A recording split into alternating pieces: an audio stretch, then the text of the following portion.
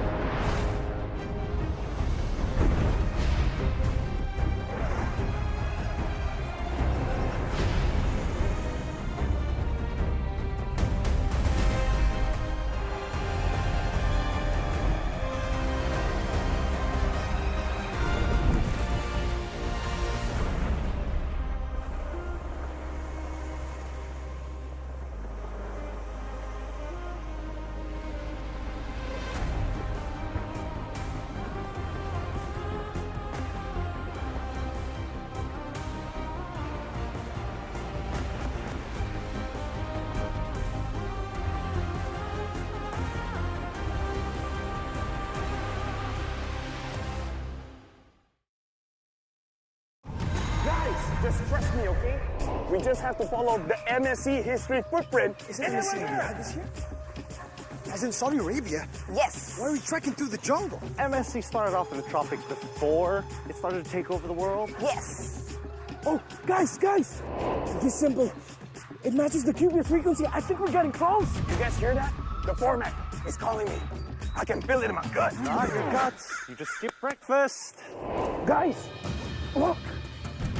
8 different warriors, all from distant lands. One sacred path. Oh my, Japan is back. Oh, 8 teams drawn into 2 groups. GSL format with BO3 matches, but at the end, only 1 team advances. We have to find the next piece first, because then we get to write the story. Imagine it. Lapels, MSC 2025, Fury Pro Max Plus. Ain't that good? Yeah, I like the sound of that. It's okay. I got this. What's that? Great Scott! It's the group stage format! The MSC 2025 group stages is going to consist of 16 teams broken into 2 groups, each group balanced and regionally diverse. So all teams will be drawn into 2 seeds, and teams from the same region can't be drawn into the same group. Groups will then play a BO3 double elimination. Teams with a 2-0 record and teams that survive with a 2-1 record will then advance. 8 teams will then fight for the ultimate glory. Is this still a group stage or a group elim stage? Well, it's kind of both. It's the best of both worlds! Maybe we're intentionally lost. Oh, you mean like the time a strong team lost to a weaker team to claim it was a strategy to go down to the lower bracket for a more dramatic comeback?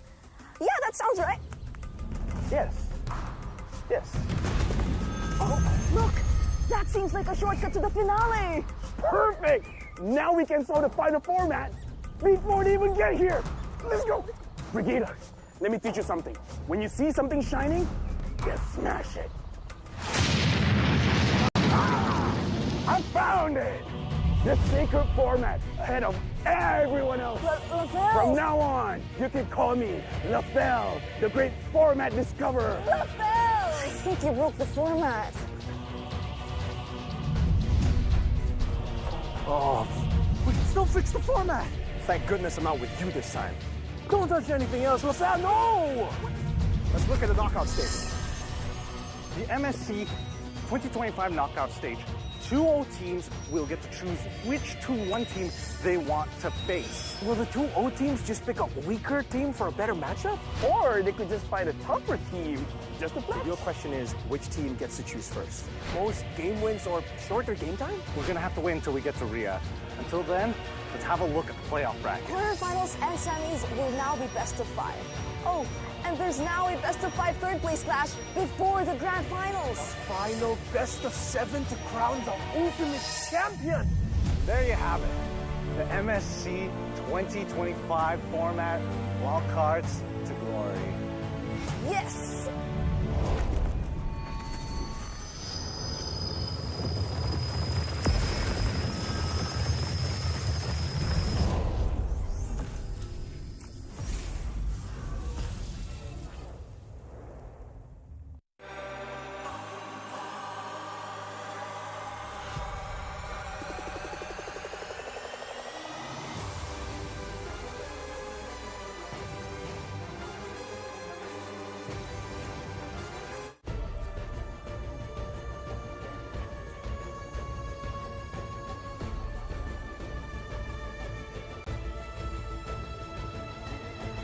This land is calling.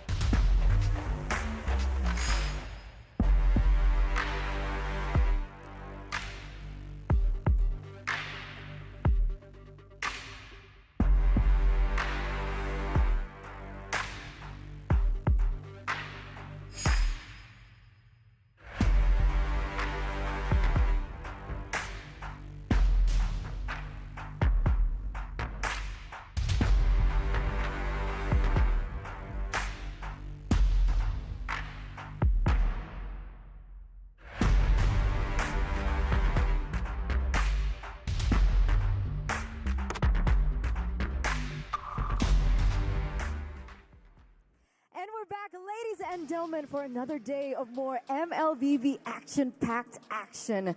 Of course, we're still here at the MSC Wildcards at EWC 2025. And after yesterday's grueling matches, we are going to have yet another set of 4 matches ahead of us.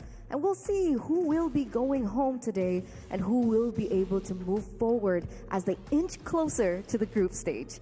But here it is, the English broadcast with me, Eterna, as your desk host. And of course, with me, alongside me, is none other than Leo, as well as Abstract. Welcome, boys, for day number 2. Exciting to see these teams put everything out, because I hate to be the bearer of bad news, but there are a couple of teams who have their last chance today to show us their intense field intensity, because we're seeing a couple eliminations. Yep. At this point in time, every day we'll start to see eliminations going on. So 2 of the teams, unfortunately, will start to bow out of the tournament, and the stakes are just getting higher and higher as the day progresses. So yesterday was already, filled with a lot of emotions. I think a lot of surprises as well. Things really caught us off guard. But now these 8 teams already have a little bit of more of a taste of what it feels like to be on an international stage. So the level gets higher, the risks get higher, and what is asked from these players is also generally gonna get higher. As boys and girls, we are gonna take a look at once again the attending teams. Now you see 8. Today we will be seeing only 6 after today. That's right. Group A chalking themselves up to be the team to not be in, because again, every single series yesterday out of Group A went all the way, and then yesterday the other broadcast out of B just went kaput. Yeah, I mean, to be fair, the first series of Group B, we did manage to see the full 3 games. Right after you bow out from the broadcast yesterday, and we immediately get ourselves a 2-0 game. So that's something a little bit different, huh? It's a Leo curse. It's Leo curse. Or maybe a bless. Leo bless. Leo bless. Because when Leo's here, we get to see all 3 games. We get a little bit to know more about the players and the teams. So we are going to be talking about that really, really soon. But before that, of course, you guys back at home, once again, we want to remind you that these teams who are playing right now, they're not just fighting for bragging rights. They're fighting for the prize pool, a total prize pool of $3 million US. Can you imagine that? The climb from potentially 30K to 1 million, it starts here. It starts here. You follow the journey of one of these teams, and for the fact that when they cross that red threshold from wildcard to group stage, they earn themselves their trophy too, that little key, right? Yes. It's part of the whole trip here in EWC. It's like an initiation kind of thing, right? Right here in the wildcards, they don't have the key just yet. And speaking of the key, we are going to take a look once again at those keys, because by the end of the wildcards, we will be giving 1 key to 1 special team. So with that, Zipperman, are we ready for the trophy video? Let's get it.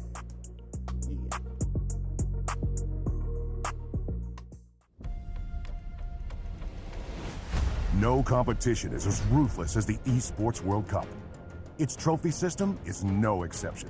The Club Championship Trophy, awarded to the one club that rose above the rest and reigned supreme across all EWC games.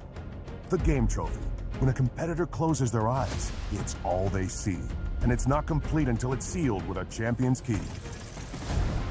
Every participant earns a key engraved with their name. That's their right to compete. This year, returning champions hold a key unlike any other. Only one can place their key into the Game Trophy and become an EWC champion. The frame of the champion's key is embedded into the totem, a stone marker of legacy displaying every champion of the year. The keys of the eliminated will be crushed. The champions select 3 broken keys as a personal token, a reminder of who they have humbled. Beneath the totem, a resin block holds the remaining keys, a graveyard of fallen contenders. Will your dreams be broken or your name carved in gold and stone? At EWC, nothing is granted. Everything is earned. Just goosebumps there. Them goosies. Them goosies. I mean, last year we got a little bit of a taste of what it was like, but again, this time around to see it unfold once again, it's just truly something else. It's something else. But it's so cool that you get to choose which 3 keys you get to put in your trophy when you win. Even at the end, there's a story to tell. Truly is. All the way through, right? They're gonna have to play all the way through, and it's great to finally see that. Oh, but it looks like we are ready. Ladies and gentlemen, drafts are set here for both Legion and Rare Atom upper brackets. Let's see who will be able to move forward. Boys, take it away. Away we shall. What better time than now, and better choice of teams than these. Legion and Rare Atom, both at the 1-0 bracket. One more win. One of these teams go on up to the next stage of the single elims of our wild card. Legion on the play. Oh my God, this was the same thing they did yesterday. Abstract, first pick Uranus. Yep. It does seem as though our friends here at Legion, they love the crap out of the Uranus, especially on their blue side. They would just always first pick Uranus. Did and this if they're on the yesterday. red, they just banned it. Did this yesterday against Yeah. Rare Atom. Did exactly that when they were on the red against Rare Atom. Now against, or rather against the Mongols, right? Now against Rare Atom, we see the Lancelot finally get picked up here. Was given a lot of priority yesterday by Coach Ducky at Team Falcons, alongside the Kimmy. So still keeping open that potential for double marksman. This is a mid laner Kimmy most often than not. The Hylos here by Cat9. The answer to Legion Esports is Moskov and Joy. That's a Joga special right there. In fact, this is more or less the same construct as previous games as well. There is, of course, one of the games coming in from Legion Esports where they have filled in a Farsa and a Cho. That's the game number 2, right? So there is definitely that possibility for them to go towards that way if it works out great. While Red, perhaps if they did their homework, they will want to probably take out some of these nuisances out. I'd say just take out the Cho. There it is. This is a Cram God special. He's been playing this Cho Yeah, there we go. on a professional level for the past 2 years. So this is a good call by Coach Raizan. Coach Sabo now thinking of what else to take away from Rare Atom. I'd reckon You're lacking marksman. Granger. Granger. Take the Granger, sir. Yeah. Fair enough. Granger, EXP laner. Since we're kind of looking at the Uranus in the XP, one of the other heroes that you don't really want to face is a Uranus. I mean, I played Uranus earlier today. It's literally just a sledgehammer. Like, slow as it is, it just gets the job done. It takes so much, literally 4 or 5 other heroes to get him down before the rest of the squad comes at you. So this is, I understand now, more in practice why Legion is so gung-ho on picking it. One more ban for Rare Atom. I'd reckon they should get rid of one more roam choice or mid laner, because they already choked out mid laner solid here. By taking away the Farsa, you took away the single best possible mid laner for Legion, and there it is. Another roamer choice here for Cram God, the Badang. Yep, so no more Badang, no more Cho. Is going to be a completely different draft as compared to game number 2 in yesterday's game. Seems Farsa has already been taken out of the picture. Now, when it comes down to the first half of the draft for both teams, doesn't seem like they are particularly going to a set direction just yet. So it's all about the X factor coming in. Since Legion is going to be first pick, first ban, so the second phase will allow them to pick 2 at the same time. At least it's not necessarily a blind pick. They still can kind of work with the 4th pick of Rare Atom. Yeah, I think Rare Atom is also pretty honest. Legion have shown us a majority of this lineup yesterday. They won with this kind of comp. I mean, Cho and Farsa given missing, but I think it works out. I like how they banned the Esmeralda here. This is a lethal Esmeralda in the hands of Mikey, or rather Don. Don showed us amazing Esmeralda play yesterday. Won game 2. In our opener yesterday, so this is a great read by Legion. Yep. So since we don't have a Farsa, I don't expect to see too much or any possibility of a Zetian. Jungle has already been picked, so no Yuzun Shin and is already banned either way. So what else are we going to be looking for? On the contrary, I think there's still room for Zetian. Like Zetian, still room for Zetian? in the way I understand it, Zetian doesn't just answer Farsa. Right. She's half decent most of the time. She's got the nuke. She's got a little bit of the protection coming in from the passives as well. But now the blind pick coming in from Rare Atom is going to be an Aerithel. So they're just rolling the dice here, saying we'll just win the late game if you do decide to still go Granger, because Granger's, Granger's locked out. They chose the Aerithel instead of the Granger. Okay, yeah, so it's still the same. Like, they would rather win the power spike and leave the macro play to Daylight. So at least, okay, so maybe they can play it a little bit early, right? So whenever we are looking at a Joy, we would want to expect some early game dominance. Agreed, and due to the patches, she's not going to be super fast anymore, but they can definitely still play early game with a Valentina and a Grok. That's the Grok debut here in the MSC wildcards. The Valentina, we've seen it since yesterday, but I just don't know what it's stealing right now. It's only really stealing the Glorious Pathway. That's the only worth it ult to take. Yeah, I'm If you take away Lapu Lapu's ultimate, do you actually get all the skills as well? Yes, because it's a form-changing ult. So you do get the extra benefits of that. But yeah, here we are. Lapu Lapu to close up Rare Adam's draft. Rare Adam, again, it's very simple. It's not exactly triple marksman, but you have two solid marksmen, the cleanup in Lanaya's Lancelot, and then two solid frontliners. It's fundamentally sound. I can't knock it, but Legion, though, what is this Valentina looking to do? Are they trying to look for a denial, or how comical is this draft? We're looking at a Lancelot on the opposite side. I think the only thing that will be worthy to take is going to be Phantom Execution, just as a form of escape mechanism. That is true. Maybe even, dare I say, Traction Pulse. That's a fight turner. Yeah, you're right. It's just going to be very difficult to engage in the lane and play the long run of things. Ladies and gentlemen, welcome to game number 1 in this best of 3. One of these teams are moving up into the next stage of the wild card between Legion Esports and Rare Adam. Now, right off the bat, we do have both of the junglers will be starting. Okay, both of the junglers starting on the northern side, so they will end off at the EXP lane. So perhaps this is going to be a little bit more of a going to be a lot of fights going on down at the bottom lane. I don't expect too much from Meow this early on, especially since there's going to be a lot of rotations going in. So Meow can't technically play so much of that proxying to upkeep on the Radiant stacks. I love how Meow actually invested in the agility. Shocker getting a little bit of damage. That's what I was talking about. It's going to be difficult for him. Lane, force the flicker so soon. Too soon. But at least with 120 seconds, technically speaking, you would miss that timing for the first turtle. Hopefully, we don't see a need for him to pop that off. I mean, that's one problem. The other is, can he reach level 4 in time?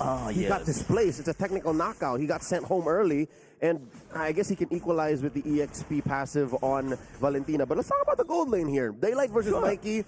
I'd reckon it's a skill matchup if the Moskov can find the angles. And of course, the extra guidance from Cram God should pay dividends. Now, Meow, again, the fact on agility, Uranus is so slow, man. I played Uranus jungle, I played Uranus XP earlier today. He's just so slow. He's very slow. He needs the extra move speed. So getting the agility is always a nice touch. That way you will just constantly be right in the face of your enemies and just give them absolutely no comfort spot. See, here we go. They switch up, giving some EXP in mid to Meow. Don't jump in! With a flicker going in, just wanting to get a kill down onto Joga, and manages to successfully do that. That is the jungler that is out of commission from the side of Legion Esports, effectively giving Rare Adam a very good chance to take this turtle down. Abstract, they're still staying. What's the plan here? Cram God doesn't have an ult. Shocker does have one. Here comes the SOD! Well, Lanaya still managed to take that in the bag, no problem. Legion Esports, even though they were a little bit comical at that one, they still managed to back off. Hope is free, all right? It's one thing to say, maybe we can get it, but without a retribution, without a solid plan, best case scenario for Legion Esports, no one else died. Rare Adam, clearly in control, up by about 400, 500 gold. Relatively low committal lineup. But I guess that's one of the strengths of the double, triple marksman lineup. As long as you have a solid front line, your marksmen are around, and your opponents aren't in your face as much as they'd like to. Again, luckily they're playing with just a Uranus and a Grok. What if they were playing with something like, again, a Lapu Lapu, an Arlot, or a Terizla? Would be much worse. So maybe that's what we're waiting for. Joga, what's Joga doing? Joga! Joga? Not in a good spot, but never mind. He's still pretty okay. He does have got the temporal rain to at least get himself a second dash in. Yep, extra dashes once the ult gets popped. Now, back to the fact of the matter is, Rare Adam have total control. Until Legion Esports do something to take them out of this comfort zone, then expect this 500 goal lead to, again, there you go, balloon up to 600, 700, 1,000 approaching. I'm looking for the power spike of Legion Esports. When is the point in time where they start to kind of fight back against Rare Adam and stands a decent chance? I reckon third turtle. Usually that's where some teams go and say, yeah, it's been a tough laning phase. 6 minutes passed. We can try again. Let's go. Legion Esports, I'm guessing they're waiting for that because now at least Shocker has a better grasp of their opponent's rotations, better grasp at how they can steal ults better. But one thing's for sure though, Lanaya and Joga manages to find themselves in the same XP range. So even if Joga happens to, you know what, let me just go and steal some turtle games, that is still a very viable thing. If you do not want to commit into a full-blown fight for the turtle, at least as a assassin, you can kind of dash in, dash out, and kind of do what you can. I guess that's one good thing both teams have going for them. They both have assassins. They both can kind of steal moments away. Yep. Despite the huge momentum shift. Powerful. A lot of pressure on a Meow. This is good for Meow. Radiant stacks. Always happy to have him. Down bottom, Joga putting pressure on Don. It's not working, man. Yeah, it's a full-blown ultimate that's already been used, and then just tickles Don just a tad little bit. Don don't care. Turtle started up already by Rare Adam. Down to 3/4. Cat9 putting up a Vanguard here. Drops the Glorious Pathway. The Glorious Pathway pushes Joga away. Meow is still within of the mids and hoping to see something, but it doesn't seem like Rare Adam is going to give Legion Esports any space at all. Still nothing, despite all of the effort. Daylight. Oh, first the flicker. What was that? I think it's still going to be fine. Retraction Pulse at least forced the flicker. That is 120 seconds of that battle spell.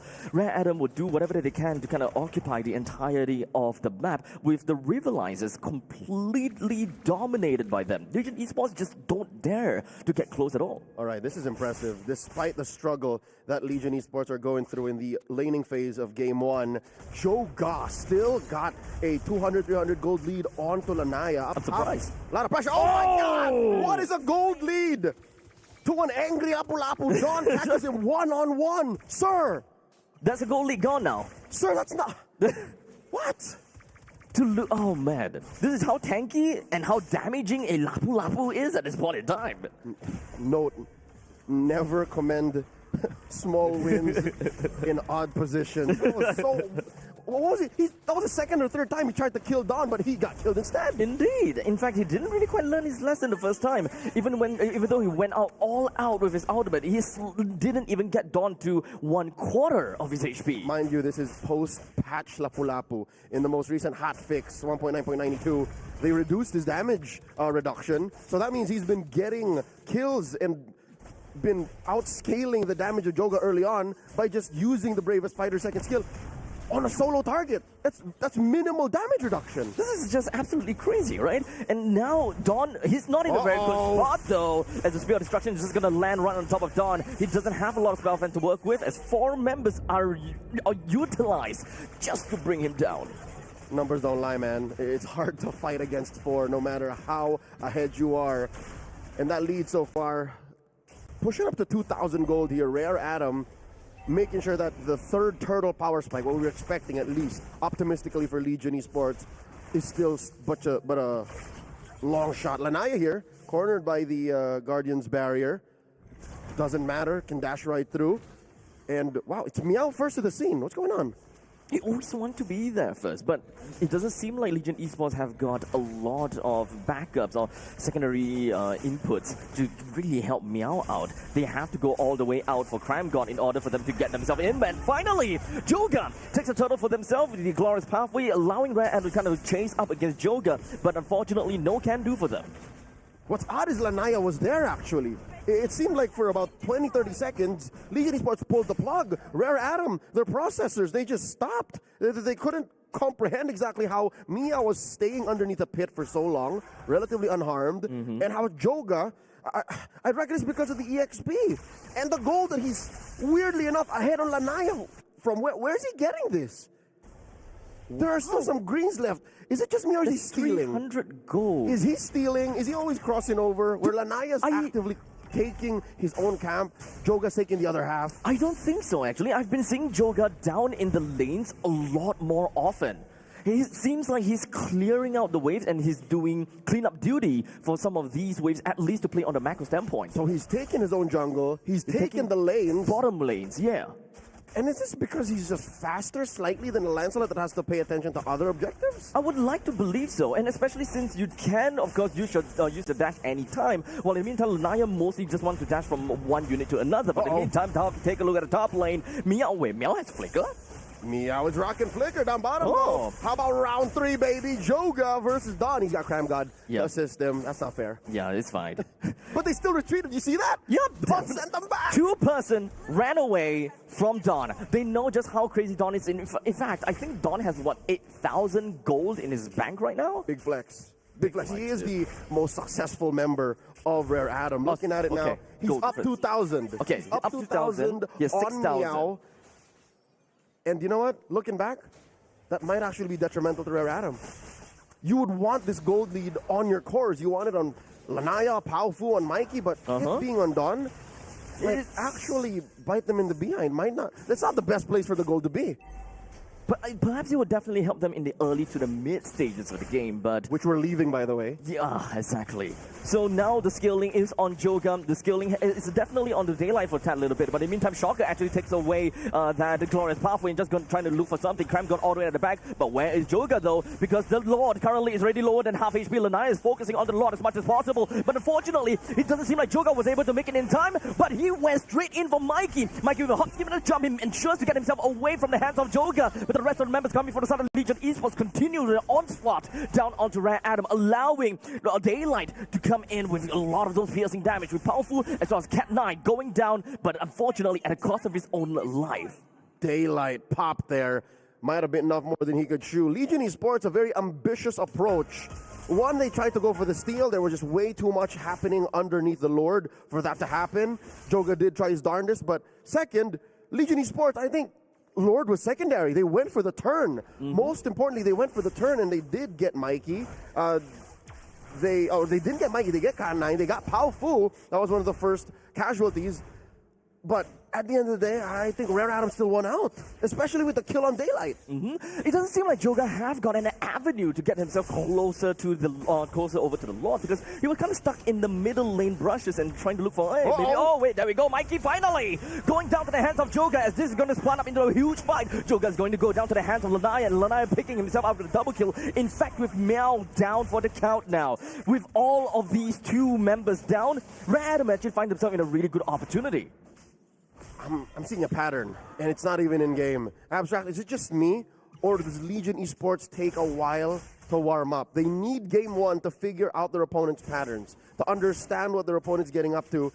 And I hate to say it, but they seem to be one of those download teams. You ever heard of a download game? Download game? Yeah, a game wherein win or lose, most likely lose, you take every single resource you can to try and understand your opponents. Because that's what happened yesterday against the Mongos. So just absorb whatever you can in game number one and just bank everything in for the following few games. Yeah, because the way Legion Esports is playing in game number one, 12 minutes in, is it's very reactive. It's very, okay, you do you, we'll see what we can get away with. You do you, we'll try this thing. It doesn't work, okay, we'll try it again. If we lose, so be it. There's still game 2 and game 3. That seems to be what's going on. Again, Legion Esports far from losing, ladies and gentlemen. They still have their inhibitors. They are down, but what, 4,000, 3,000 and a half gold? It's just the first Lord that went down, but... Still recoverable, though. It's very, very recoverable. It's not as proactive a Legion Esports as I'd like. Yeah. That's what I'm saying is, they're very, okay, we'll see. It's always we'll see. Very aggressive stance coming from Southern Lanaya. Rare Adam more or less have gotten all of the exterior turrets down already, and they will want to control the entirety of Legion Esports jungle. But Daylight trying to seize an opportunity, and he will be able to get a kill down on the Mikey in a 1v2 fashion. Cat9 couldn't even find that point in time to just get himself right in close of Daylight as the Spear of Destruction lands on the Cat9. Daylight re-enters into the battlefield. Dawn trying to catch up onto him, flickers forward with a great stun, but Daylight is still alive. Powerful flickers on forward, and sure that he brings down the marksman. But this is not looking good for Rare Adam. But never mind, because Lanaya joins in the fray, allows him to get himself one kill. We are now in 3 versus 2. And now Legion Esports, they still have Meow. He can drag on this game however he wants, and just pulling these 3 people. Especially with the kind of heroes left for Rare Adam. Cat9, Lanaya, Dawn, here comes Joga! I don't think that they will be able to get a kill out of Dawn. Let's be honest here. He's got a lot of farm to his name. And Lanaya takes the finishing blow onto Meow, effectively staggering his death. Mid-fight, Lanaya picked up an endless battle. Abstract, this may be the bruiser Lancelot that we've come to see. The rise of this Lancelot that builds endless battle, War Axe, Brute Force, Breastplate, Queen's Wings. This might be it.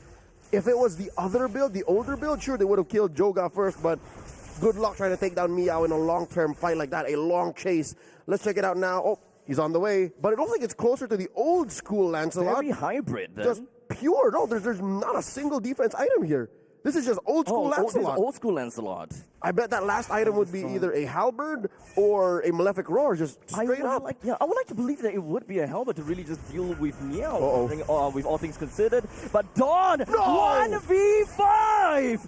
And he almost got away with it, but he bought enough time. With the middle lane and the top lane just pushing right in. The Lord is ready to plunder with a spiraling trident, taking quite a chunk of HP away from the T3 turret. And that's the base, permanently damaged. Legion Esports have to tend to the top lane inhibitor. Luckily, the next Lord will spawn in that same lane. So the long lane can still take care of itself. There's still an inhibitor there, but you know, damage is done. Turrets don't respawn is what I'm trying to say. Legion Esports have to reconcile this 4K gold lead some way, somehow. I like it though, just as we were saying that Legion Esports very, very reactive. Daylight says, gentlemen, you haven't seen nothing yet. He tried to make a play and it was relatively successful up to a certain point, but this just shows that into the late game, 15 minutes in, they still got something left in the tank. They're not giving up all hope. Like, maybe the first 12 minutes was a download, but now, I think they figured it out. They can kind of play and just kind of pull the 50-50 game, right? As long as you're able to just wipe out the opponent's team, a single rundown in the middle lane can definitely be possible. One thing's for sure, though, Uranus is also a very late-game scaling hero. The moment that you are able to get the very important items, such as Oracle, Brute Force Breastplate. Neither of which are here. Which neither of them are here. All he wants, as Meow, all he wants to do is just soak damage. Even if he dies or not, is all reliant on the Radiant stacks.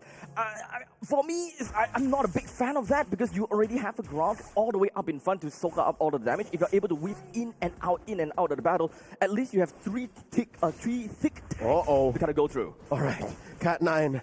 Daylight's not going to take this line down. That's a good point. But here's the thing. Cram God can't absorb as much damage as you'd like. The Ancient Gift. Oh my god, wait, Lanaya wants some! CC immunity allows him to get himself away, but he lost half HP. All right, a good chunk of Rare Adam's damage is magical. There is straight up infinite magic damage coming from Pao Fu. Right, fair. Cram God can't stand in front of that. Even with the Radiant Armor, it's not as efficient. So you'd still want Meow to be kind of that sponge. Kind of that hero that just stands in the meat shield for Legion Esports to allow Joga to pierce through, to allow Daylight to get those basic attacks in. So now what I'm looking for is a coast-to-coast. I'm looking for, again, this same position here. I want Daylight to be in the lower part of the map, push that slowly, and then join the fight eventually. Understandable. So at least they do have a little bit of global presence they can play around with for the Spirit of Destruction. So it's a very simple idea for Legion Esports, as simple to execute, right? Send two front lines, soak as much damage, allow Joga, Shaka, as well as Daylight deal enough damage. And that's exactly why they're first to the scene here. Despite being down, despite being on the back foot, Legion Esports have a straight-up plan. It's very simple. And now Lanaya's in trouble, gets shut down by Joga. Lanaya all alone up in the top lane, and now we no longer have a jungler for the side of Rare Adam. Legion Esports can seize this opportunity. The top lane is completely pushed out right now. It's either they lose both these turrets and the Lord, or what else is going to be? As two of the Glorious Pathways just going to be worked out right now. Joga finds out himself all the way at the back lines. He gets a kill down on the Mikey. They can try to run down the middle lane, but there's still three people in here. So just take the Lord down. Massive losses for Rare Adam in the blink of an eye. Could have sworn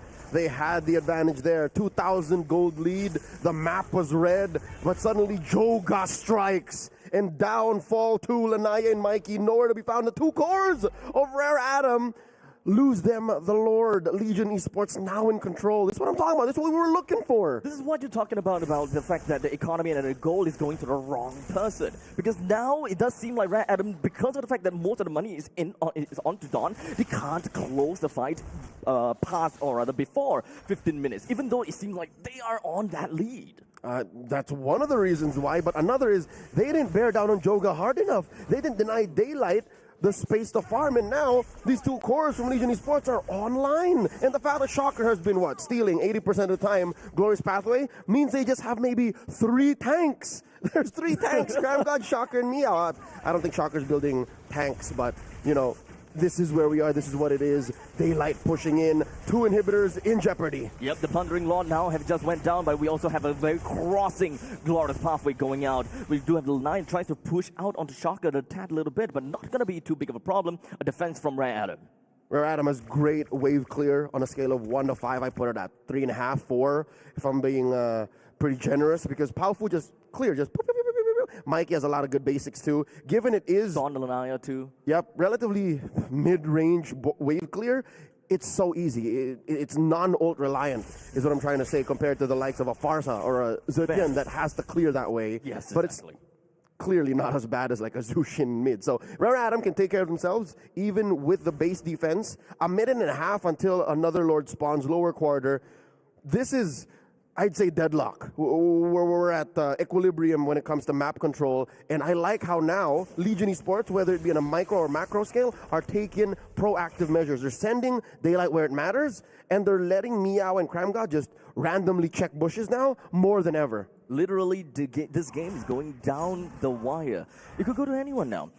Legion Esports can run down mid. Rare Adam could run down mid too. But now the main problem is for Rare Adam, because the most recent fight, they lost. Is it really all about the economy that Legion Esports managed to back for themselves? Or at this point, it doesn't really matter at all? No, I'd like to think it's less of the economy. When you cross the 10, 11-minute mark, the whole Dawn situation was a very low-impact thing. Like, there was money on Lanaya, money on Paufu, money on Mikey. I think it was just really Joga's instincts catching the MPL ID vet in Lanaya off guard. Like, Lanaya's done well to protect himself up until that point. And then suddenly, Wild Joga appeared.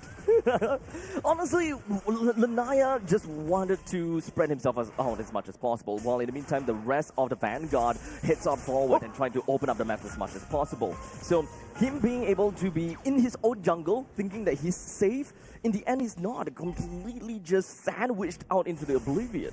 Respectable. Attempted Grand Theft Purple by Lanaya, denied here by Joga. So back again to the same situation. Wait, look at this angle by Cramgod. Wait, Joga pushed out. Meow as well. Here comes the rest of them. Spear of Destruction is going to land. The Lord is currently down to half HP, working with the rest of the members of Legion Esports as it flies up into the air. Mikey, very aggressive play, as these exploding arrows will definitely explode Cramgod. Meow all the way at the back lines, flickers himself away. The Cyclone's Eye allows him to go far enough, and this pulls Lanaya far back. However, Legion Esports did not take the opportunity to reclaim themselves the Lord because it's just way too risky. All right. Big picture, long and short of it, bottom line, Legion Esports spread themselves too thin. They took so much time to set up that flank angle by Cramgod. It was an immaculate push. He came from right there where Paufu is. That's where the Grok was. But if they found that, if they made that timing work, perfect, but it was just too long, too little, too late. Meow and Cramgod died. Another SOD, Shocker with a stolen, Glorious Pathway. Lord not going to be stolen away here. Rare Adam secures. Yes, they don't have their front lines at all. As long as there is at least Cramgod or Meow, that will be fine for them to try to do something. But with the lack of these two, Rare Adam pretty much know that, okay, we just need to zone them out. There's no way these fragile little creatures will want to inch in any closer. So now Legion Esports are back to square one, because Rare Adam, they found a way to control Legion, but I'd like to think that's more of just a byproduct of Legion switching up their tempo once again. Legion went slow this time around. They changed their angle of attack. They said, Cramgod, Meow, it's your turn again. I'm thinking another comeback will come from if Joga does that start again, if Joga can shock them, but wait, they're trying something new, man. We're back to the start. We're back to start. Dawn now. Lanaya coming in. Oh, commits the Phantom Execution. But I think it's fine. At least the Thorn Rose is also used. The rest of the members from the side of Rare Adam, they're slowly just inching in with the Glorious Pathway used from Shock just to slow the creep down a little bit more, just so that they can kind of clear that wave before they deal with the Lord. Now the Lord's inside the base, dropping a Glorious Pathway here. Meow's in trouble. Doesn't seem like things are going to go out too great for the side of Legion Esports, because the Lord is just literally knocking onto their doors. But the backlines, though, Joga hoping that he will be doing enough damage as the bruising works out. Cat9 loses the immortality. The next one is going to be Dawn. Double immortality gone now. And now Legion Esports, they dealt with the Lord with no problems. Rare Adam may not have lost anyone, but his 2 immortalities popped. And it's not like Legion Esports were happy to go that way. If that fight lasted maybe 3 or 4 more seconds, base would have been gone. If the wave entered and Rare Adam decided to just focus on the base, we would be looking at game 2. But here we are, Legion Esports holding on for dear life. Rare Adam lost their lead because of the lack of focus on the map. They tried to end right then and there, but then the economy swings once more. Now 4,000 gold ahead, Legion Esports. Again, economy to me mattered less it at the 10, 15-minute mark. But now we're 24 minutes in. The wild card games, abstract. They're all long. Honestly, Except for that last one. Yesterday. Yeah. See? So you need me here. Yes, because of you, we will get good games like this, right? Obviously not because of me. Honestly, I really want to highlight about the fact that they use the Glorious Pathway to kind of slow the creeps down in the middle lanes to just ensure that the creeps don't just shove right in, because that is going to be a free entryway for Rare Adam to just walk past the turret without ever being hitting them, right? The moment you touch someone, okay, only then you get the aggro of the Lord. So you slow that creep wave down, you deal with that creep wave, and Rare Adam wouldn't even want to walk in. Yep. So now Legion Esports understand that same jigsaw puzzle. Shocker gets pushed out of that river brush, and now Rare Adam makes a beeline for the Lord. They see that Daylight is down there, but again, they have to watch out for the SOD. Coast to coast, very macro-intensive maneuvers here by Legion Esports. Now the dance begins. Another Glorious Pathway stolen. The rest of Rare Adams, they are just hovering around the Lord. While Legion Esports, they're trying to be a little bit sneaky and looking for the perfect opportunity to go right in. With a quick little reset from the side of the Crime God as well as the Glorious Pathway just going to be throwing right off. But Shocker just gets smacked down by Lanaya. The next one onto the target board is, of course, going to be Crime. It's going to be Meow. And Joga also loses his life. But Daylight all the way down to the bottom lane. They're trying to recall. Would that be enough? But unfortunately, it seems like this ballista takes a little bit too long to go down. As such, it's going to be Daylight that will go down, and Rare Adam marches down from the top lane. Nothing that Mel could do as Mikey joins in the garrison. Game 1 goes over to Rare Adam. Abstract, I can't blame Legion. I can't blame Daylight. That was their only out. That was the only thing that they can do, realistically speaking. That was their only out. But here's the thing. Legion orchestrated this. Well into that Lord dance, they sent Daylight down bottom, and you literally could have slowed down time and said, yep, he's still going, he's still going, he's still going. But the punish by Rare Adam, I love the instincts, the game IQ on this squad. Again, the Chinese, they've been growing their MLBB ecosystem for the better part of 18 months now. And here we're seeing that they're playing on a global level. Like, yesterday they lost game 1. Today, they won game 1. Today they won game 1. I honestly, this could go quite literally either way, right? Both teams showed their mettle, and they definitely showed what they are entirely capable of with a game that lasted all the way to, 25 minutes? Somewhere around 25 minutes, right? So, give or take. Oh man, I just gotta have to say, right? Daylight, that final push down at the bottom lane, they tried to drag on as long as possible. They even have the Grog to kind of construct the wall and hoping that it will be able to reset the Lord. But that also became that siren that tells Rare Adam, run.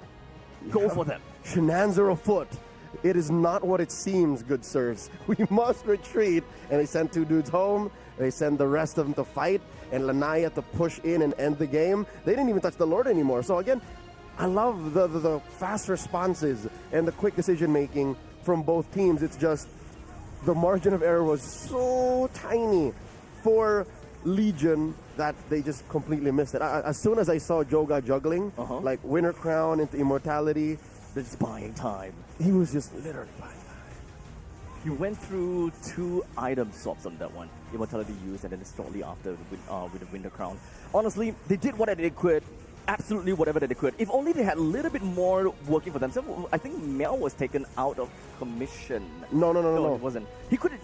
Okay. Here's where I think here's where I reckon things went wrong. Okay.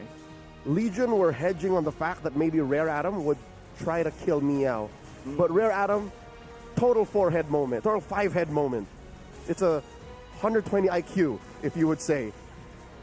They said, no, we're not touching Meow. Joga is the guy. Meow is a patsy. Meow is a scapegoat. And they said, good call, John. Honestly, that ballista stood up a little bit too long. I don't know how that worked out, but I definitely appreciated that game number 1. Whatever it is, it could go either way. Eterna, I want to hear a little bit from you after that very grueling match. Why are you so giddy? Rare Adam. I was impressed with them yesterday. I'm impressed with them once again, but She was dancing. She was the support. I wasn't. There was a shoulder shimmy. No. Yep. Shoulder shimmy. There's no Real quick. evidence. Just real quick, just shoulder. No.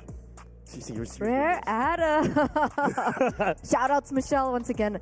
But in all seriousness, I was really impressed with the performance of Lanaya. And I think coming into that first game, we saw how imperative Lanaya was towards their gameplay, especially from mid to late game.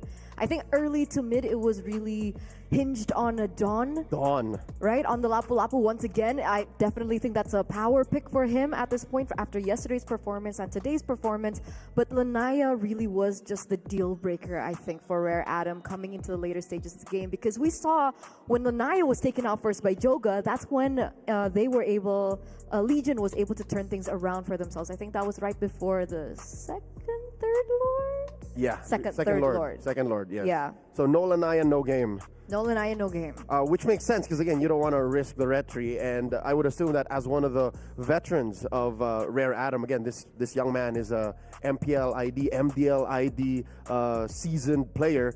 He's bringing that kind of gravitas to the squad. And it shows. Again, as a hero, as, how do I say, straightforward as a Lancelot. And he didn't need to play around. He literally built it the way we've known Lancelots to be built for years now.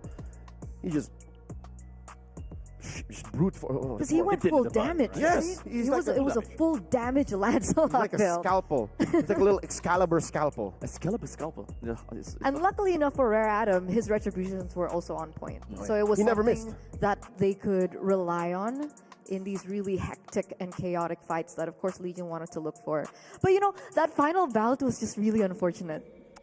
I think for Daylight. It went the way it should have, because imagine if Rare Adam, they were ahead. They were ahead leading up to this team fight, right? They were ahead leading up to the dance. Imagine if they got tricked. Imagine if they got duped. If they got bamboozled by that. And you see it coming from a mile away. So this is... As much as I'd like Legion to succeed, I think it's just justice that kind of shenanigans didn't happen. And it was sad because he dashed forward into the... That too. Into the turret. He received a couple of pot shots from the turret Dash as well? outside. Yeah, inside. I think that was that's the least of it. It was more of just the whole thing is like, come on, we know you're going to go for the split. We know you're going to rat race us, so... Because he missed it, right, I think? Yeah. So he's like, never mind. Okay, go the other way. No, but it's good, right? Because technically we do see that Legion, they're quick. Yep, the backup plan. They can adapt. Right? They can look for the next thing. So we'll see how things go. But I do agree with that sentiment. I think Legion could be a little bit more proactive when it came down to the early stage of the game. Don't allow Rare Atom to set the tempo, set the pace. And hopefully we get those kinds of adaptations coming into game number 2, because I really want to see the fight back from Legion. Hey, I don't think Legion's going to let us down. I don't think so. This is Group A we're talking about. That's Legion true. definitely knows what they're doing, right? I mean, we did talk about the fact that Group A is quite literally the group of death. They're not going to let it go that easily. They managed to crawl all the way. All right, look, for yesterday's game, they may have lost game 1, right? And then game number 2, they just kind of went all the way through. This looks like it has the Legion stamped all over. You know what I mean? TM. It's like TM. First pick Uranus. We lose game 1, but it's close game 1, and then. Because you mentioned that Legion were slow starters. Yeah. Right? Mm-hmm. Just in general, it seems like. But that's not a bad thing necessarily. Because that means they like to learn about their opponent first. They like to see what the breadth of what they can get away with is. And apparently, the end of that list is we can't get away with a split push. Yeah. I think coming game number 2, a lot more emphasis on Lanaya. Because despite Mikey, of course, dealing at the damage, he is the gold laner. There were a lot of moments where his positioning was kind of off. For Mikey? For Mikey, which allowed, I think, Legion to find these opportunities, even though Rare Adam were leading from the early game. So, Lanaya, highlight. And Today. And Dawn. I would say definitely Dawn. Yeah. He played a very crucial part in the early stages of the game. Yes, the money mostly just went over to him, but the fact that he's able to 1v1 against Joga in the early game and really just put him down, I think that is a massive change of pace. And tempo for Joga just wasn't there, and he can only just bank it until he's got.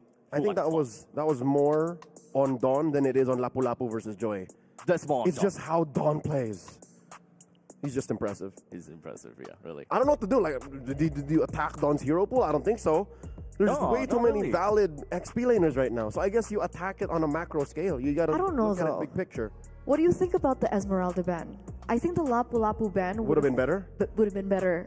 I'll say the compared to the Esmeralda ban. Esmeralda, back in the days, right, has always been an answer to Uranus. But it becomes a dead lane, right? It's Which I think benefits the Uranus. Because if you're taking the Esmeralda away from the team fight, Exactly. fair. you know what There's I mean? no value of the Then Esmeralda you don't anymore. have the Falling Star Moon for the team fight as And well. the shield absorption and the extra damage. Because, all right, I'm going to say a very harsh truth, all right? Ooh, I'm Uranus, scared. this is a hard pill to swallow. Uranus is more useless than Esmeralda. Literally. So in terms of value, Yeah, right? yeah. If a less valuable target pulls a more valuable target, Exactly. I win. Even if their value is like just 0.5 in difference, right? 0.05. Like, so the Uranus should have won that. So I guess I don't know.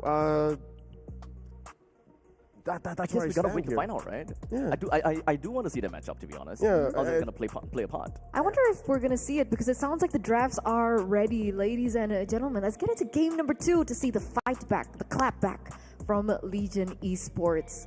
Do you think they're gonna remain on blue side? They were blue side earlier, right? I think a swap. They didn't have like first pick, first ban with the Uranus first pick, first ban, and naturally when they are on second pick, second ban, they would just take away the Uranus. Yeah, Legion played. Yeah, they literally, quite literally look at Uranus as top tier, number one pick, must pick kind of thing. Which is again, now that we're doing the math on Esmeralda, still makes sense. Like Coach Sabo is not wrong to prioritize the Uranus that way. So I'd say doesn't matter. I'd say stay blue. They won against Mongols yesterday. Stay in blue. So I don't think this makes a difference. Stay blue. The selfishness in me wants to see a Dairoth being picked up against the Uranus. I know, obviously, technically, the Uranus wasn't that big of a factor in that first game, but do you think we'll ever see a Dairoth coming the wild cards? Dairoth is too fragile, in my opinion. Like, people have found solid solutions to it. A good friend of ours, Ray Ash, says Dairoth, 100%, well, 90% wins the lane against Uranus, right? Yes. But that means no one else is bothering you. That means the jungler, the opponents, the mid laner did not visit you. In my opinion, but since this is a professional game, it's a 5v5 match. You have to assume that everyone will try to kill that Dairoth before he makes a difference and wins that lane all the way against the Uranus. So I'd say it's as much as I'd like to see it, right? Maybe even in the jungle. Maybe as much as even in the jungle, Dairoth. We used to see that. But that also means that you are shifting the opponent's priority instead of focusing and influencing goal lane. You kind of shift them over to the EXP lane to help a Uranus, which normally wouldn't want help. Which is again a win for the Uranus.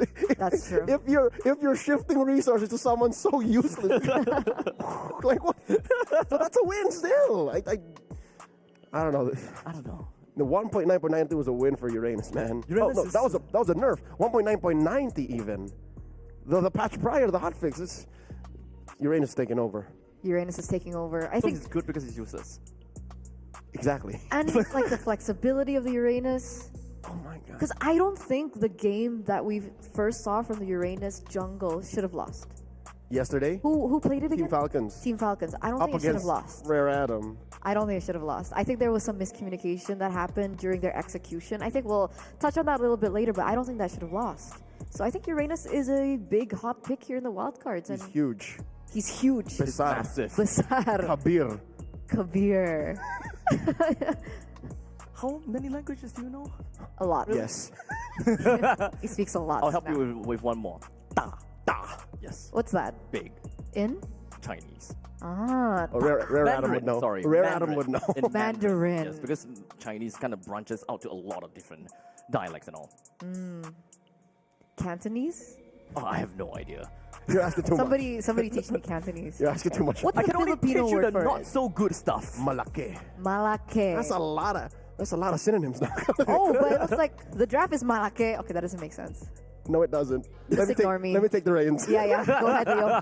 Thank you, Eterna. Abstract and Leo taking over for game number 2. Match point for Rare Adam. Coach Sabo still, I told you, I know my Vietnamese and Filipino boys. They want to stay in the blue. And Burmese coach. Burmese Still coach. number 1 pick, Uranus. Yep, this is always gonna be a thing for them, huh? They just want to ensure that they get themselves the Uranus. And it seems like when it comes down to their banning style or banning phases, it's a little bit different. It seems like they will cater their bans based on which enemies that they deal with, but not a cookie cutter, okay, I must ban this, I must ban that kind of thing for every game. So I'd reckon Rare Adam here might go ahead and prioritize the Eastern Shin Zetian or the Kimi Lapu.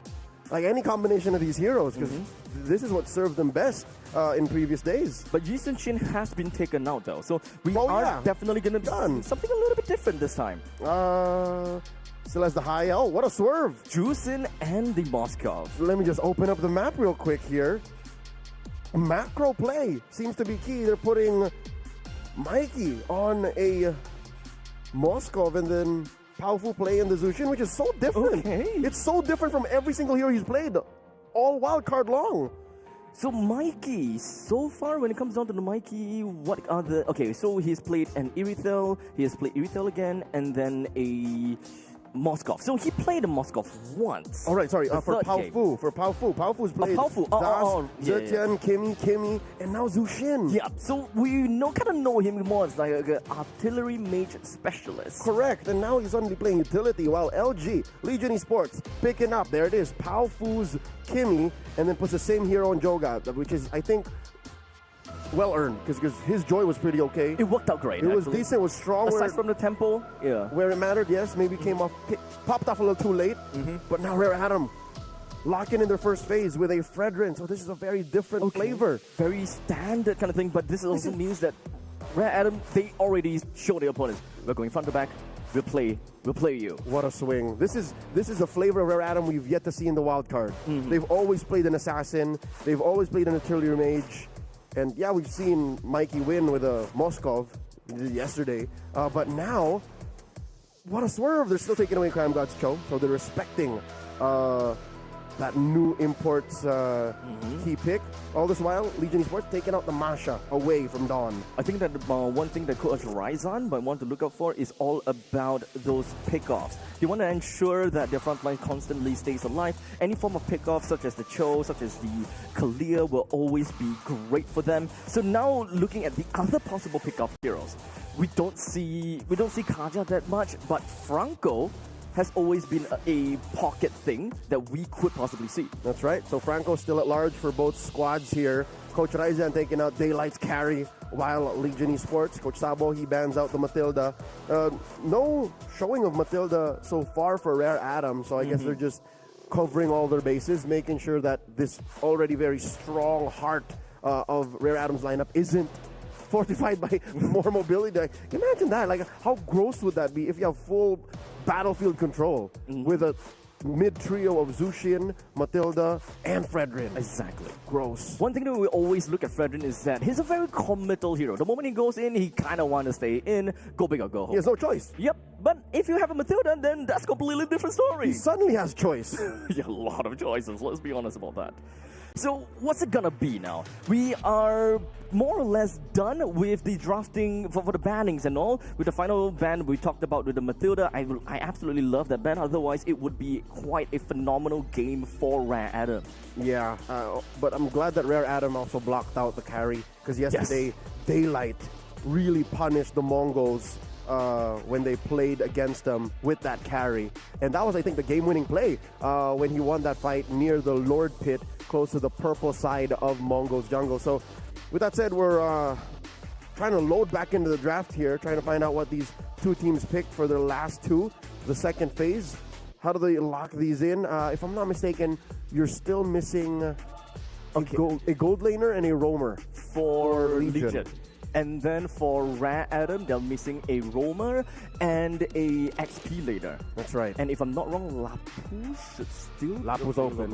Lapu's open. Arlet's open. Arlet. Yeah. Esmeralda's open. You're talking about just heroes that Dawn has used. I would definitely say that Lapu should still be in his eyes right now. He kind of fits the order of front to back very well. Just deal with the front lines and slowly just kind of deal with the back. You've got a Moskov to work with you. Lapu Flicker is good because you can ruin the Kimi. Yeah.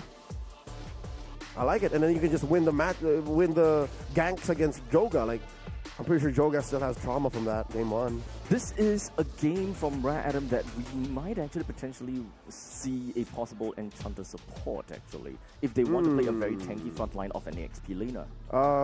Do you count Hylos as an Enchanter? No, he's not really. He's just a beefy... I don't know. Having heard about the word on Cat9's playstyle and preferences, he likes these tanky... These old school sandbags, you know? Right. Like, just walls of meat. I want to see him trying to support. We had talked about it before. We thought that we will see a lot more of these. Which was weird because in the weeks leading up to this, Tier 3, Tier 2 tournaments, I've seen a lot. Like, Estes was a menace. Estes was kind of like the first week of the patch gun. Everyone was just dunking it in. Yeah, because of the change to his linking. He now, instead of heals up more, he adds hybrid defense, which is amazing in long-term team fighting. So now, back into the draft, Rare Adam, we're still pending for their... There it is! Oh! Their XP later, the Arlo. Okay. I miss the Arlet. I do. Okay, I at least managed to catch 1 or 2 games with the Arlet so far. So now the ball is on the court of Legion Esports. Like you mentioned, we are lacking a roamer as well as a gold laner. The current gold laners that is available is going to be a Bruno, or if they want to play kind of like a divey kind of thing, what's going to be your expectations? Irithel? Yeah, that's the only other option. Granger's still out there. I wouldn't Harith. There's no room for Harith. It's way too much magic damage now. How bad would Claude be, actually? Yeah, no, I don't think Claude. Claude is so far No place off. in the meta? Not in this draft. Not in this draft. Just this draft specifically. So they need a roamer and a gold laner. Yeah, those are my calls. Khalid! Oh yeah, Bruno. Bruno's Okay. open. Yep. Yesterday, Legion Esports banned this in Game 3, so they at least know how important a Bruno is. How fast it can scale too, especially with a roam Khalid. So they want to play fast games, huh? Yeah, best known to be used in the hands of M6 World Champion Brusco. Rare Adam, they close up with a Lucas. Hold up. Huh? Wait. Okay, So Rome Arlet and XP Lucas?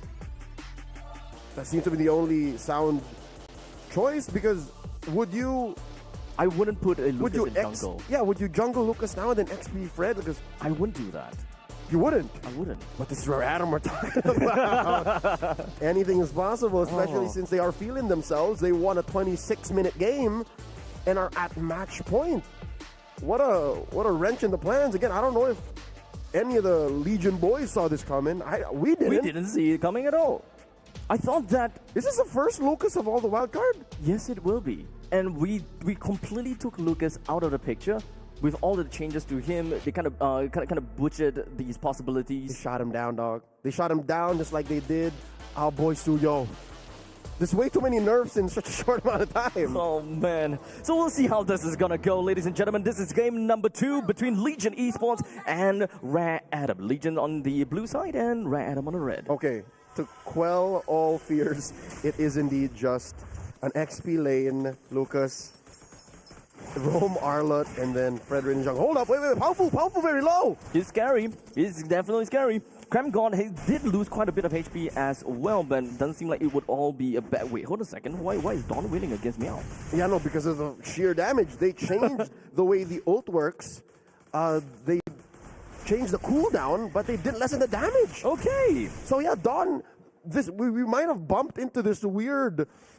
Interaction, I guess. Yeah, this weird specific matchup wherein it's not the Dairoth, it's not the Esmeralda, but the Lucas against the Uranus. Okay, we'll see how long this actually lasts against that Uranus. Because the moment that Uranus kind of dips himself right out of the fight, he'll be back in with full HP like shortly after, right? But in the meantime, the Lucas doesn't have that great of a spell vamp in his base kit. So it definitely needs some time for him to kind of pop off. Okay, I'd reckon this is going to be either a hybrid or more on damage build. Feels Bruiser to Lucas. Yeah. So maybe if you're saying Bruiser, 60% damage and then 40% defense. So, you know, it's just like one choice defense item, two choice defense items.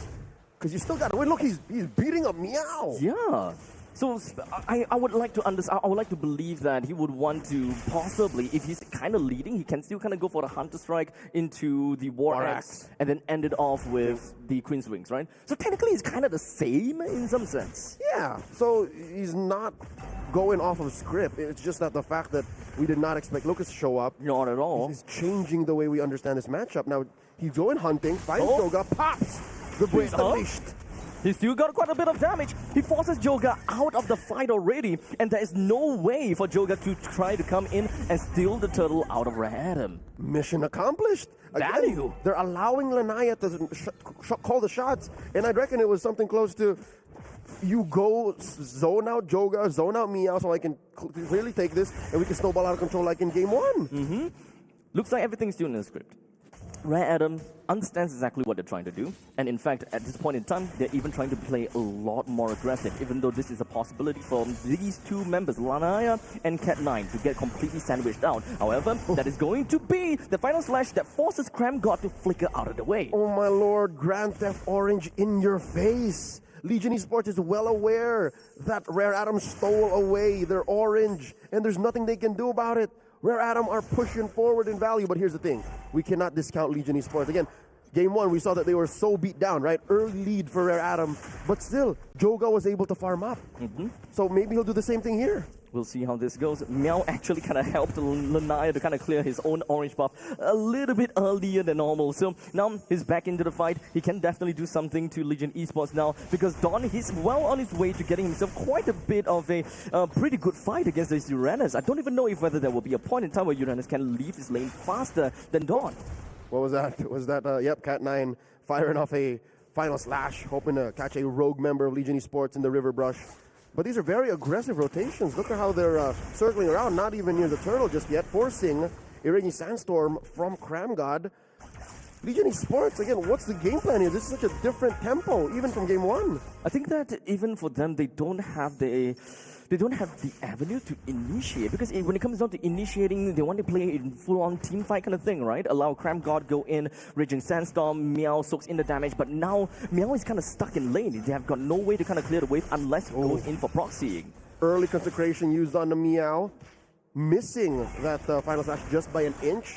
Now Cram God onto Mikey. Oh wow, this is one way to make up for some farm. Okay, so at least they do have a couple of the energy turret shields all the way down to the bottom lane. They will, of course, yield that turtle over to Rare Adam and just be like, no, it's okay, we got some money out of the turrets. 100% turtle take rate so far for the Chinese squad. Rare Adam winning lane to lane. Say what you will about the energy shield turret, but they weren't able to take it down. There wasn't enough firepower just yet, or it wasn't as full committal because Rare Adam was about to send dudes over there to stop Legion Esports from pushing. And look at this, the top lane gets opened up for Dawn.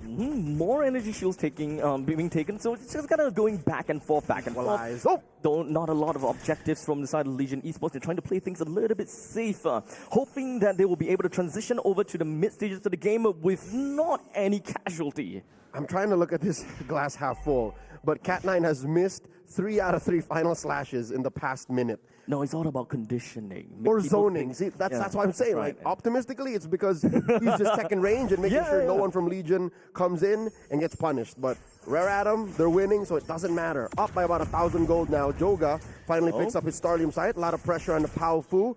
Pao Fu is such a champ. He's taken this well because he's really not doing much. But the fact that he's not doing much and they're still winning this much means his Zushin is working. Just continue to go on.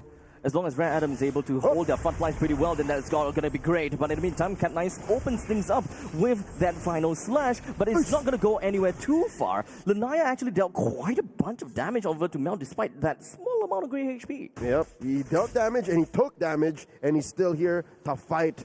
And they're putting a lot of pressure on this gold lane tier 1 down bottom. Let's see. No fights just yet. Oh! I was waiting for Cat9 to pull the final slash again. One thing that I don't really like about Esports, Legion Esports lineup is the fact that their only crowd control is locked behind a single ultimate. And that's the only thing that they have, right? As long as Cram God kind of misses the ultimate, oh, boo-hoo. They no longer have got any ways to stop Lanaya. Well, technically 1.5. Oh, wait. 1.5? Duel. Cram God and the rest of them dodges it. Flickers out of the way. Yeah, 1.5. You have the Raging Sandstorm. Yep. And the... Oh, right, Shocker, right. Never mind. Yes. The Kimi. Kimi still have got quite a bit. Falls. Yeah, but again, it's soft control. Soft control, even the Immobilize as well. So it's still something, right? As long as Cram God lands something, so at least Shocker can come in for a follow-up. So at least they still got something working out for them. Okay. That's a third turtle taken by Rare Adam. Abstract, this is a 0-0 score game so far, 7 minutes in. It's clear that Rare Adam are winning on the map, but what do they do with it, right? They're just taking these turtles and nothing else. It's not a far cry between these two teams at all. We don't have a gap that big because we're only looking at what? Change. Yeah. It's not massive at all. In fact, Legion Esports, they are quite disciplined. It's not tough. It's not tough? It's not big. It's about average, and here we go. That's an ult thrown out by Shocker on Lanaya, solo. Nothing gonna happen there. That's a lot of nothing happening for about 8 minutes now. Nothing at all. But maybe turrets, we're starting to see something. And this is definitely gonna go down Oh! an Ori for someone. The amount of damage that Don actually managed to dish out is pretty darn crazy. But it seems like Don wants to continue on to this fight. He manages to flicker himself out of the way and gets a kill down on Shotgun. Finally, some trades going on about. But Don, he can't get any closer to Daylight, allowing him to get, allowing Daylight to get himself one kill. That's a 2 for 2. Massive flex by Don. He started everything and then he ended everything. But the fact that they lost Mikey along the way makes this a more beneficial trade for Legion Esports. They only lost their mid laner and their roamer. So roll per roll, economy-wise, Rare Adam kind of bit off more than they could chew. This does lead to a push down bottom, so I guess mission accomplished still for Rare Adam. And now traction pause thrown out. It's so hard because you're right. Abstract, because of the lack of true CC, or at least more easily accessible initiations, Legion Esports can't pick fights so quickly. Maybe that's what explains just the low kill score. Yeah, even if they find an opportunity, they're locked behind a long animation of that Raging Sandstorm as well. And in order for you to almost guarantee that lockdown, CramGod have to use his flicker. So if they want to really commit to it, they have to go all out. All right, luckily CramGod does have his flicker up. Cooldown on all massive ults of cooldown 2. And now the Lord Dance has begun. Meow, putting tabs onto Lanaya, powerful, threatening the slam. Dawn gets spotted out here by CramGod. The map clearly belongs to Rare Adam, but they are still sending over Mikey. He can go coast to coast. Not much, even this Lord Dance is taking much longer for a clear victor to surface. Even for Legion Esports, it seems as though they are not afraid of any repercussions that may happen to them. Like, Rare Adam isn't exactly touching Meow nor on the CramGod. They're constantly just dancing around, ensuring that they can kind of fire some of these pot shots over to the Lord as much as possible. CramGod, though, he's actually lost a lot of HP. He had to go for the quick sand guard now, and this might actually spiral into something. As Lanaya is just going to be chaining the Retribution along with the Appraiser's Rep, allowing them to get themselves the Lord as well as CramGod is in Daylight. Just both of them going down as Mikey joins into the fray well enough and just continuously just putting themselves right into the face of Meow. As such, it's going to be done. Moving on forward, Shock is not going to go down. They're going to be fine. Legion Esports, they faced Rare Adam on an arena they weren't ready for. They said, we're going to go for the Lord. And instead of going for the turn, went for the Lord as well. And you can't beat the Appraiser's Wrath plus the Retribution combo. Way too much damage. Maybe only second, the lethal counter on Balmond plus Retribution.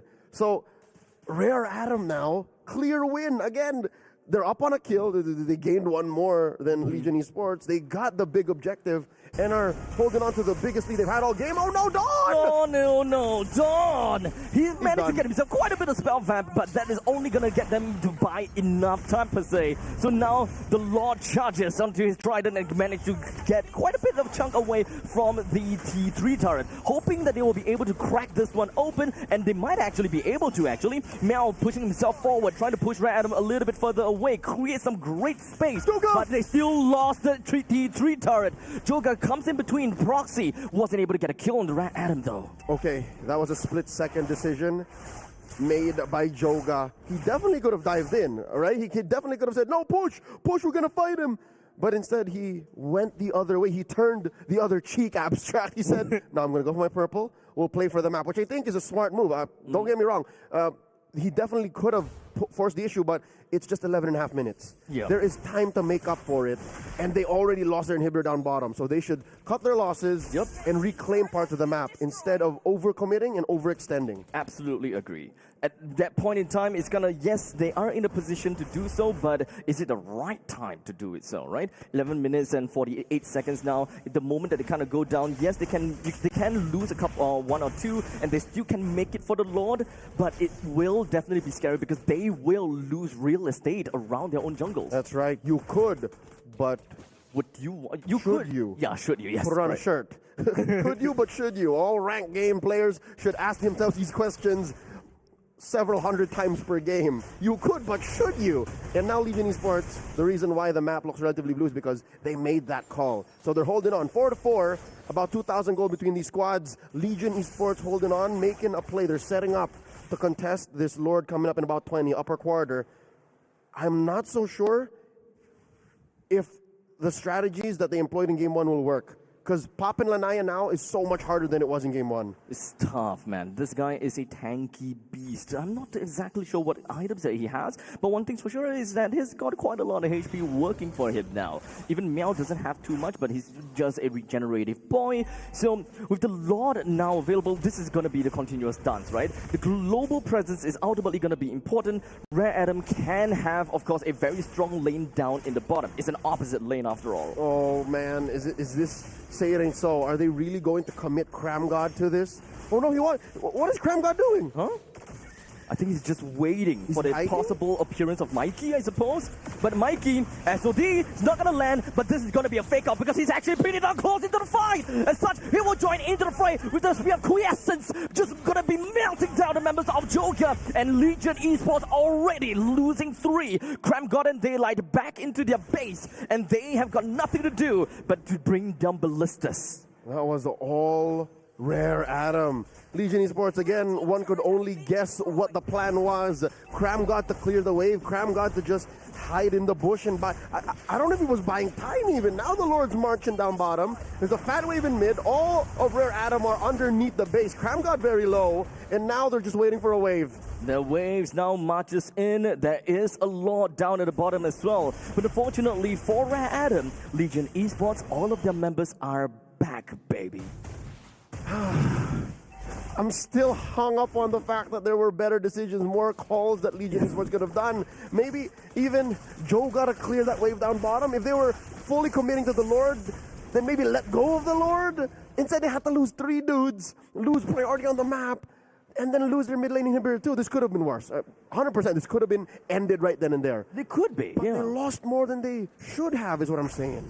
There is still going to be a very tight wave moving up from the top lane, though. We do have a quick little taunt from Lunai. They're going to land on anyone, but in the meantime, the final slash connects. Cram God goes straight in, of course, ensuring that he still has the quick sand guard, but he still goes down. Cat 9 is going to be next onto the chopping block, but maybe Shocker will be able to do something over to the side of Dawn, but he gets melted down almost immediately with a double kill credited over to him. Rare Adam has not lost anyone except for Cat 9, and this is going to be more than enough for them to deal with now and subsequently the Crystal.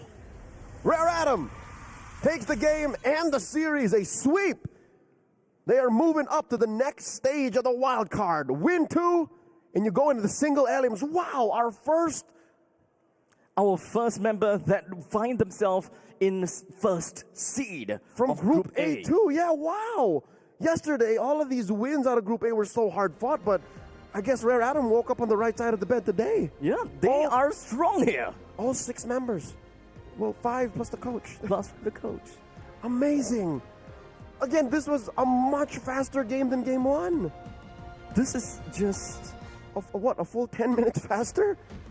Definitely. It feels as though they definitely knew how to close this game a lot easier. And technically speaking also, because of the fact that this is a lot more of an easier composition for them to work with, walk in, deal with the members. Honestly, I still look at Dawn time and time again.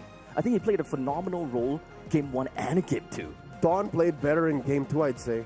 His Lapu Lapu was impressive, yes. But it's a Lapu Lapu thing. Yeah, it's just how Lapu Lapu plays. Yeah. Here, he said, Coach, put it on me. Give me that pseudo core role. I'm going to play Lucas when everybody looks down on Lucas. And he won. He won the early game, stayed mum a bit in the mid, and then single-handedly ended that game in the base. He ate people up. He tanked a lot. He dealt a lot of damage. This is the epitome of EXP lane here at Wildcard for now. Dawn is really making quite a name for himself. When most of us thought that, Lucas is probably out, right? It's not going to work well, right? Yeah, I bit my tongue. We both bit our tongue. I didn't want to say it sucked, right? I don't think we just put... unfavorable, I guess. It's just so new. It's so unique how they were able to make this work. So this puts Legion Esports in the X and 1 bracket, meaning they have 1 life left. This does not dash their hopes of making it to the next stage, to the single LM stage of the wildcard, but this does put them at the edge. They still have the second seed that could work for them. Oh, no, sorry, not second seed. They can play for it. Yeah, second seed, yeah. Yeah, they can fight for that.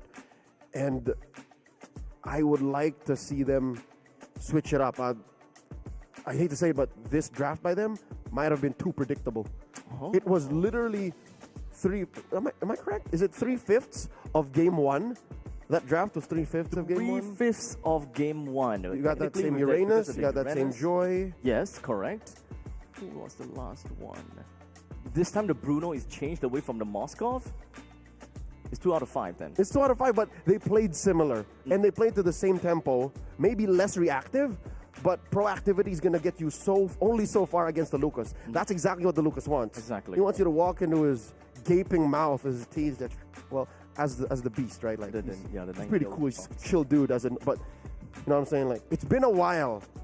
And here, Dawn showed us, Rare Adam showed us that, hey, with the right draft and in the right style of play, and you can punish.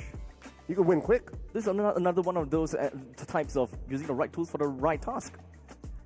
And as surprising as it is, that might have benefited them. The fact that we did not expect it. Yeah.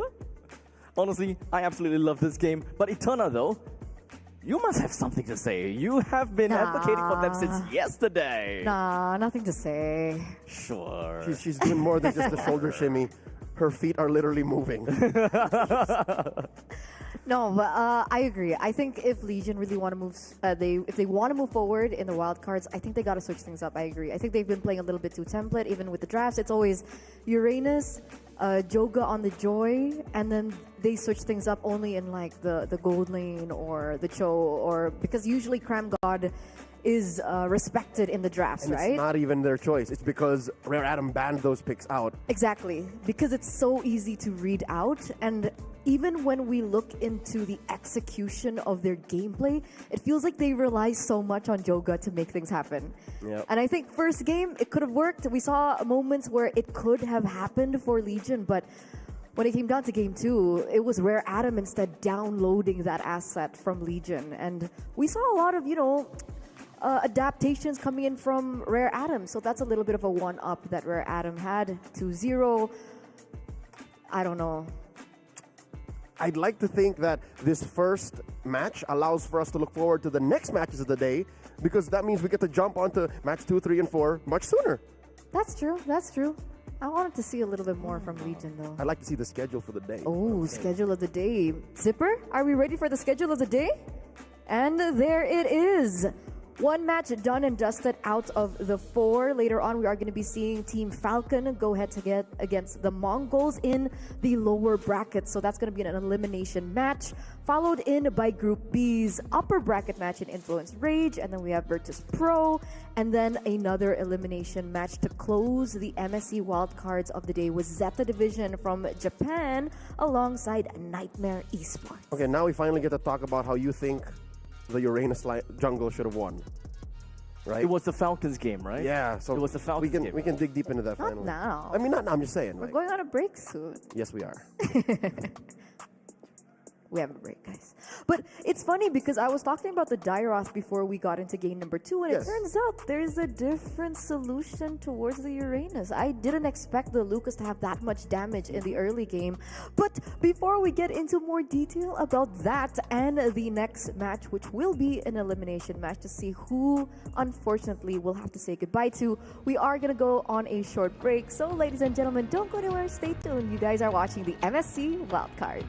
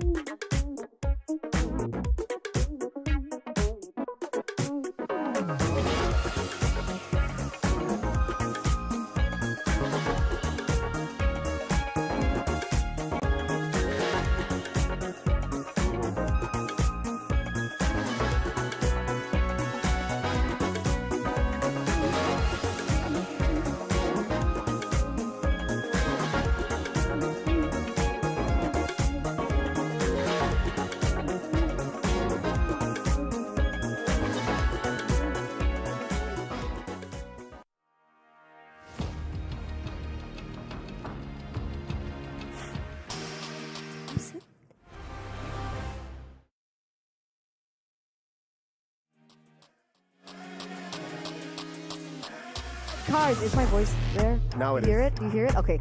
Welcome, ladies and gentlemen, to the Wild Cards once again. For those of you guys who just tuned in, we are down to match number 2 out of the 4 matches we have ahead of us here at EWC 2025. My name is Eterna, once again, as your desk host. And our approaching match, unfortunately, will be a lower bracket match. An elimination match between Team Falcons and the Mongols.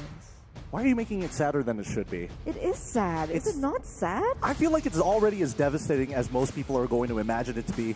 But this time around, this is where you see champions be made. Yeah, this is where you see people start clutching up and making sure that their shift stick works sometimes. Welcome, Gideon, by the way. Hey, it's great to be back. It should be glorious. Again, the fact that these two are fighting for tournament life, you should be excited. I'm excited.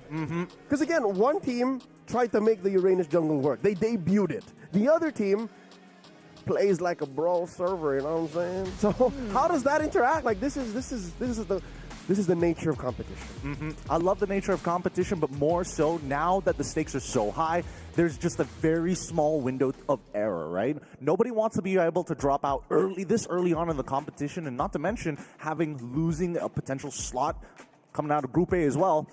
I wouldn't have imagined that Falcons would be in this position, to be fair. Same goes for the Mongols. I think a lot of people actually rated them a lot higher, like top 2 at best, right? So once again, looking at today's schedule, we are now at match numero 2. What's Dos. Nah, there you go. Numero dos. After Rare Adam earlier on. Wow. Decisive victory, 2-0ing Legion. But don't worry, for all the Legion fans back at home, they do still have one more chance to continue their journey here at the Wild Cards for MSC. I have a confession to make. Okay. Before Falcons played yesterday, I was sitting in the stands, and Coach Ducky and the rest of the Falcon boys were walking up, and Coach Ducky, I didn't even see him. He called out to me. He said, "Hey, that's my boy."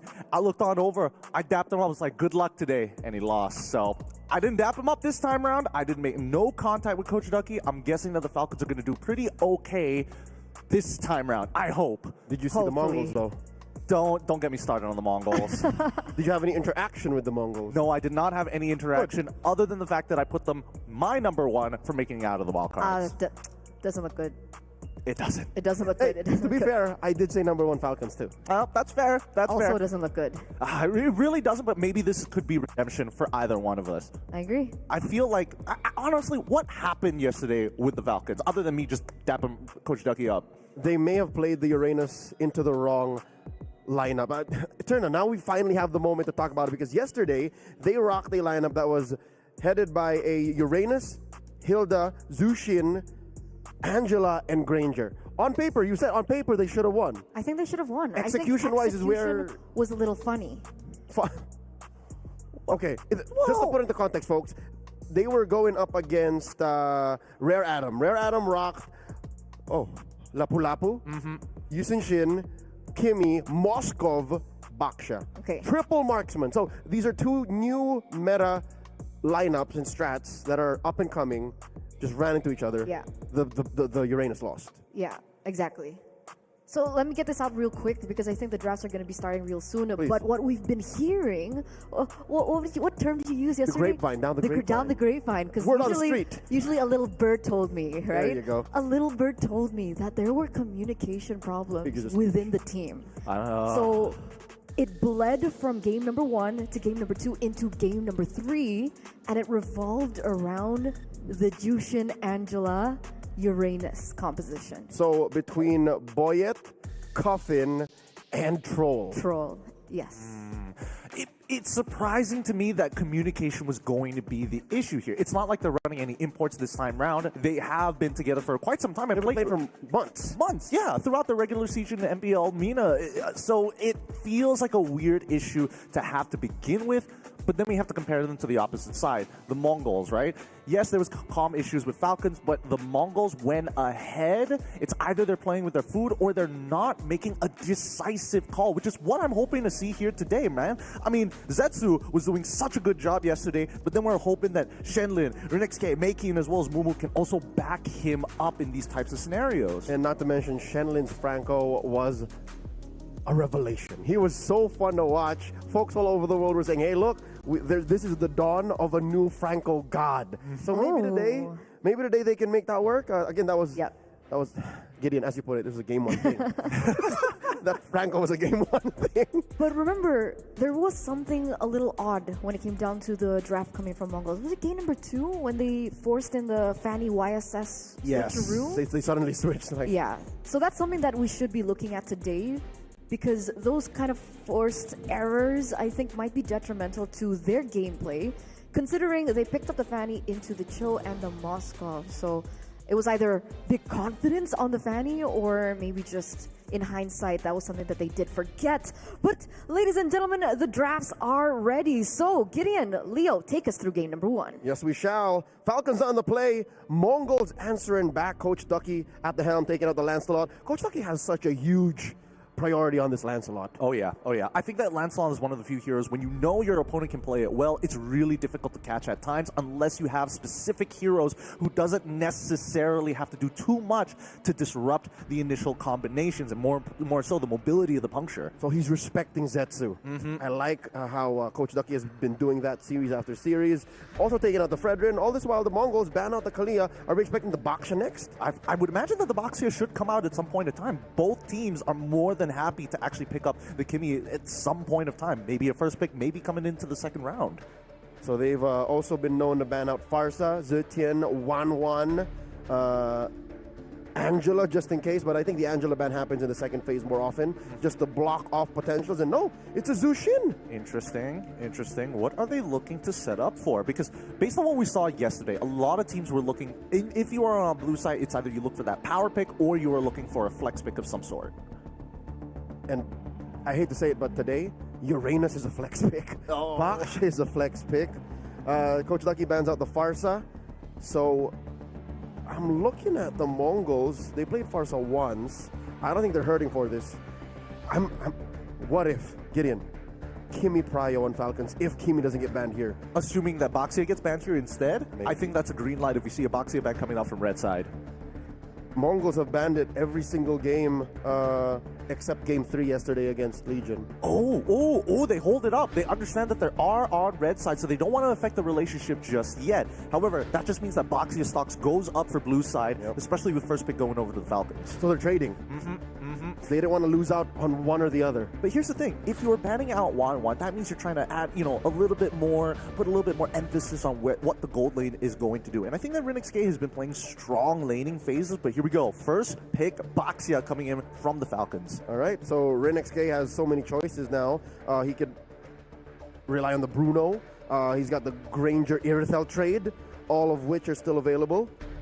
All of which are really, really good. But with Frederick out of the pool as well, Baxia could go into the jungle very easily. Could really put some hurt on any type of assassins that come by. What if Yishin Shin? Yishin Shin? And then don't flex it anymore. I say the course, sir. Ooh. Is the Yi Shinshin now good enough to deal with the Baxia despite it being potentially flexed? I feel like if you were going to play in that style, it's a little too high risk. I think keep it standard, right? Build that momentum first for game number one. Nope, never mind. They have more than enough confidence to go for the Yi Shinshin on top of the Kimi playing into the Baxia. Exactly. It's one or the other, right? So they traded that 1-1 ban for the Kimi or the Baxia, and then they committed to the Yi Shinshin, which I hope and pray doesn't get swerved again. All right, Renix K, you're going to play the Yi Shinshin. Zetsu wants to play the Fanny, but Coach, please. I think that Falcons have an opportunity to punish, right? Because with two marksman openers, now you could say Baxi can technically still go into the jungle, but I think we might be able to afford picking up a Ling on our side, being able to really capitalize on the immobility of Kimi, while still, hey, if you're low, I can pick you up as well. Or even the Hayabusa. Hayabusa's pretty good as well. Boy, it is great on the Hayabusa. He's also actually great on the Granger, but wait, oh wait, Falcons are still teasing the jungle Uranus. They pick it alongside the Moskov, which still leaves what this comp looks like up in the air. We might actually see a follow-up to what Eterno was saying about the Uranus lineup, that maybe it should have won, even up against a triple marksman lineup. Okay, so let's really break this down, right? After yesterday's showing of Uranus in the jungle, there's a couple of things that you need to make it work. Are we talking about the Falcons Uranus or the Virtus Pro Uranus? I'm saying the Virtus Pro Uranus, because when we're talking about Uranus, what does he really bring to the table? Yes, he's super tanky, but he also slows down his opponents. It has great synergy with Kimi specifically, but if Kimi's not there, and now that Farsa's out of the question, what has enough DPS to kind of keep up with the Uranus while still being able to provide a consistent amount of damage? In mid? In mid, maybe even, arguably even gold. I think the Moskov is okay, but how often do you see the gold lane actually participate in neutral fights? What if a Z10?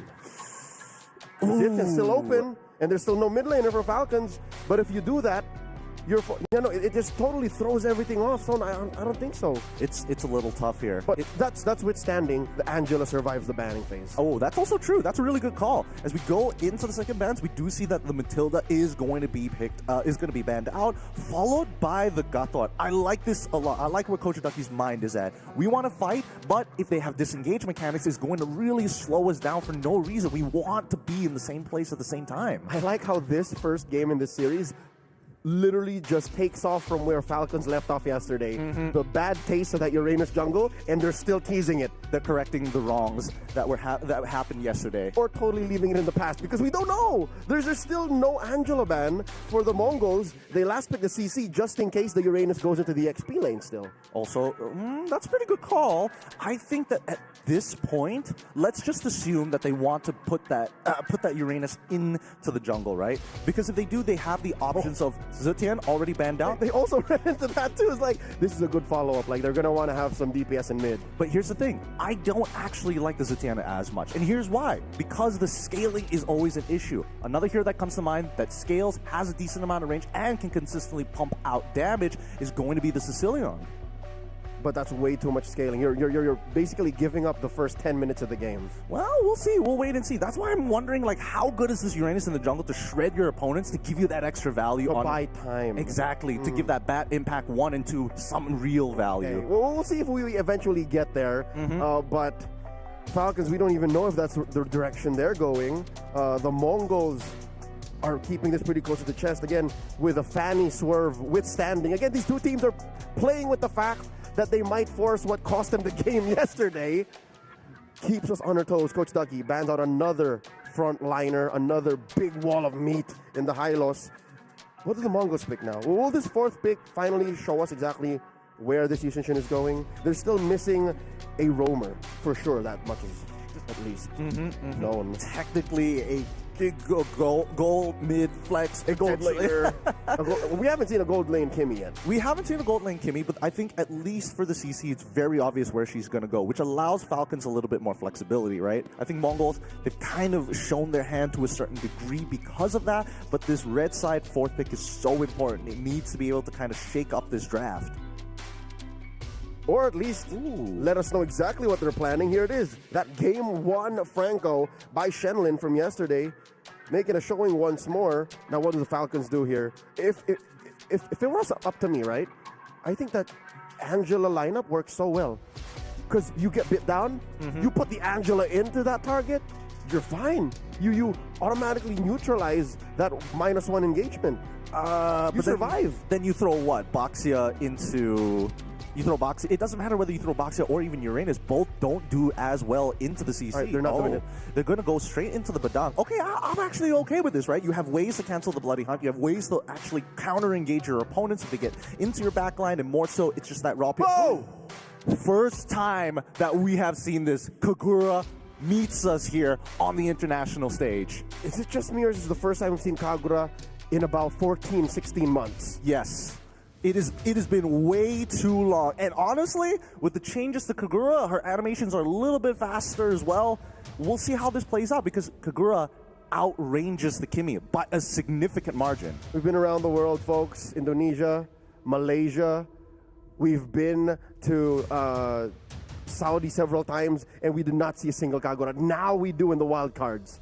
What were the patches enough? Like, were those animation optimizations enough? That's the thing, because if they were looking for raw burst, they could have leaned into the Kadita, the Selena. Falcons have shown that they are capable of playing Sicilian before. That's what got them so far in the last wild card. So we're just gonna have to wait and see, because now Carry gets locked in for the Mongols to try and deal with these frontline tanks as an answer. Okay, that's as good as you get when you're trying to make the Kaja carry combo, the Frankie combo. The Frankie combo. And I mean, there's really good setup as well for it, right? It's still triple marksman. You can set it with the turtle boat, you can set it up with the curtain call, you can set it up with Kimi as well. Faction Pulse. I mean, even just regular Starlium, right? There's so many ways to kind of make this happen. They got to be flexible. Luckily, we're doing this game one. The Kagura shows up in game one. Triple marksman, a little bit more of a proven factor. I hate to say it, triple marksman is established now in the current metagame, which was once but a rank game nightmare. Welcome to game one. This is Team Falcons of Saudi Arabia going up against the Mongols of Mongolia, fighting for tournament life in the best of three. Keep in mind, Leo mentioned it, tournament lives on the line. They need to win this series. Any bit of early game momentum will alleviate just a little bit of pressure. But let's look at the matchups here. Shenlin as well as Meiki will start off trying to trade back and forth. Meiki is not taking enough damage. His Troll is taking too much damage, and Shenlin doesn't mind it and finds first blood into Troll. A blunder within the first minute of the game. Coffin isn't even really dealing the damage that he needs to. Again, he was at level 2 given, but the kit on the Kagura doesn't do well up against sustained team fights like that. Ideally, it was supposed to be a 1v1. The fact that they wanted to go 2v2 and Troll even going, making sure that he does have some form of sustain, right? He does decide to take the inspired traditional build, not even going for a concussive blast to speed up that wave clear compared to Shenlin, and that's the difference maker. He has the Brave Song. He has the support emblem too, so he should have been healing, but I guess the fighting wasn't just the right kind of fight. Oh, Troll does survive. Shenlin down about 1 HP. One more! He needs it. He gets it. Boyette finds him. Meiki, unfortunately, dealing almost negative damage. Boat! Oh! He almost made a hard call. Zetsu nearly catching Cuffin. But now, Boyette, despite a 2v1, literally will stand in your face. This brick wall, the shield of Team Falcon stands strong. Mind you, Baksha did receive a little bit of damage reduction in the most recent patch, but with it in Boyette's hands, again, the way he's throwing out these puissances and these shells over, seems like that patch didn't happen at all. Turtle spawning upper quarter. Team Falcons first to the scene, even if they did trade, and with Team Falcons down by about 200, 300 gold, Falcons are calling the shots. It's looking really good. Shenlin already having to use his Iron Hook. He can't seem to get out in time as Mumu is able to collapse on them. With the help of the curtain call, they disengage. I'm surprised they didn't want to go for more. For the first 2 minutes, we put a spotlight on the mid trio, or at least that relationship. How about the XP lane? Check this out. Safe to say, Mumu will win up until he doesn't. Until Sanji's ready. Yep, until Sanji decides to outscale him. Mumu's got two important power spikes. One, when he gets the War Axe. Two, especially pre-level 4. Now, we've missed one of those goals. The next is when he gets that War Axe, and we'll see how the laning happens afterwards. In terms of rotations, Team Falcons looking to go into the bot side of the map. They want to go for that full clear end up towards Turtle side. Zetsu, on the other hand, usually for Yishin Shins, first Turtles kind of don't matter to you, right? It's all about items, it's all about farming, it's all about injecting gold into the economy. And we're so far on schedule for that. The Mongols, despite losing out on the first Turtle, are keeping up. keeping that gold lead very tight, barely 200 gold between these two squads. In the gold lane, though, Rinnex isn't ready yet. Nope. So that means they have to watch out for these odd rotations. He is at least making good ground. Oh, Coffin with the Purify there. The cleanse, the natural cleanse on the Kagura. That's why you want to have the Kagura in the first place. Let's not forget that she scales really nicely into the game. However, it really depends whether or not you have the items to burst down your targets, and priority targets, might I add. Sano going to take a pretty positive trade against Rinnex K for the time being, knowing that Boyet is nearby, stuns him against the wall, and this means that the laning phase is pretty much over here for Rinnex K. It's not like he wants to interact with him to begin with, but then we come back to the next turtle. Do we see a contestation from the Mongols? Again, we're still waiting for Zetsu to get his items up, and more often than not, Team Falcons will be first to the scene. Better rotational speed. The only thing the Mongols are putting up against that candle is their global sight. They know where everyone is once Zetsu puts off the Mount Chakra. There it is. Yep, and they find it instantly, punishing, finding Badang, and now Meiki is going to quickly try and reposition, leaving Zetsu out to dry. The killing spree actually working in his favor, gets him out just in time as Mumu slows him down with the help of the curtain call. Sanji, he's got to back up. War Axe already purchased by Mumu's side. He needs to maintain these stacks as Rinnex K does get a big chunk onto Cuffing, getting 2 waves at once. A good rotation for the Mongols. Here's a messy fight though. Both junglers forced to use the Retribution, so the turtle still stands with no one claiming it just yet. No decisive claim from either side. Top lane, still Mumu did pick up that War Axe, so he is going to be putting a little bit more pressure on Sanji, but it doesn't bother Sanji at all. Trying to get him, forcing the vengeance out of the CC. As long as he doesn't get caught, right? He just needs to keep on tapping, being annoying, and he'll heal back up in no time. Even Boyet does actually feel the true damage pushing through, especially Max Stacks. Ooh, Rinnex K finding the opportunity to get the flicker out. Turtle Boat is going to be used as well. Both sides trying to make it. Zetsu unfortunately does not win the retry battle, but here comes the Yin Yang overturn, looking to get into the back line. The Bloody Hunt actually getting on top of Cuffin, allowing Zetsu to get a reset. He gets it and walks away 3-0 in favor of the Mongols. The turtle plus kills and potentially the purple right now. Meiki committing Grant that purple, serving it up to Zetsu. That SOD ain't going nowhere. A painful truth is no matter how slippery a Kagura is, your cleanse does nothing against a suppress. Yep, the one key word, suppression. Doesn't matter what you have, you cannot protect yourself. You need somebody to bail you out. 80 seconds until the next neutral objective, and for now, we see that at least for the Mongols being pretty decisive, especially in these tight situations. Very few things, nay, nothing gets in between Franco and his num-nums. So Shenlin, again, a key pickup. I reckon the reason why Falcons picked up this Kagura is maybe it's a back pocket pick, you know, like a sneaky little mid laner choice for Coffin, but also it saves you that extra spot for a Purify against the hooks from Shenlin, which I think is 80-70% of why the Mongols use it. The hook, the iron hook, that's mainly what it is. But now they're showing us that, hey, there's this other kit to Franco, which is the suppress, which is paying dividends for them. They're now up by about 2,000 gold. I am curious for the items. I did see Sanji end up picking up a blade armor, which is good against... Oh no, Cuffin is able to find a kill onto Zetsu, and they want to get Meiki as well. They get 2-0. Team Falcons clap back, and now we'll take that pressure and head down to the bot side of the map. Sanji already losing his tier 1. Not a big deal for now. He just needs to continue sandbagging. But Mongols, they have to alleviate the pressure, clear the waves. Let Falcons have this win. We'll get them back next time. Now here's the math at work. Oh, hook on the one. Oh, underneath the turret. Oh, the pick. Beautifully done by Shenlin. All right, there's no numbers involved in that. If you get hooked, you get bit down, you're most likely dying. As I was saying, the math of the EXP laners, the more useless hero that forces, the more useful hero away wins, and that's exactly what Sanji's doing, but it looks like that's not going to matter because the lower half of the map belongs to the Mongols. They do get a push, though. I mean, it's a big punish coming in from Shenlin, right? Because Troll isn't there to participate in that fight. There's nobody that can actually look to move forward. And Sanji is like, I'm not going to waste any time. Oh, the Iron Hook lands again, but this time it's on Boyet. The shield holds strong. Team Falcons do close the gap, keeping it tighter. Maybe less than 2K now, but still they are losing ground. Bottom lane pushed in by Rinnex K. Looking at the money. Oh, wow, Rinnex K up by 1,000. He's doing very well, in a matter of fact. Like, a little too well. Sano just picked up his golden staff. No, this is the Mongols learning from their opponents yesterday. Daylight was on the other end. The Mongols were on the receiving end of that carry, but wait.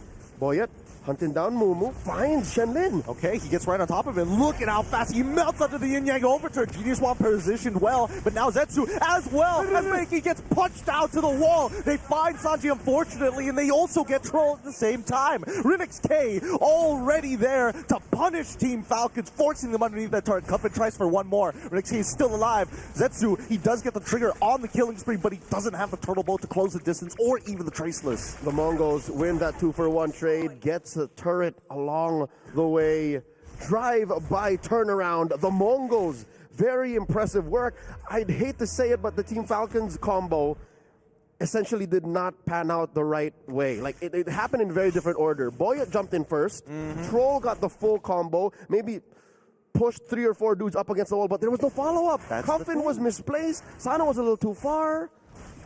It really boils down to the mid duo, right? Cuffin and as well as Troll need to be able to coordinate their attacks, because let's not forget, that umbrella, it does a lot of damage, and not to mention that Cuffin decided to go for Genius Wand. If they get 2 squishy heroes like Zetsu and as well as Meiki, they don't build MR at all in their build. So that's going to be negative magic resistance, but Que sera, it's so hard to catch these two dudes. All this while, the Mongols, the reason why they're getting so much success, building up to about a 4,000 gold lead by now, here 9.5 minutes in, is their lineup is a little more free flow. They're allowed to take fights wherever they may come. They're allowed to relocate, and now Troll, hunting down Zetsu, catches him. Yep, and now all 4 members collapse on top of him. Meiki's looking to try to turn this around here. He's got to be careful about the position of that umbrella from Cuffin. Shenlin as well as Rinx K going to be pushing out that mid lane, and because of that mid-tier 1 collapse, they can still invade the jungle almost immediately after. No need to touch the Lord. They do notice that Sano is split pushing on the top side of the map, and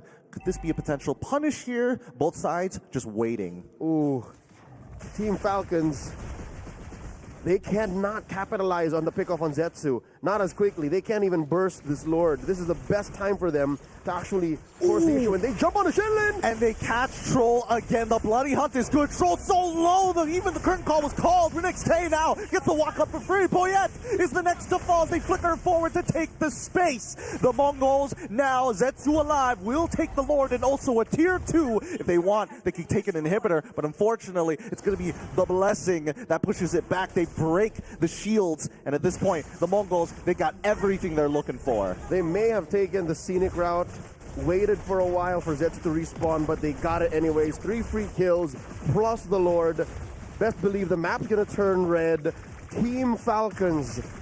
Again, that's the nature of the lineup, is it not? It's 3 frontliners plus Cuffin and Sano. If one of these frontliners misses their mark, or if one of the cores aren't there to do that, nay, I take it back. Both cores have to be there for them to win any decisive engagement. Then Team Falcons get nothing, and that's exactly what happened there. Sano was way too far. The Mongols, is it just me or did they read that correctly? They said, let's not clump up together, let's deny them the SOD entry. Yes, that is absolutely correct here. Now, let's look at the item build and see how far our team members are going, because on top of the glowing wand, on top of the genius wand, both wands in hand for Cuffin, it's just not enough damage, right? Then we look back at Meiki. He's already got wait, hold on. They're looking for an opportunity here. Zetsu is already using the mountain chakra for a potential attack down by the inhibitor. They crack open the inhibitor. We're in. They're just going to back off, right? Yeah, this is true to the Mongols, right? Just play it clean, keep it tight, make sure that they take their objectives, back off. Force a Purify from Sanji too, why not? This is, again, great learnings, adaptation by the Mongols, evolution from about 24 hours ago, wherein it seems like all they knew was to go fast. The only gear on their vehicles were at 4th and 5th. But now they understand, hey, step on the brakes. Let's wait for the next Lord, wait for another big fight, another punish, and then we can end there. They're happy with the 8,000 gold lead that they're sitting on.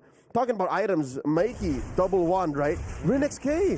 Oh my god, wait, they catch one! Yep, Rinix K's in trouble. He flickers out of the way at 1 HP, and he ends up still going down the bloody hunt a second too late. Wait, the Spear of Destruction gets into the back line as Sano tries. He takes out Zetsu, but now the Mongols, they're not happy about this. A 3-for-2 trade, an inhibitor will now collapse. They still have Meiki pumping out the numbers.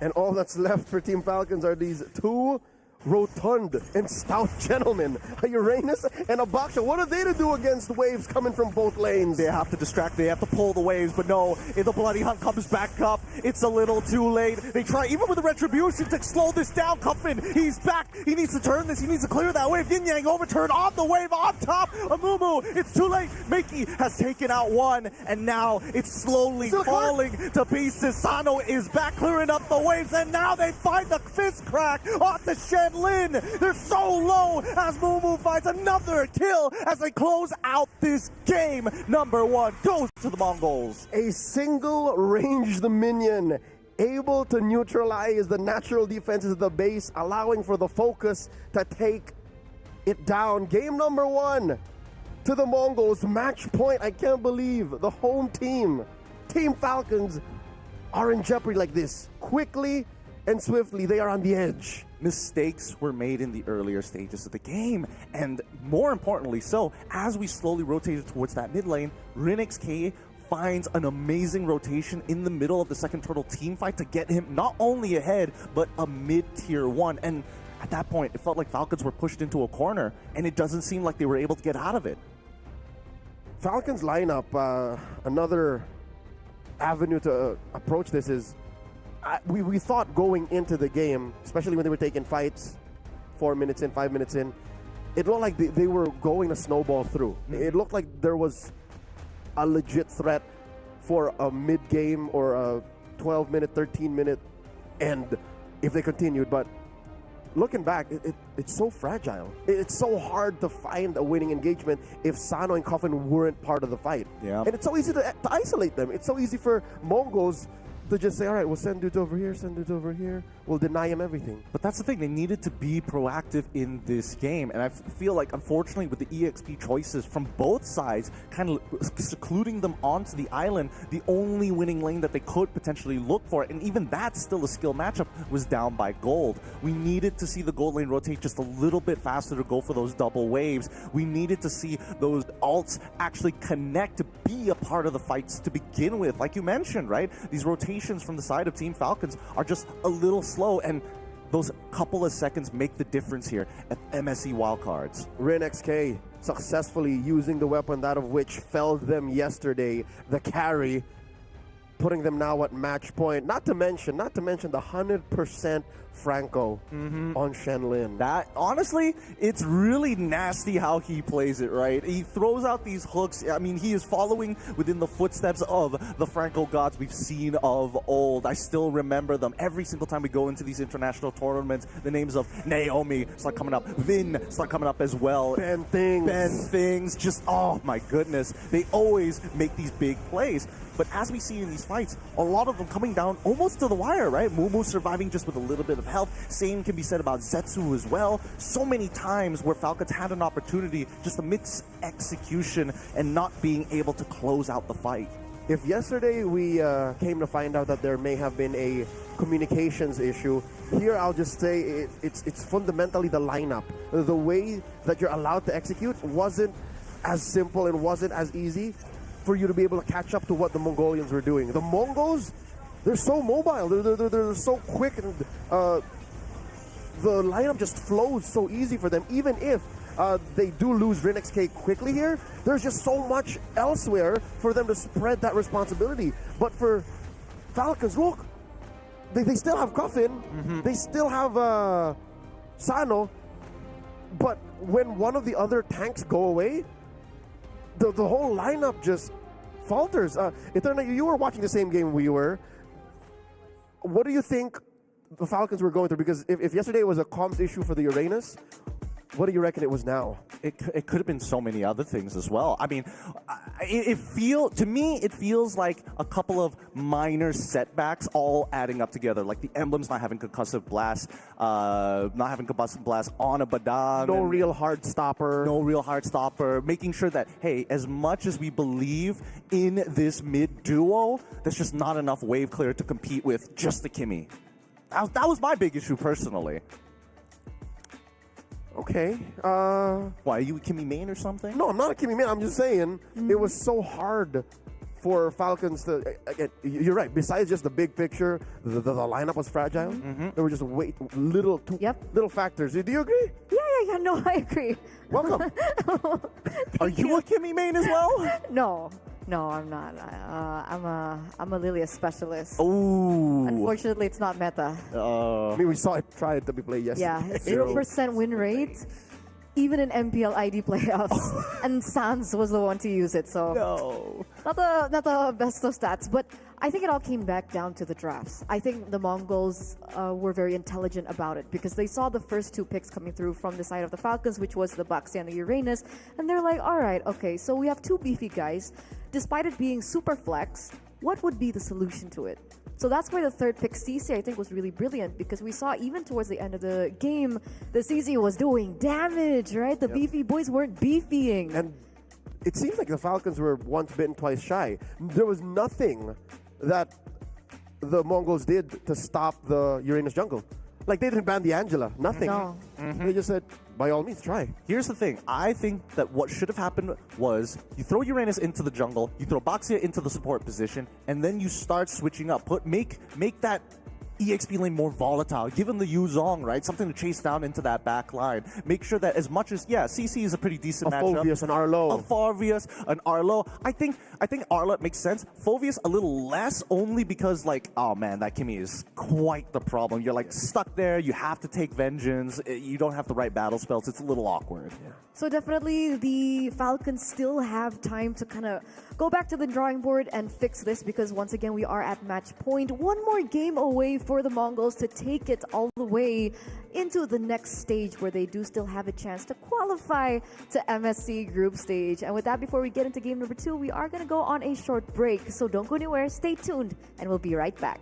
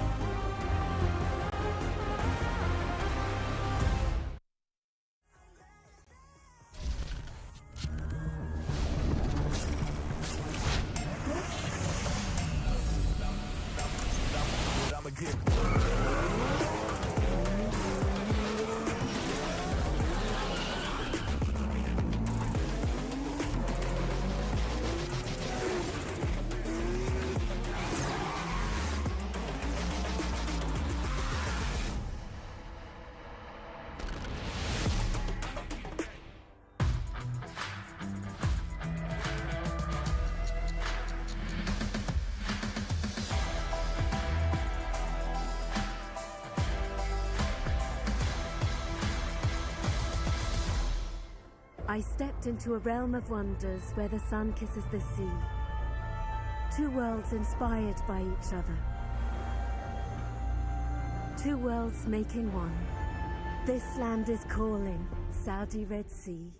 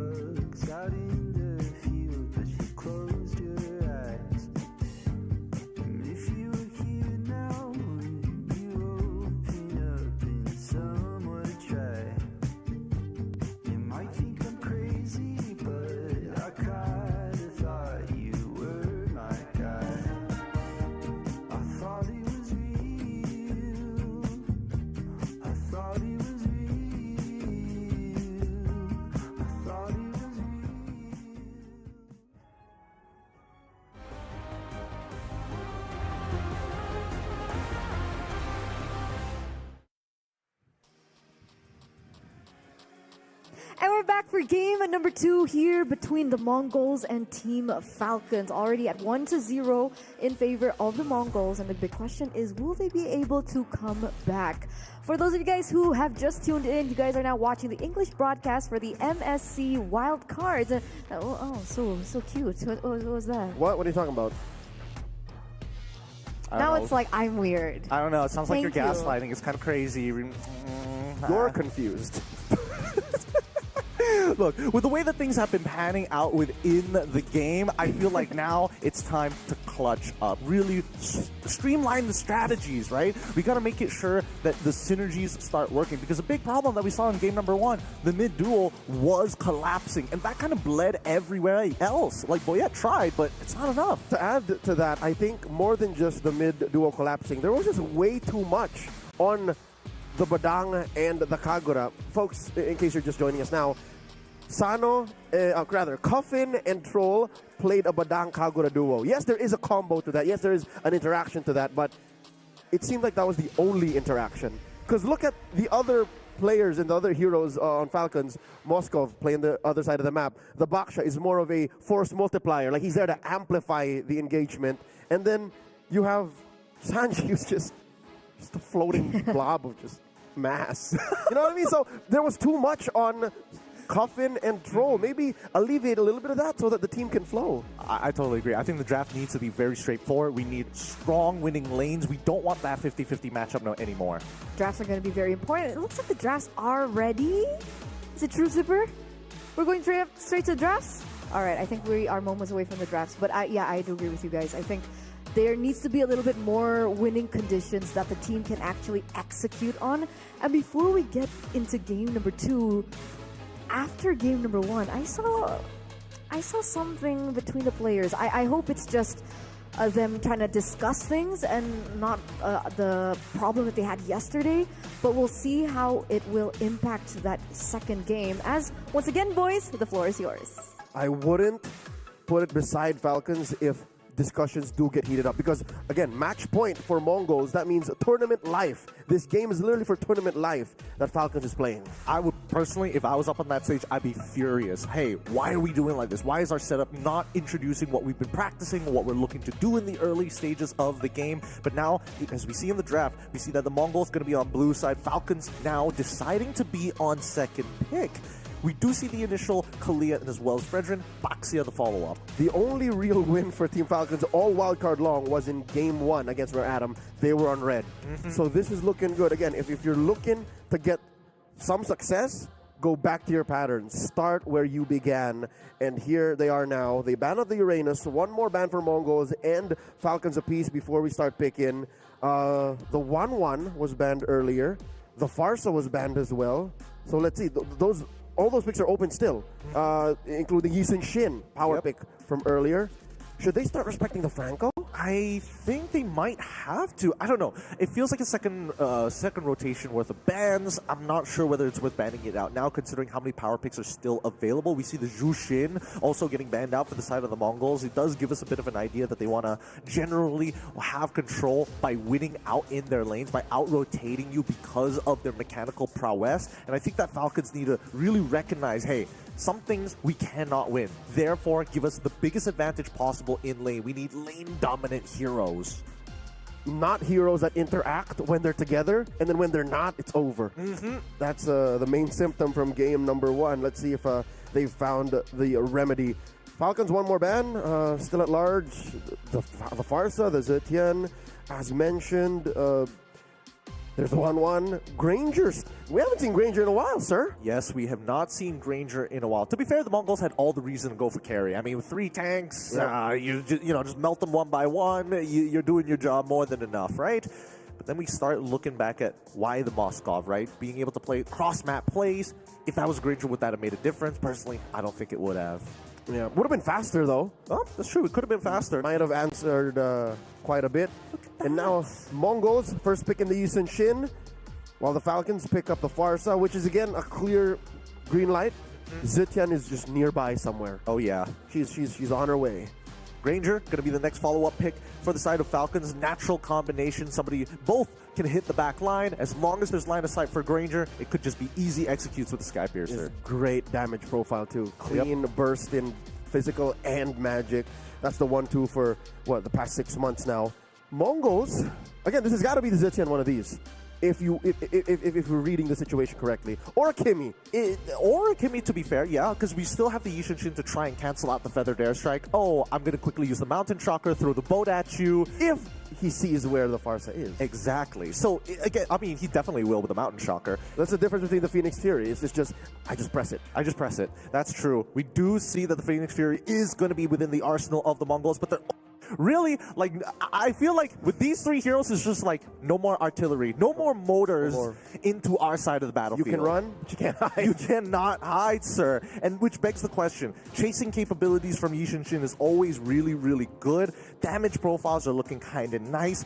However, we don't see any of the side lanes picked up within the first within the first rotation of picks. Hayabusa, I love it, coming in from Falcons. Yep, hunt down the Yishin Shin. You're basically the predator in the first half of the game, and then eventually you become the prey. But until then, you win those duels, and it's nice to find the Zetian too. So now in the second phase, Falcons first to ban. The Mongols, Gideon, here's the thing. I'm not so sure that we haven't seen the side laner. What if this Gatot goes in the hands of Mumu? I mean, potentially, yeah, it is a flexible pick, but I think that's more favorable for Falcons. And Falcons are making sure, because they ban out Shenlens Franco. I mean, respect needs to be given over to Shenlens Franco, right? He's made too many plays, too much disruptions with the Bloody Hunt. Let's get it out of there, move it out of the way, and let's see how Mongols are going to start banning. Because at this rate, Falcons are only going to have one more ban for their side lane roles. And it looks like Mongols also getting rid of the Cho. That's kind of interesting. Yeah, Troll has been playing a good chunk of Cho ever since he debuted in MPL MENA, so I'd say this is a good read. And again, with these kinds of picks, right, the Granger, the Farsa, and the Haya, the Cho just amplifies what they're capable of doing. Again, you could either attack them with AoE CCs or just pick off one at a time. It's just a good ban for Mongols. That's just how confident they are with their first three. It's just like, we'll cover up our weaknesses this way. Yep. They're also Falcons also getting rid of the Moskov, the natural annoyance to the assassins, trying to make sure that this Hayabusa is going to be able to get where he needs to be without getting punished too hard. Unhindered. But that does leave the gold lane matchup to be either an Irithel or an Irithel. Could they go for anything else at this point? I don't think there's no room for a carry anymore. No room for a carry. Irithel, therefore, no, Beatrix, there's not enough cash for Beatrix either. Bruno, Bruno, yeah. If you're really looking for something, but even Irithel then, it's still like, you're still prey to the Feather Airstrike and as well as the Quad Shadow. 70-30 then. I'd say Irithel and then Bruno. I think that's fair. Ooh, Glue ban coming up for the Sun Mongols. Haven't seen Glue in a long, long time, considering how often we've seen the mid lanes get picked up within the first rotation. Yep, it's been a hot minute. We really haven't seen Glue as a priority even, all wildcard long. Hell, I'll tell you now, even outside of the wildcard, outside of MSC, like even in the second tier, third tier tournaments leading up to this one, the big one, Glue has fallen off. Like Glue just usually gets banned in the second phase. Glue doesn't even get picked even if he's not banned anymore, so that's our priority overall. People have been selling the Glue stocks. Unfortunately, it has crashed in the market, and unfortunately this time round, as Falcons are on the red side, will get their first pick, and let's see what they're going to start off with, right? They need frontliners. They need frontliners, but at the same time, they need something, not flexible at all, a straight up honest answer. Hey, if you want to pick CC, by all means do it, I will make it work. So the Mongols have yet to pick their roamer and gold laner. Again, 70-30. Irithel or Bruno, it's got to be one or the other. There is still room for a Harith, might I say. Do you want that to be your damage profile? I mean, yes, Zetian doesn't scale as hard as you would like him to. Although the only Harith yesterday did get smacked around. He did get botched. I mean, the problem is that there's Hayabusa on one side. You want to kind of try to win the lane anyways against the Granger. And I feel like the Harith has kind of fallen off to the point where that laning phase isn't as deadly as it used to be. It takes too long. Way too long. I feel like arguably Natan might be slightly better in these cases. Yeah, and not to mention there's the Phovis on the other side. So exactly. All of these little hops by this hyperactive kid is not going to fly. It's not going to fly. They're going to go with the Hilda and the Bruno. And the Bruno this time. Okay. So I'd reckon the Hilda because they want to send somebody to clear the wave quick, then bother Boyet, which makes sense. I'd like to see that. I'd like to see that configuration. Rome Gatot, XP lane Hilda. Rome Gatot. Okay, yeah, I can agree with that. If anything happens in the mid lane, at least you have a support that can, forcefully, I'll give up a quarter of my HP to make sure that you scale in time. And now the final pick for the Falcons here. They played a very honest draft. They go for the Kufra at the very end. What an odd choice. I think this could be comfort. You're already in a corner. You might as well play something that you've continuously put tons of hours upon. So Troll, that means Troll has been spamming Kufra in scrims. I would guess this is one of his comfort picks coming not only from scrims, but even his ranked games. Maybe ranked games, but you're right. It's odd because it doesn't interact well too much against the Mongols. Like, at best, you're stopping the traceless. You're blocking that. You're blocking the tackle. That's kind of it. That's it. The Hilda can actually dash away. Like, that doesn't stop the dash. Yep. It's an odd choice, but it feels like the Mongols had a hard read on that Cho. And what's something that's kind of like the Cho, arguably the Kufra, assuming that you have that line of sight. So there's a lot on the shoulders of Troll this time around to make the Kufra play like a Cho.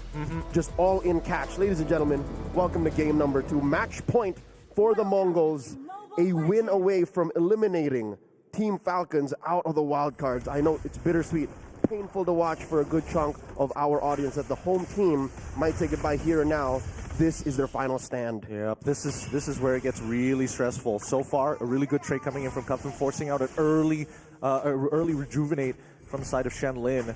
Even so, it's dead even, and no mistakes are being made at the very least. No early first bloods prior to minute 1. Moving up towards the Little Wanderer here. Falcons making good ground. This is the story of the mid duo. Our junglers are doing well as well. First clear, but it is the Mongols first across. All right, so an early clear. Interesting pathing from Boyet. He decides to go for orange beetle and then tries to go for the full clear on top side before making his way down towards purple, knowing that the Hilda will get first push on Sanji. It's a calculated risk. He is getting away with it. He's keeping up with the net. And he's able to rotate down, not reaching level 4 though just yet. I mean, the only reason you go for that full clear is to deny your opponent a potential one-camp steal, because usually when both junglers starting on opposite sides, they end up just going for that one camp. Which he did. I mean, the beetle was gone. He did end up, that's why it's a net neutral, right? Yeah. Nothing kind of happened because of that. Exactly. So it might have been Boyet saying, yeah, I'll just take the 50-50 on this and see if Zetsu's going to pull it. And Zetsu did. So now we're sitting at deadlock, 4.8 to 5K here. Team Falcons, looking at their builds, this is the setup Troll went in for. I mean, this is what expected. Concussive Blast, Tenacity, Vitality. First turtle spawned. First of the scene would be Team Falcons. They're putting a lot of pressure on Sanji. He hits level 4 just in time. Could use the Infernal Pursuit, but doesn't opt to do so. Boyet now continuing his jungle pathing. Shenlin does have vision over him. He's going to try it. The taunt coming in from Shenlin right on top of Cuffin. Troll looking for a counter engage, flickers forward, and even with the Tyrant's Rage and Revenge, catches Zetsu out. Mumu takes out Cuffin. In the meantime, as Zetsu secures the turtle. Now, it's all up to this man right here. Oh, we have to cut away Sanji.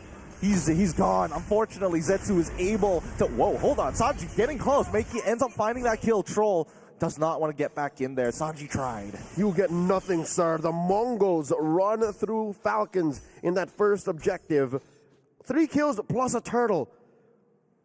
Team Falcons, they had a great entry. It's just the pieces weren't in the right place. I also think they need to make a call. Are we fighting or... Wait, hold on. Feather Airstrike against Shenlin, knowing that he doesn't have the AOG or even the Revitalize, gets blasted down. At least they take one back. All right, so small scale, they made the right call. Let's kill Shenlin, yes, but big ticket fights wherein it actually matters, that's where they're missing their target. That's what game 1 was, that first turtle was, because Boyet was taking the orange. I guess, all right, the Mongols, their main strength again is they flow so well. They do. Mumu was literally on 2 dudes' face. The Mountain Shark has already come out. Oh wait, the turnaround with the Tyrant's Rage! With the help of the Feathered Airstrike, they take out Zetsu! And now Boyet, he's in the middle of the fight. No quad shadows, needs to get bailed out with the help of his attempts. Phoenix Fury, Mumu is gonna try. One more! The quad shadows has given himself over to Rinnex K. Goal by the Mongols. And yes, Zetsu did die, but the Mongols still punished hard.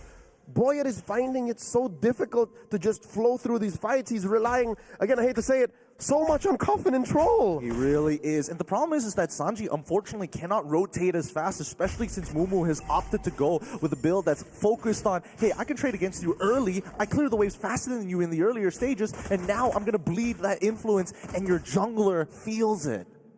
The Mongols are now up by 1,500. Where do Team Falcons find the farm? Might they even try to contest? That's a big question, because Boyet here is still taking this small camp.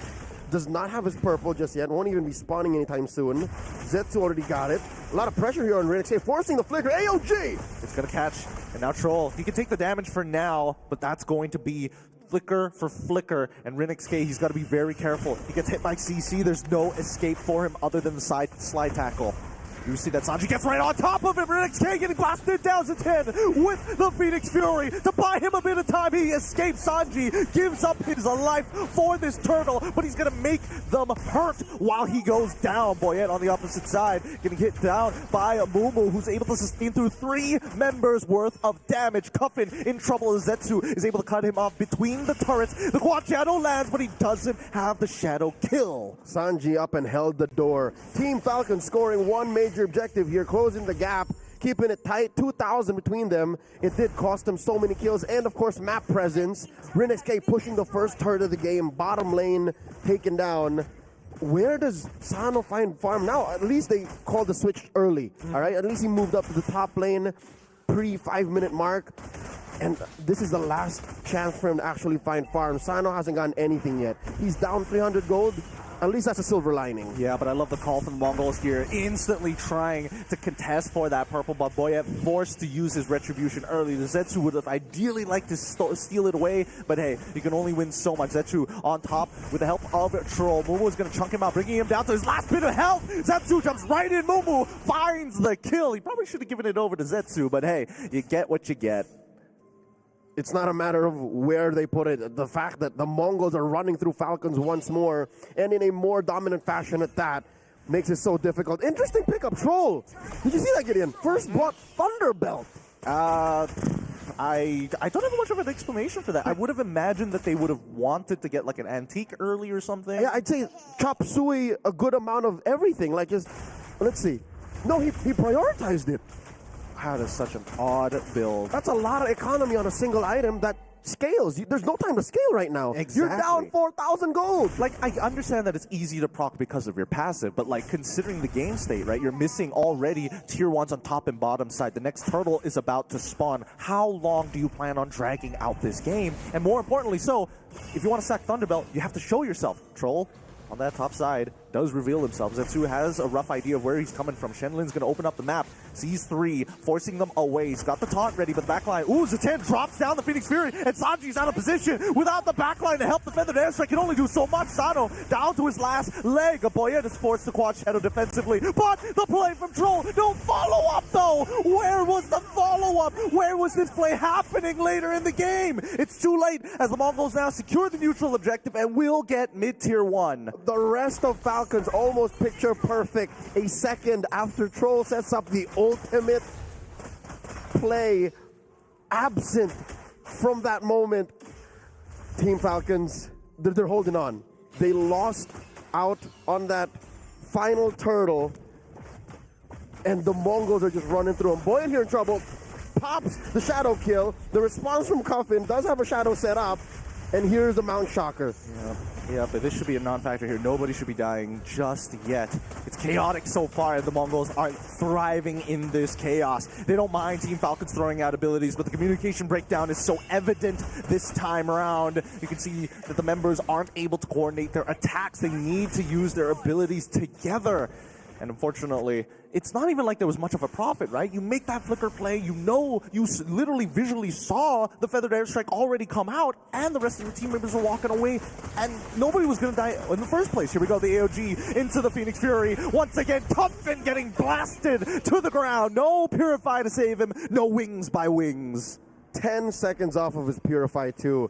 It's not as if he would have survived anyways. There was a Phoenix Fury that was on his tail there. Mikey didn't even have to blink. He literally just had to press his ult The Mongols are light years ahead of Team Falcons. They're now up about 7,000 and change.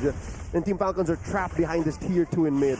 Yeah, a decisive decision making with global vision. Oh wait, the play coming in for Troll. Zetsu able to get the Traceless out just in time. Walks away unpunished.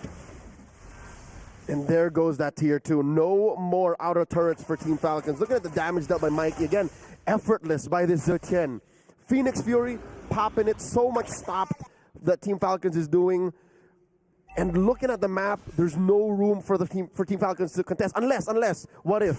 Superhero moment again from Troll. I mean, they can try to go for the superhero moment. I'm surprised that Cuffin is still deciding to go for this Genius Wand. He is out for Zetsu. He knows that he can take out Zetsu or even Meiki if he just gets the full shots from the Feathered Airstrike. Endless battle complete and the Lord slain by RinXK. The Mongols, they'll take their time with this. It's sub 10 minutes that they've secured everything that they basically need, and they've almost guaranteed an inhibitor collapse. All right, there's the Dominance Ice build-up for Troll.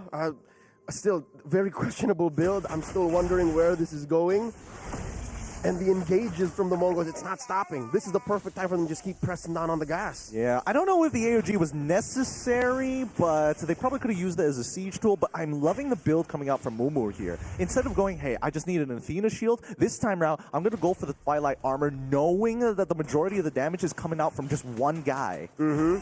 Maybe two, if you're looking at Sano. That is one of the few spots that Team Falcons can find silver lining is Sano hasn't died yet. Oh, the Phoenix Fury hitting on all four targets. Shenlin, who is able to force Sanji to flicker. Meiki is doing God's work with the damage that he's applying upon the Falcons as mid inhibitor collapses. We do see that the Mongols are taking their time, letting the side waves look to compile it as they want to break through that holy defense.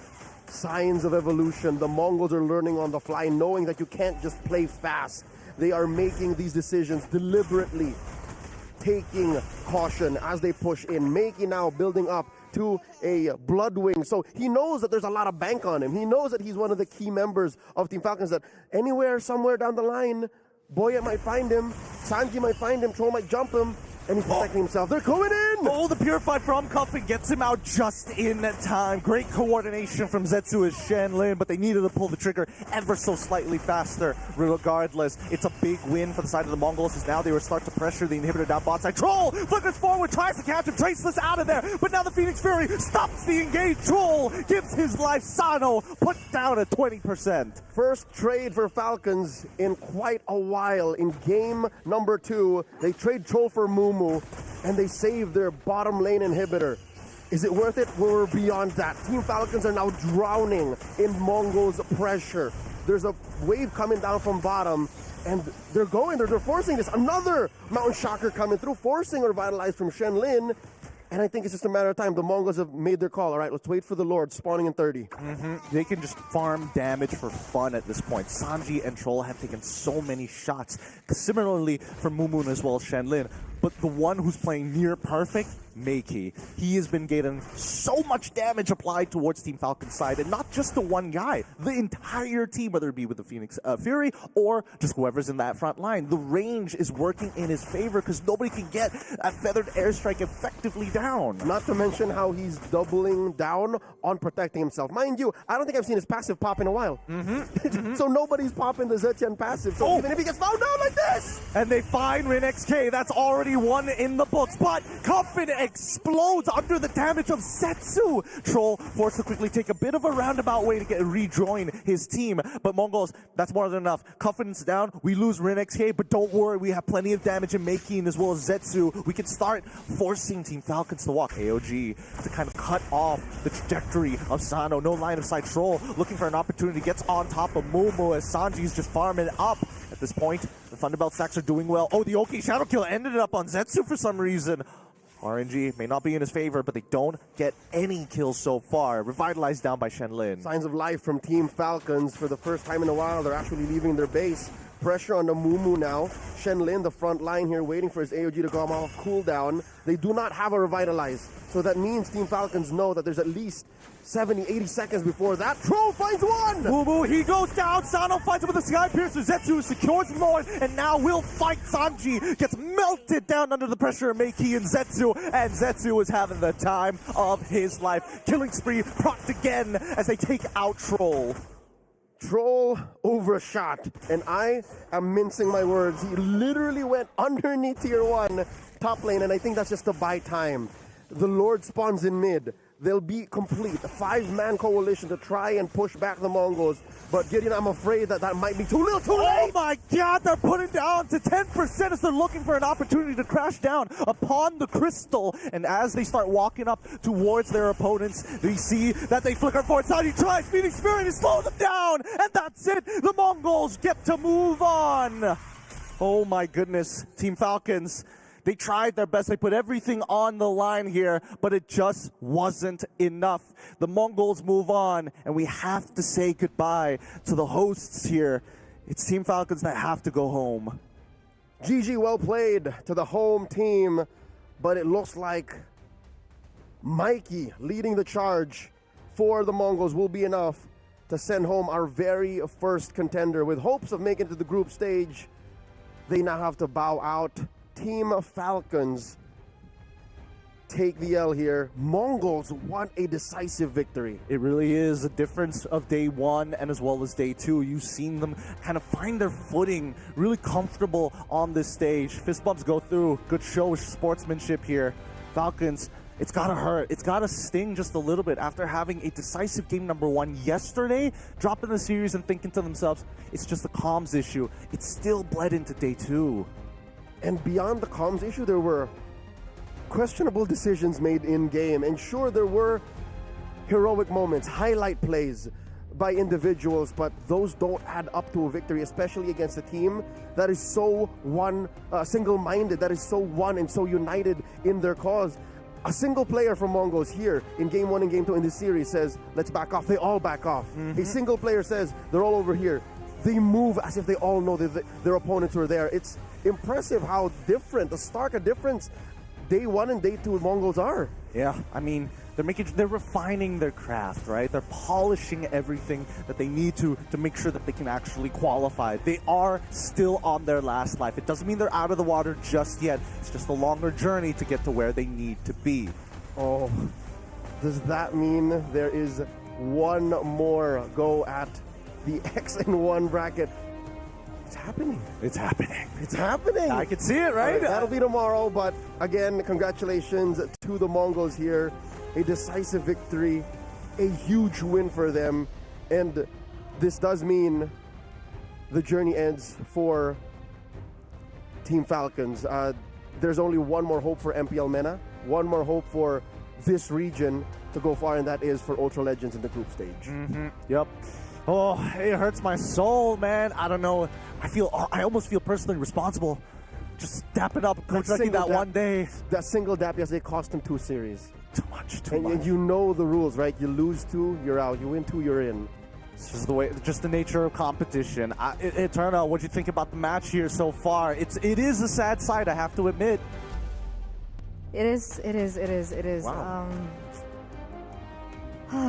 There was so much hype and there was so much build-up around this team before we got into the wildcards themselves. A lot of the casters from all across the regions, a lot of the towns, the KOLs, influencers from across the regions have put this team at least top 2. And it hurts because going back a little flashback into their qualifiers, they lost to Ultra Legends. I'd say I predicted they win the whole thing. Exactly, but exactly. I didn't think these comms issues or these compounding little infractions in their play would cost them this much. And it was so glaring. It was so glaring in that second game as well. Game number 1, we saw it. Game number 2, we saw it again. I hope they can fix things up as soon as possible because, man, this is a team with so much potential. One of the most experienced teams in MENA. A team that has not missed a single international tournament in 3 years? With Ducky stepping in as well? This is going to be their Is it longest. 3 years or like 1.5 years? 2 years. 2 years. Approaching. This Almost will be, half a This will be their longest kidding. off season yet. This will be. I don't know. It really does hurt. It really does hurt to see the Falcons have to leave. But I mean, that's just the way the wild cards are built this time around. Everybody is eventually going to have to go. Only one team can actually make it to the main event. Exactly, exactly. But fear not, boys and girls, we do still have 2 more matches ahead of us. So let's take a little look into the schedule for today. Once again, match number 1 done, match number 2. So now we're moving on to Group B, right? We have the upper brackets and the lower brackets elimination match. The 1 At and this 0. point, That's the 1 and 0 bracket up there. at this point, I can't bear to say goodbye to any of those teams again. Don't worry. Influence Rage and as well as Pro, nobody's going home just yet and will be our featured match. And I'm honestly really excited for it. The chaos that Influence Rage injected into their matchup against Zeta Division seems to have shaken the newcomers to the wild card. Welcome back to the MLBB Esports ecosystem. But just to say, that last that feature match, right, has Virtus Pro, the only team out of yesterday to sweep.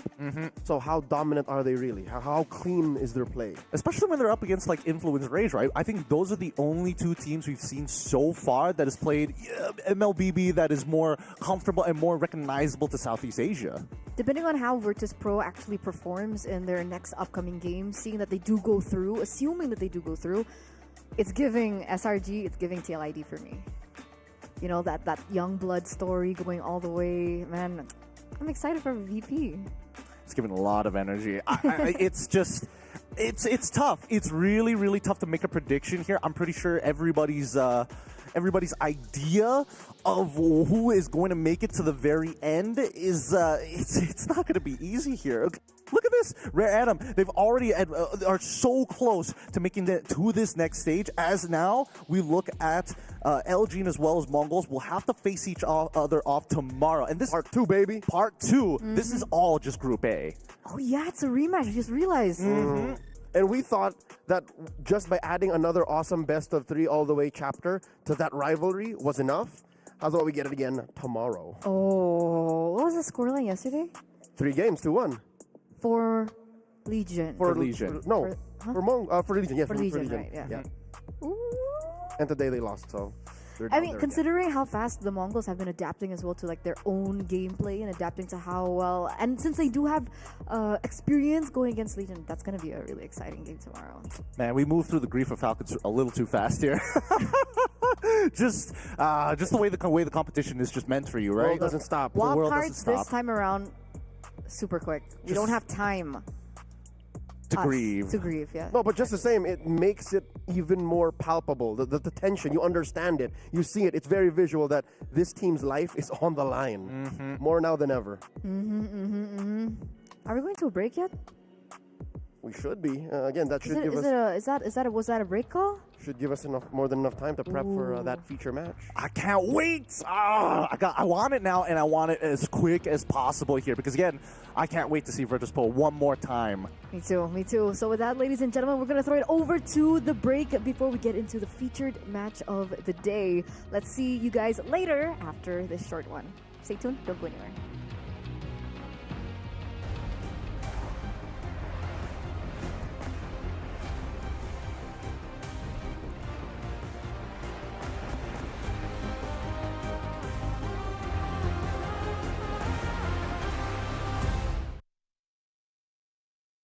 The human body was built to move, not trapped at a desk in one singular posture for 12 hours a day. It's time your chair evolved. This is Secret Lab Titan Evo. Ergonomically engineered for you, gamers, hybrid workers, artists, backing your every move.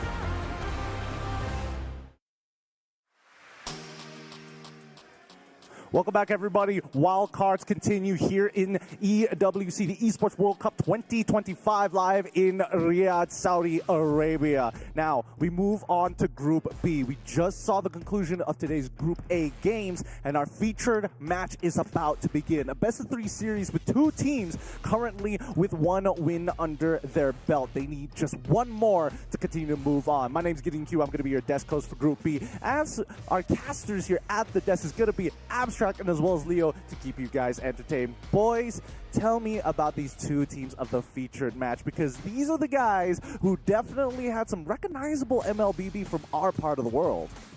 De facto, Virtus Pro is the most dominant team out of Group B. Actually, if anything, they're de facto the most dominant team out of all of the wildcard, given that yesterday in our opener, they were the only ones to sweep. It was clear that they knew what they were doing, that they put their opponents in their place, and now up against Influence Rage. One of the most, brawl-intensive teams out of not just Latam, but in the world. Can they put a stop to Virtus Pro's streak? Well, in the meantime, Influence Rage, they are they're one of those reverse sweep teams, right, out of those 3 series. Influence Rage definitely have a little bit of a rough time in the first game going up against Zeta Division, but game number 2 and 3, Zeta Division seems kind of like out of it, and Influence Rage manages to play their normal aggression, the things that we are more used to, with Pakiru being very, very good in the Kalia. But coming up against the members of Virtus Pro, I think that there's definitely going to be a little bit of problems allowing Influence Rage get that Kalia. Yep, more than just the focus on Paquito, who is a Kalia specialist. Again, you put the Kalia in his hands, it's over. It's literally the 2 games that they won to take the series down. I'm also looking at Fury and Chan. Chan, yesterday, folks, best believe this, played a Nana. All the Nana mains. Hey, no. I used to be, I'm not going to lie, I used to be a Nana hater. It's almost equivalent to the level of Uranus. I still don't like the Uranus. However, I think that Nana actually has a place in the meta. And that's the scary part, right? We saw that early level 2 kill happening in that mid lane from the side of Influence Rage because of the disrespect. Hey, I'm not going to die to this. The surprising amount of damage is pretty ridiculous. But I do want to talk about this lineup, Virtus Pro. We were getting information that maybe, hey, one guy has to communicate to 3 other dudes with the help of Pluto. And honestly, they look more like a unit yesterday than many of the other teams here in Group B itself. And that one guy is Andoryu, aka the Nightmare. Yo, game number 2, up against Nightmare, they tried to attack his hero pool. Andoryu said, nah, check out my Uranus jungle, the only Uranus jungle that won all of the wild card. Yep. At this point in time, I just know that Virtus Pro, they are also one of those teams that absolutely love having the Uranus. And based on what they have shown us so far, the moment that they first pick on the Uranus, at any point in time, they can just flex it. They pick that up as a priority because they can go for Uranus jungle now. They can go for Uranus jungle, but he's not the only player that I'm excited for. As much as the stats that we've seen from Andoryu in his professional career is ridiculous, I have to say, shout out Super Gorka, shout out to one of my favorite IGNs, Bobber. Again, Bobber. It's a huge meme in EECA, and I think that he's taken it. I'm hoping that he derived it off of that very cute name, but also a menace in the mid lane when he gets his hands on that Kimmy. The early game section for Virtus Pro, immaculate. But Gideon, that's the question. Based on history, especially in their run in all of MCC, right? Okay. They went deep. They went all the way up until the very last moment in the grand finals against Team Spirit. He's never played Farsa. What's up with that? How come Bear never plays Farsa? We were on that, right? Conspiracy theory.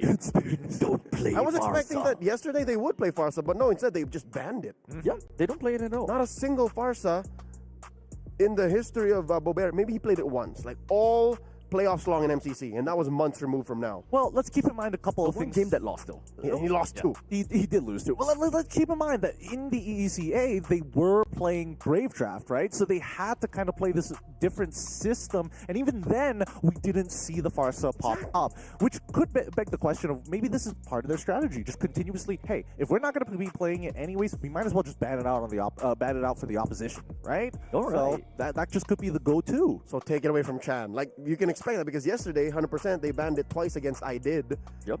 So today, against Chan, that could kind of.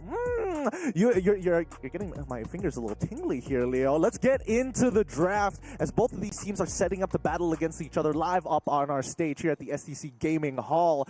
Boys, what do you think? You leading more into VP? You leading more into Influence Rage? I'll let y'all discuss it as we head on into the draft. Thank you once again. It's me, Gideon. This is Abstract. This is Leo. Take it away, boys. Okay, so just to answer Gideon's question, I'm gonna say VP. VP. Okay, great. Because we are going to be on the opposite sides then. Ooh. I'm a rage guy.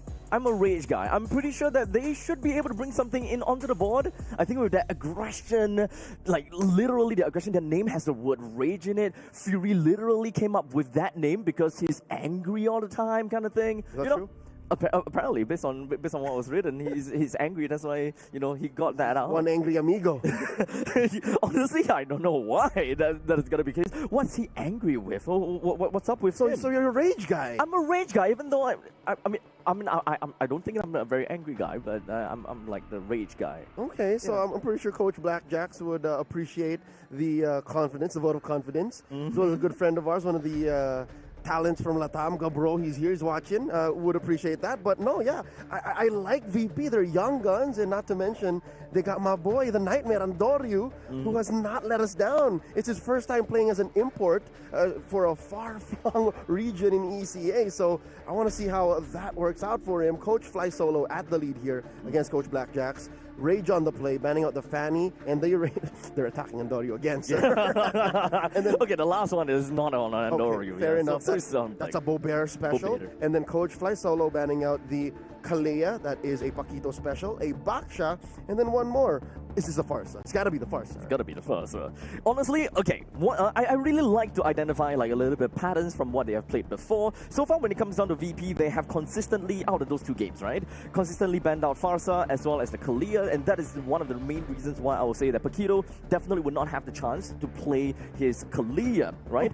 But in the meantime, I thought that VP might have the free pass on getting the Kimi, but it does seem like Influence Rage definitely saw something coming in from Bobear, because I would have assumed that he would get the guaranteed Kimi, as out of the 3 games from Influence Rage, they didn't even bother about Kimi at all. They're forcing Bobear on the Farsa, man, and it's so odd why VP did not ban the Farsa. Instead, they banned the Badang. They did not yesterday, picked it nor banned it. This does open up Influence Rage to play the 1-1. This is a win for Fury yesterday, a loss in the first game, but he is trying to make up for it. Now, VP, what does this open up for them? Still left out would be the Yusun Shin and the Uranus. Oh, no, Uranus got banned. Uranus got banned. Never mind. Ooh. So the triple Pressure. marksman kind of thing is not going to be possible anymore, considering that the Kimi has already been taken out. This has been piloted by VP with great success just now. In fact, almost every single one of these series that came into to today's wildcards, we have seen triple marksmen. Whoa, as we doubt it, as we wonder, Bobear, where's the Farsa? Here it is. Here it is, opening up with the Granger again. Oh, reliable.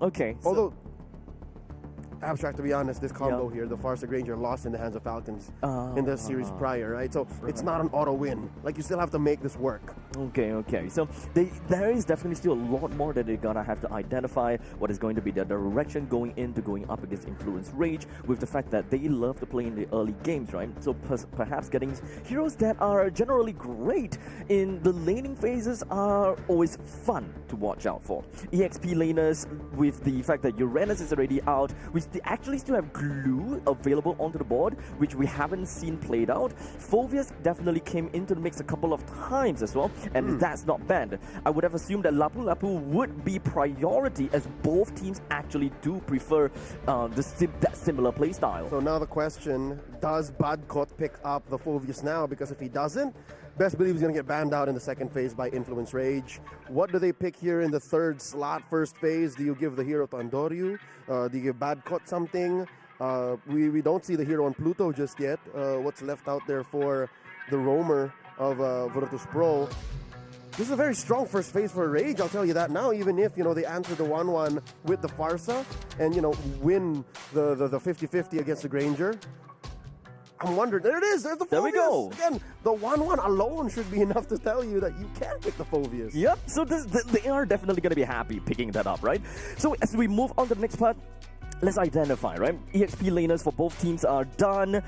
Gold laners are done. It's just that VP is lacking a jungler and a roam, while Rage also lacking a roam and a single mage. So roam is probably going to be one of the top prio then, with Badang is already out. Oh, I do want to look for some pick-off roamers. Pick-off roamers like a Cho, Franco. Jawhead, it's been a while. Yeah, it's been a long time actually. There's the Nana. Virtus Pro, Coach Fly Solo doing his homework, reading into Chan's hero pool. No sir, not here. Is that what others? So far when it comes down to Chan, Zetian is still out. Yes, open. Zetian is still out. So that definitely should be the ban here for Virtus Pro in this last slot. If not, then that would be questionable. Like, why would you allow for that easy answer to the feathered airstrike? That's true. Yeah, the final ban definitely gotta go to the Zetian, 95% right? should be the Zetian. It has to be the Zetian. Considering the fact that Lapu has already been taken as well, right? Even they themselves have banned out the Gatokacha, so even if they want to pick up a Gatokacha for themselves to kind of cancel out that feathered airstrike, well, that's not going to be the case anymore. So leaning towards the Zetian definitely would be it. This is weird because the roam slots get tighter. Oh my! They didn't ban it. Zushin instead. So Rage, I'd say the numbers swing the other way. 95% they should pick the Zetian here. Okay. Because VP's not picking it. They can't pick that. They already have the Farsa. Interesting. So what does Rage take? One more roam choice? That also effectively reduces their hero pool. Because already no Badang. No Badang, no Gatot.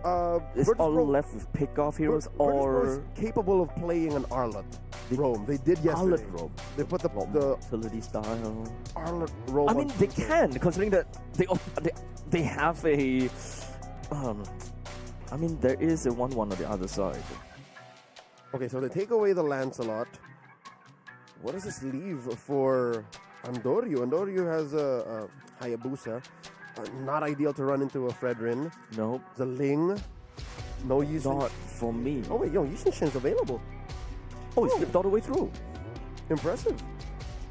If they want to play the I mean, it doesn't do much against the Fredrin, but I mean, it's better than nothing. It's better than in my book right now in the current game. It's better than the Ling, better than the Haya, especially up against the Fredrin. I don't think that they will go for Roger, since Roger hasn't really made an appearance. Minotaur! This is the Minotaur debut again. As we were saying, the roam choice pick-ins are so slim right now, especially with the ban on the Baksha, the Badang, the Kalia, and the Gatot.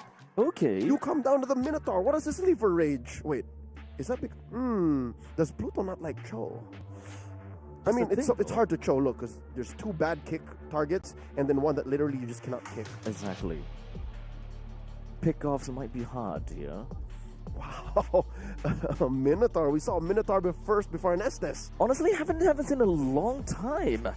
It's been a long time, but to be fair, it does kind of make sense. It goes towards the way that they want to play, right? For VP, they want to play all in, kind of death ball in. As long as they have good peel, it all should be fine.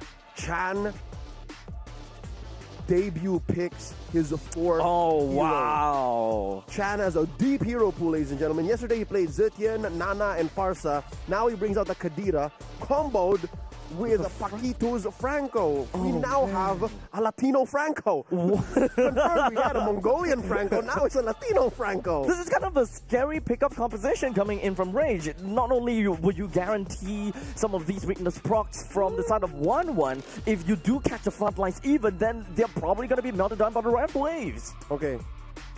At least we eventually do have the Yusunshin in the hands of Andoryu. These hooks and these waves aren't as out of nowhere because you still have the Mount Shocker. You still check where dudes are coming from. Yep. But those are two solid pickoffs that you don't know. You can't always just rely on the Mount Shocker. So Virtus Pro have to play with eyes behind their backs, behind their heads. They have to put their head on a swivel and make sure that, oh wow, interesting. Oh well, they do have kind of like a revitalize, like a a makeshift revitalize with the motivation roar. I'm not too sure about the Minotaur. It feels like he's kind of double dips onto two, tankiness and healing, not great at both. Yeah, so that is an unknown factor. A lot of things we're learning about these two teams here in this best of three. This is the upper bracket of Group B, ladies and gentlemen. Welcome to Game 1. It's Influence Rage versus Virtus Pro. I'm looking forward to Chan versus Bober. This kind of feels like this is a match against the both of them, considering the fact that having a Kadita is also a really, really good answer against the Farsa. That's true. Again, the question mark towards Bober's Farsa grows ever larger. The last time we saw him play a Farsa on a grand scale was in the playoffs of MCC, and he lost. Damn. So now we have to really meticulously pay attention to how he plays this. Looking at the emblem build, if you're wondering like what's fit for a Minotaur right now is to get out of the range of Influence Rage. Yes, there. Now, but no, it's not a support emblem. It's just straight up tank. Huh. Okay, so he just wants to be the pillar then, in this case, with a small little amount of healing that just kind of gets them around, right? A little extra. Keeps them, it's a bonus, right? Not going around it, but it's just a bonus good to have. So with that all said and done, Virtus Pro, I do want to see just how tanky this Minotaur can realistically be. Well, in the meantime, Andoriu just going to be starting things out over to the side of Jordan, but Jordan, he will go down despite having the Appraiser's Rev land straight onto Boba. Abstract. Bober played possum. He's like, oh look, I'm gonna die. Motivation roar blast you in the face. Otun fell for it, man. Influence Rage. Down by about 500 gold. Virtus Pro prompted up for this first turtle spawning. Upper quarter. Impressive work. Again, if Virtus Pro plays well with these inches, man, you give them an inch, they take a kilometer. I honestly really thought that's the metric system. It's a bit. Can we go Imperial? Honestly, I really thought that he will be able to heal a little bit more out of that Appraiser's Wrath. But I guess level 1 Appraiser's Wrath doesn't really get you back too much. But in the meantime, it does seem like we do have the turtle currently in the hands of Influence Rage. They are still trying to fight for this. While in the meantime, Influence Rage lands onto two pairs and sends one flying. Chan takes the turtle down. But Hodun just managed to almost get Pluto down. But in this case, Virtus Pro, they're going to be fine. They didn't lose anything. It is a one trade for the turtle. All right, so they're still going. And this is Bad got taken down. Petrify spent by Chan. Painful that Virtus Pro still found a way to overextend, but it's clear that when they lost the turtle, there was a mountain shocker prior to that. Andoriu knew he wasn't going to touch the turtle. So at least they just went for the turn. They took down Chino, but now it's painful because Influence Rage are gaining ground. They could have not gained ground. They could have just played it defensively, but now instead, they gave a little bit of economy to Influence Rage, affording Chan an early Sky Piercer. That's his first item. Damn. Honestly, with the...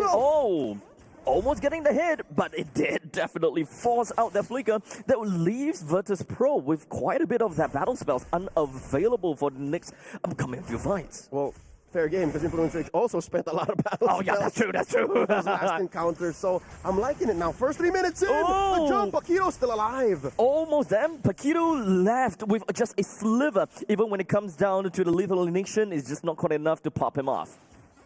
So the laning continues. Again, 3.5 minutes in, just a little bit of change. Pluto coming in to assist Super Igorka on this crab take. So gold lane, one could say, is down pat, controlled by Virtus Pro. XP lane, though, I think, all right. I think it's kind of a wet noodle fight.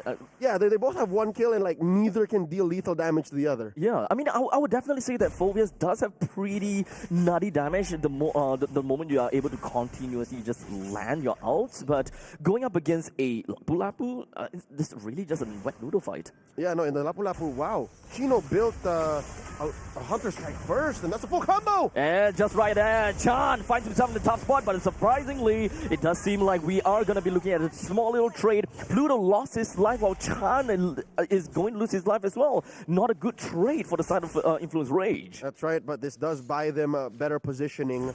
Once more, turtle number 2 goes over to the Latam reps here in the wild card. I like how they're throwing bodies. They know that the math does not add up to Virtus Pro. And Hotun now, in the early game, can still take hits from Andorio. So while now he can stand his ground, he's going to use that advantage and take objectives with it. So even if Virtus.pro seemingly have a better trade because the opponent no longer have a mage, they can actually try to fight for ground, but they're not really too interested in that. Since it's mostly about the jungle versus jungle matchup, right? Yeah. The fact that Chan wasn't there did not do anything to change the interaction between Hotun and Andorio. Andorio's not ready yet. Pluto here, about to get caught. Pluto ate the entirety of the rough waves, while in the meantime flickers forward, or rather backwards, together with the Minoan's Fury. While in the meantime, the bravest warrior is coming in from the side of Chino, effectively will put Pluto down. But Fury is going to be the next one onto that chopping block. Perhaps Paquito too, but he will expand that flicker just to get himself right out of the killing blow from the side of Bad Cot. Oh, Bad Cot's still going. I don't think so. Crossing over to the second tier. Flickering in. Does not want to take any prisoners. But Gino clipped right by the edge of the boat. All right. It was Chino who flickered out. So they understood that Bad Cot meant business. This is a man on a mission. And now it makes more sense. They were going for that mid lane at tier 1. This allows for the map to expand even more for Virtus.pro. And apparently, these turtle trades for Influence Rage aren't adding up. Not at all. Abstract, they're down 2,000. Yeah. Minimum 3,000 now. Virtus.pro, they are on a tear. In fact, managing to bring down the T1 turrets in the bottom lane as well, effectively takes down all of the T1. Free real estate right here for Virtus.pro. They can involve themselves into the opponent's jungle however they want, but they gotta have to focus on the next objective, meaning the third turtle. Okay, a tear is an understatement. I think we're downplaying how good Virtus.pro's power spike is going into this third turtle. What is this now? 3,000, 4,000 gold? I think twice as many kills as Influence Rage. And the fact that Fury is so vulnerable compared to Super de Gorka. Maybe not now, but when Super Gorka has his flicker, Fury has to pick his fight very specifically. I mean, no one. Two-man flying up into the sky, and it does seem like Yodun is going to be doing this very well. But in the meantime, a quick little suppress just to ensure that Yodun will be going down alongside with Paquito. While the rest of Virtus.pro, they are just going to go in, and they broke through like an Olympic diver for all 5 of Influence Rage taken down. He raged and raged into the night, and they all went on a nap. Influence Rage gets wiped out.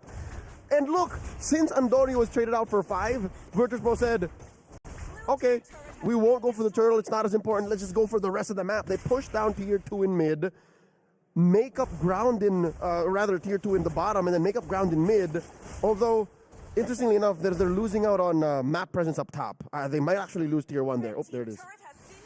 Small trades. For the fact that the 5 members of Influence Rage is down, we're looking at 5,000 gold deficit for Influence Rage. And when it comes down to the jungle matchup, Odin is currently at level 10 as opposed to Andorio at level 12. There it is. Level difference. So the utility jungler advantage is gone. It's no longer so easy for Influence Rage to say, let's batter ourselves into Virtus.pro, because now Virtus.pro hurts.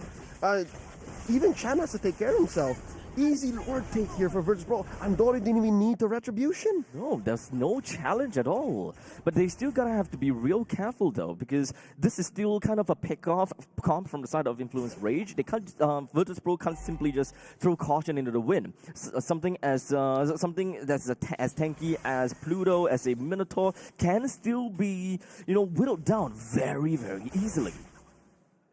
Luckily, this pickoff can come from many different ways, right? The hook, the bite, and maybe, close call there. And maybe off of Chan's initiation, because Chan just picked up a Divine Glaive. But I'm scared that the Divine Glaive here at 9 minutes isn't enough. Just that and the Sky Piercer isn't enough to put stacks on him, because he only has 1 stack so far.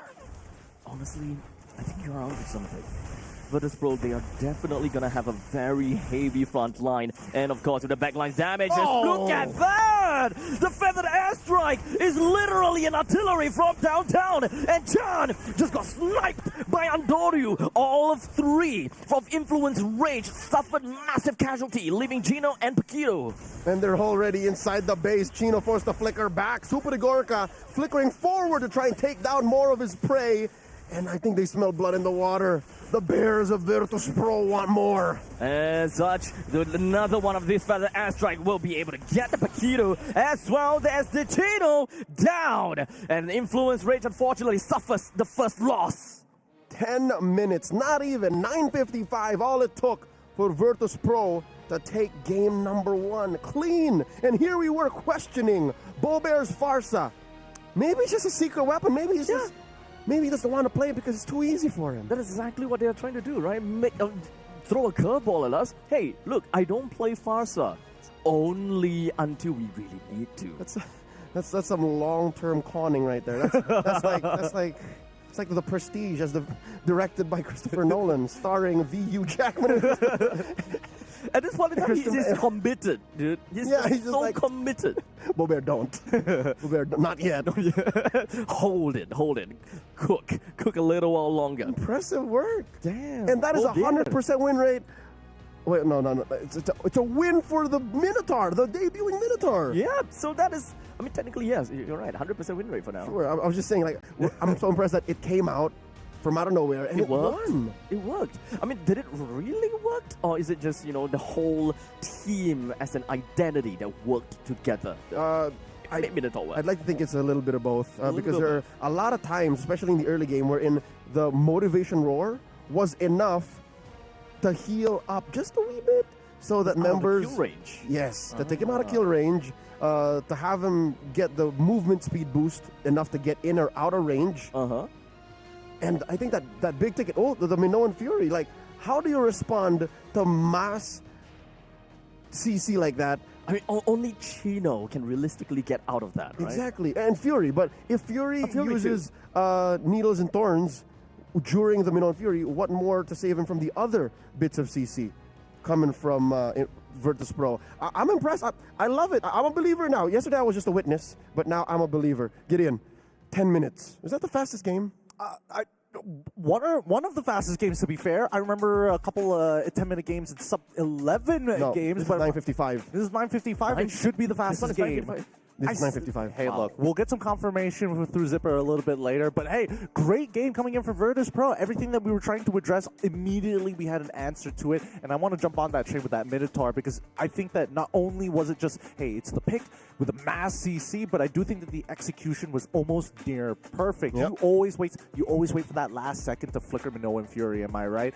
But he makes sure that he catches the tank offside. Once the tank is offside, everybody else can kind of start spilling in. Yes, Fury can't get into these fights, but I do think that the side laners made the biggest difference. Yeah. For me, I mean, Backcott destroyed that game. He was playing, immaculately. Yeah, he did die a few times wherein it seemed like he was overextending, but that's just the nature of the beast. That's just what you do as a Phoveus, right? You cross thresholds where no other hero could, and if you push your opponents back, you win, yes. If you die, it doesn't matter. You're an XP laner. You're the secondary roam. Created more than enough space for you to kind of deal with whatever you need to, especially since this is kind of the lineup that they wanted, and this is also the execution that worked out for them.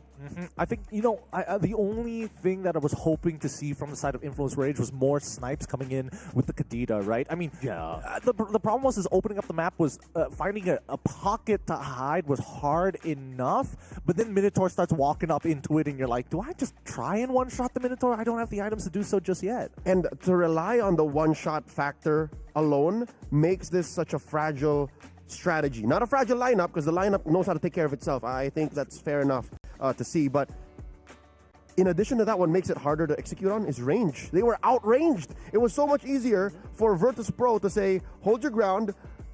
Halfway through the engagement, they're already at half health, even before we start the fight, because of the failed airstrike, because of the artillery damage that the Granger on Super Igorka was dealing. So I think that alone was a fundamental flaw in this matchup. So that's why it led to 9:55. Yeah, and not only that, right? Even when it comes down to Andoryu, he also does have some quite a good pokes going in. In fact, one of them sniping out the Kadita. Yeah, there's only so much you can do. I do think that the side laners were kind of struggling, but I think the item builds were also kind of weird. First item Sky Pierce coming in from that Kadita is a little greedy, as some may say. But with that being said, though, that's only the very first match. There's still more to come from both Virtus Pro and maybe the revenge of Influence Rage. Game 2 going to be happening right after the break. We'll catch you right after these messages.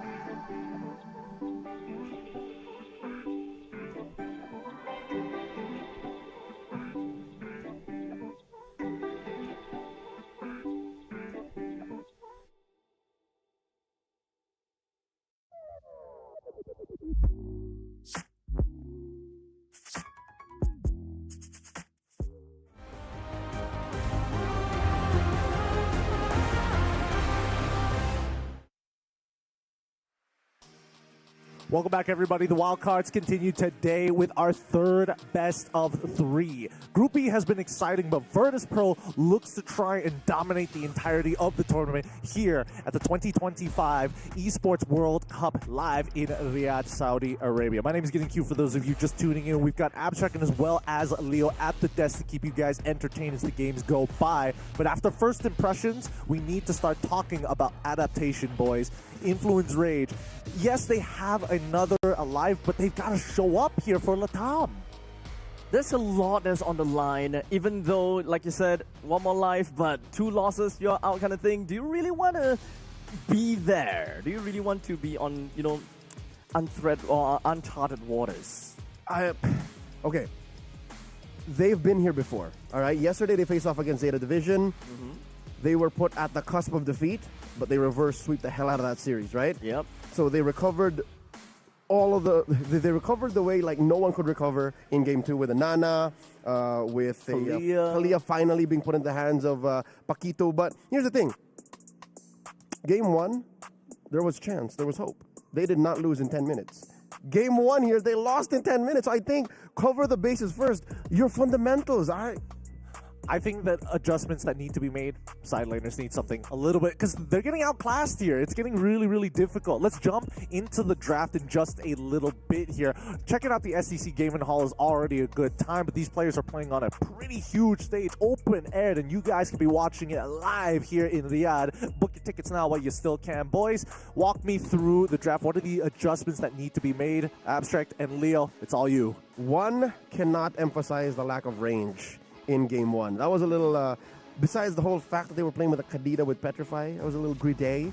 The whole idea of, we're going to get you, was greedy enough. Like, they were at least expecting Virtus Pro to meet them halfway, but they did not. Virtus Pro did not meet them halfway. At least for the side of Influence Rage, what worked for them was just pure pickoff since game 2 against Zeta Division. And I think that they are leading towards that direction. But the question is now if whether they are still going to try for that same kind of idea going up against VP, because they want to catch, but in that previous game, Paquito didn't manage to land much hooks, if not any at all. It was for them to even get the pick off. He was biting down where it mattered, but it was so difficult to capitalize because, again, the nature of that lineup and how it interacted with what VP was playing. So now Virtus Pro can respond in a very similar way because, if I'm not mistaken, the draft looks about 100% from back then. Exactly. Game 1. This is deja vu. Deja vu. And in fact, even the first pick of the 1-1 is still the same as well. Influence Rage does seem like they put a lot of emphasis onto 1-1 at this point in time. That's Fury's 1-1. Yes. Lapu is still open. So in fact, I think that they will still kind of go towards that. Oh, but no, a little bit different here. But they still don't have that range that you were talking about. Yep, this is still mid-range at best. But, you know, for being conservative, for Influence's Rage's sake, so that they understand how important this is short range. This is very short range compared to the artillery of Virtus Pro right now. This slot earlier for Virtus Pro, this is not where the Minotaur showed up. Minotaur showed up in Phase 2. Phase 2, yes. In fact, the Gato Kacha. Okay. So adding an additional bastion over to the garrisons. This is where the Minotaur showed up. Was it? Or Phoveus is where the Phoveus Phoveus, yes. So now it's a good thought. Phoveus is still out there. You can still pick the Phoveus. And what's crazier is Virtus Pro, they did not ban the Zetian earlier. So now they don't care either. Like, they can just attack. Oh, right. XP line in the roam now. So no Zetian, because Influence Rage already have the Juicin. What the kind of answers that they have gotta have to lie in the XP or the roam position. So all of the utility gotta have to go to either one of these two or both of these two. As it is between the Fredrin and the Zushin, they can maybe pick, again, an Enchanter support. We're looking for that for a while now. The roam spot for Paquito. And then in the EXP, you can also kind of split up that responsibility. You can give, again, the Lapu-Lapu. Like, I would like that. Or something like a Terizla or in this Arlot. case, I think the way that they should go with is gotta be the Yuzhong. if they need a way to engage and a way to stop the feather airstrike, the Yuzhong seems like the most viable option for them, at least to start a fight, then the rest can kind of slowly flow in. Yeah, it's like a backdoor into the main frame. Yes. Like nobody can stop you. You are going to find either the Farsa or the Granger, one way or another, with a Yuzhong. Does Influence Rage have that in their back pockets? Can Chino bring out his El Dragon? Oh, I do like that. But follow-ups, that's what I want to get into. How do they make sure that he gets out? Yeah. So what are the other possibilities? When it comes down to the Roman category, you have the Yuzhong go in first. Matilda. Who's coming? Matilda Yuzhong, maybe, if they want to fly like and that. it kind of helps with the Fredrin as well. Yeah. Also gives them 1-1 a way out. But let's see. Two way outs, you know. Exactly. Virtus Pro finally bans out the Franco. So no Latino Franco. No Latino Franco. So far, is it just me? So far, the only successful Franco is Shenlin in the wildcards. I mean, so far we only had 2 Franco plays, right? Yeah, so it's just Shenlin now. It's just Shenlin now with 100%. Shenlin. Rage here taking out the CC. So they're clamping down on XP lane picks. Yeah, that's a Yuzhong that I'll be looking for. They want to... This is a Yuzhong setup. Yeah, they want to ragdoll the lane. They don't want a CC to stop them at this point in time. I don't think that they're going to go for any other utility ones. In fact, damage is something that they're lacking, considering the fact that it is a Juicing after all, right? Yep, doesn't deal much damage. It's more utility than anything. Virtus Pro, they got one more slot here. They do not have an XP laner nor a jungler. Oh, VP can actually totally steal that. Are you Zhong? Yeah, they can totally steal that. Yeah, no, you would be hurting the 1-1. And giving the Zushin a little too much to think about in your face. So they're keeping that close to the chest. Maybe not quite yet. This does open up the Lancelot. Lance. And Doryu picking up the Lancelot. Okay, so that is going to be their priority. Now, the final question. Is it actually a Matilda plus a Yuzhong? Those are the options. Those are the logical picks. Logical, but the other less logical ones, Lapu Lapu is always a very consistent, it's always something that I would say you can't go wrong kind of hero. And when it comes down to Roma, since Paquito is such a playmaker... Is this an Angela lineup? No way. Again, that's a supporter role. That's an enchanter support, yeah. Yeah. So you can put the Angela in Rome, and then Lapu Lapu, Yuzhong, whatever. Make my day. You can put anybody there. Okay. Leo the man! Angela did pop up, and it also is going to be the Lapu Lapu. So they're not looking at a very clear file way to deal with the Farsa, which actually kind of still leads to the problem that they had in the previous game where the hunters will go in. All right, the difference from them and Mongols is Mongols only one speed yesterday. Influence only know one direction here. In your face. Straight up. The answer by Virtus Pro. They close up their draft with an Esmeralda. Throwing it into the face of all these shields. Angela, shields. Zushin, shields. Lapu Lapu, shields. She's happy. Okay. She's happy. All right, Virtus Pro. They definitely win the draft for this one. Even though I love the Angela, but... You like the answers more. Yes. Because it's so much more sound. Yes. Ladies and gentlemen, this draft has gone... in the direction. Yuzhong? Again, that's how wide open this meta game is, Abstract. My goodness. I guess comfort over meta. Okay, at least we saw both directions coming, right? If it was a Yuzhong, you would have been right. Yeah. If it was the Angela, you would have been right. Man, we're pretty good at this. Yeah, I think we should be casters.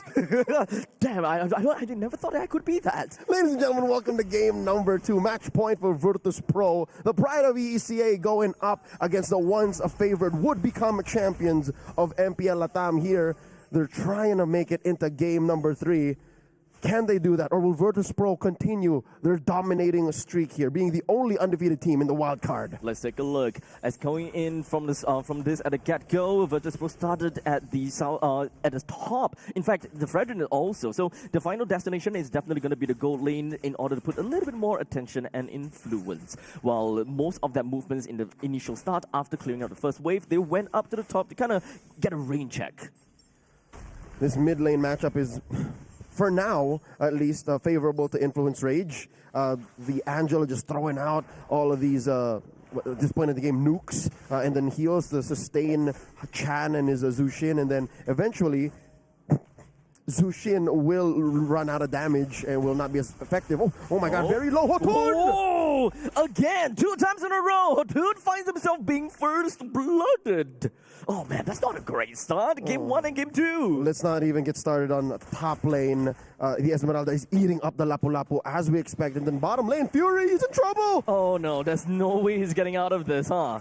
We got Pluto tank the first shot. The wave comes in and goodbye to Few. I spoke a little bit too soon. Okay. Phantom Execution executes the 1-1. Multiple losses on all fronts. Top lane, Chino falls. Bottom lane, Fury falls. Up next on the docket, Paquito and Hotun. Virtus Pro. Hotun's is 3. Oh my lord. Virtus Pro are bearing, they're standing and stepping down onto Influence Rage's neck. Hotun almost goes down, doesn't even have level 4 yet. Oh man, we are only 2 minutes into this game and Virtus Pro seems like they are burying Influence Rage alive as now Bad Card immediately pushes the Lapu Lapu away with the Feathered Airstrike to create a little bit more zoning. In fact, Pluto also has zoning in his kit. Chan already used the Crimson Beacon, dashing back away from the fight. Virtus Pro now sitting at 2,000 gold ahead. I was like, is this not the biggest lead we've seen at the 2-minute mark? This is absolutely the biggest lead, right? Naturally, if you want to play a very aggressive lineup, something that we'll always see from the Indonesian meta or the Malaysian meta, you want 1,000 gold lead every minute. The moment that they continue to go on with this, they are on the right curve in order for them to end once again sub 10. And things are getting out of hand at that point. So you're going to go into panic mode. You're going to try to go for survival. And for once, wow, Chino is winning this lane here, but he is forced to use his ult. All this while, Badcut's holding on to his own. Badcut doesn't care. And his HP is back already. It doesn't. He literally do not care at all, man. This guy, he's literally holding on to his lane very well. In fact, 1v2, almost there on the Paquito, but he did at least manage to force a very valuable flicker away from the Angela. Okay, mind you, macro-wise, Paquito lost nothing on that. He's get the retreat, and then Heart Guard. Where's the Heart Guard? Heart Guard was even used, I think. Right there. Oh, there we go. Okay, so he didn't use it in the previous one. He was using it right now. Badcott finds himself outmatched against the Lapu Lapu finally, I suppose. But now the sandwich happens as Influence Rage finds himself right behind the Virtus Pro. The focus is number 1 on the Super Igorka, only for him to flicker himself away. While Bober just goes into Feathered Airstrike and put out an artillery out over to the side of Influence Rage. While we do have Fury also with that crossbow of Tang. Oh, wow. Super outnumbered, Virtus Pro are. But all this while, what does this buy for them across the map? A steal. Andoryu commits Grand Theft Purple, taking away resources from Influence Rage. They badly need this. They're now at what? Almost 3,000 gold ahead, and they're still going for the turtle. Can Influence Rage contest this? I absolutely not. Hodun is currently 2 levels behind of Andoryu, and he's not even tanky enough. In fact, take a look at this collapse coming in from Virtus Pro, trying to bring Gino down as much as possible, but a good flicker plus a stun over to Bad Cart, and even for Bober, popping off with the Feathered Airstrike just to zone everyone else away. No way Influence Rage gets close. Dear God, the tweaks to Lancelot's kit is evident now. Top lane, look at this, Bober! Influence Rage finally comes back and gets a good fight against Bober. Now Hodun is still in the fight though. He definitely do not want to get a little bit too close to Andoryu as well as Bad Card, but the top lane is slightly pushed out. This will be a 4v2 unless Hodun goes down. Andoryu is just way too far ahead. He's dealing damage that Influence Rage cannot comprehend. A push in mid. Chino trying to stop the bleeding there. Fury looking to get the pop off here. He has his ult. He has an Inspire. Can he do it? Honestly, here we go. Phantom Execution will be able to stop Fury from the back crossbow of Tang. Well, Bad Card, he's just walking away. No problems for this man as Bober and Pluto zones everyone else to ensure that there's no chasing available. Bad Caught gets away with it. He walks. Virtus Pro continuing to slaughter through Influence Rage, whether it be at the cost of something across the map or for just $3.99, 6 minutes into this game. 3-4, yes, the score is, but look at the map. Look at the gold lead. They're holding strong to this 3,000 gold ahead. This macro game from Virtus Pro is absolutely disgusting, right? Because every single fight that they take, there is a motive and there's something that's going on the opposite side of the map. No matter what, if Virtus Pro is buying time out of Influence Rage, something else is happening across. It's just way too fast. Virtus Pro playing off the tempo that they did in game number 1. Again, unofficial just yet, but 9:55 might be the fastest game in all of MSC just yet. All of the wild card, and Virtus Pro are keeping up with that pace. 15 seconds until the final turtle spawns. Again, none for Influence Rage thus far. I'm guessing they're going to try to contest still. With an Angela lineup, you have no choice. You have to try. They have to, right? But level-wise, though, 3 levels behind. Realistically, it's kind of tough to see them being able to, but great taunt coming in from the Gatakacha just to make sure that Chino would not be able to get himself away. But this is what we want from Chan. He does have the hot gun on him, and of course, the Crimson Beacon sends him flying in right in front and will be able to deal with Super Igorka. Literally, this is Chan at its finest, bringing down Pluto next one. Too many shields on the Zushin, and they're not done. Gets taken out. You have managed to bring yourself into the third turtle. Influence Rage, I didn't think that they will be able to win in the fight, much less win the turtle. The Nightmare gets shot out. They wake up, they open their eyes and say, it's go time, gentlemen. Andale, we can't allow Virtus Pro to do this to us. And I couldn't believe they did it off the back of Chan. It was all on the back of a Crimson Beacon and just straight up sprinkling magic damage and CC everywhere. Now that I think about it, Super Igorka don't have got any of that mobility to get himself away from the Crimson Beacon plus the Lantern Flare. And honestly, Chan, he's pretty tanky with all those shields combined. So Virtus Pro, I think Badcott gotta have to keep an eye onto Chan from this point onwards. Yeah, to be honest, Badcott is the one hard stop. No one from Virtus Pro can actually answer to what that was. The Chan and Paquito combo, the Angela and Zushin. So if once Badcott says we're ready, that's all Badcott does. Anything comes up mid-fight, once he sees that heart guard, he just changes to targets. Like, I will dance around you. With the itemizations going on about Virtus Pro, it does seem like the Granger is just a tad bit ahead of the one word, and Virtus Pro trying to be very aggressive on top of all of that too. Given that, Virtus Pro have to find a way to funnel some resources over to Badcott. Because now Badcott becomes all the more a priority. Right? He becomes that much more significant. Yes, the game changer here. Now knowing that the one way Influencer can turn things around is off of the Hearthguard on Chan. That was the most lethal thing we've seen Influence Rage do in this whole game, maybe series. Even Fury wasn't as scary. Honestly, they just gotta have to cycle that part over and over again until Virtus Pro finds an answer. So instead of a pause 4 Esmeralda, immediately we have that switched up for a pause 3 Esmeralda. Badcott gotta have to be right in the face of Chan, especially since it is going to be an aggressive Crimson Beacon, leaving Chan with nothing but a flicker. In fact, Chan picking up the flicker is a testament to the fact that they know that this works and they will pull it off. Yep, there's really nothing to purify here. It's not as important. Repositioning is going to be more important as the Lord stands now. Both teams actually have a fair chance at getting it. Andoryu securing his orange first. Will be the same for Influence Rage, but the other way around, the purple for Hotun. And now the dance begins. Pluto first, Chan. I can't believe it. Chan is the linchpin of Influence Rage right now. Never would I have think that a Juicin will actually get to that point. That is kind of scary. Let's take a look at items. Glowing One, and of course, Sky Piercer. Yeah, there's not enough money on Badcott to do exactly what we're asking of him, what Virtus Pro needs of him to be able to stop the menace that is Chan's Zushin, who, after that one turnaround, said, forget about it. Let's build the... oh my God! Oh no, Chino! There it is again! All the way to the back, but in the meantime, Chan is exactly what we are talking about. Again, the victim to this combo, Super Igorka. And they lose, as expected. Badcott, again, he's not ready just yet. Might have to surrender himself, concede to Chan. But look at this.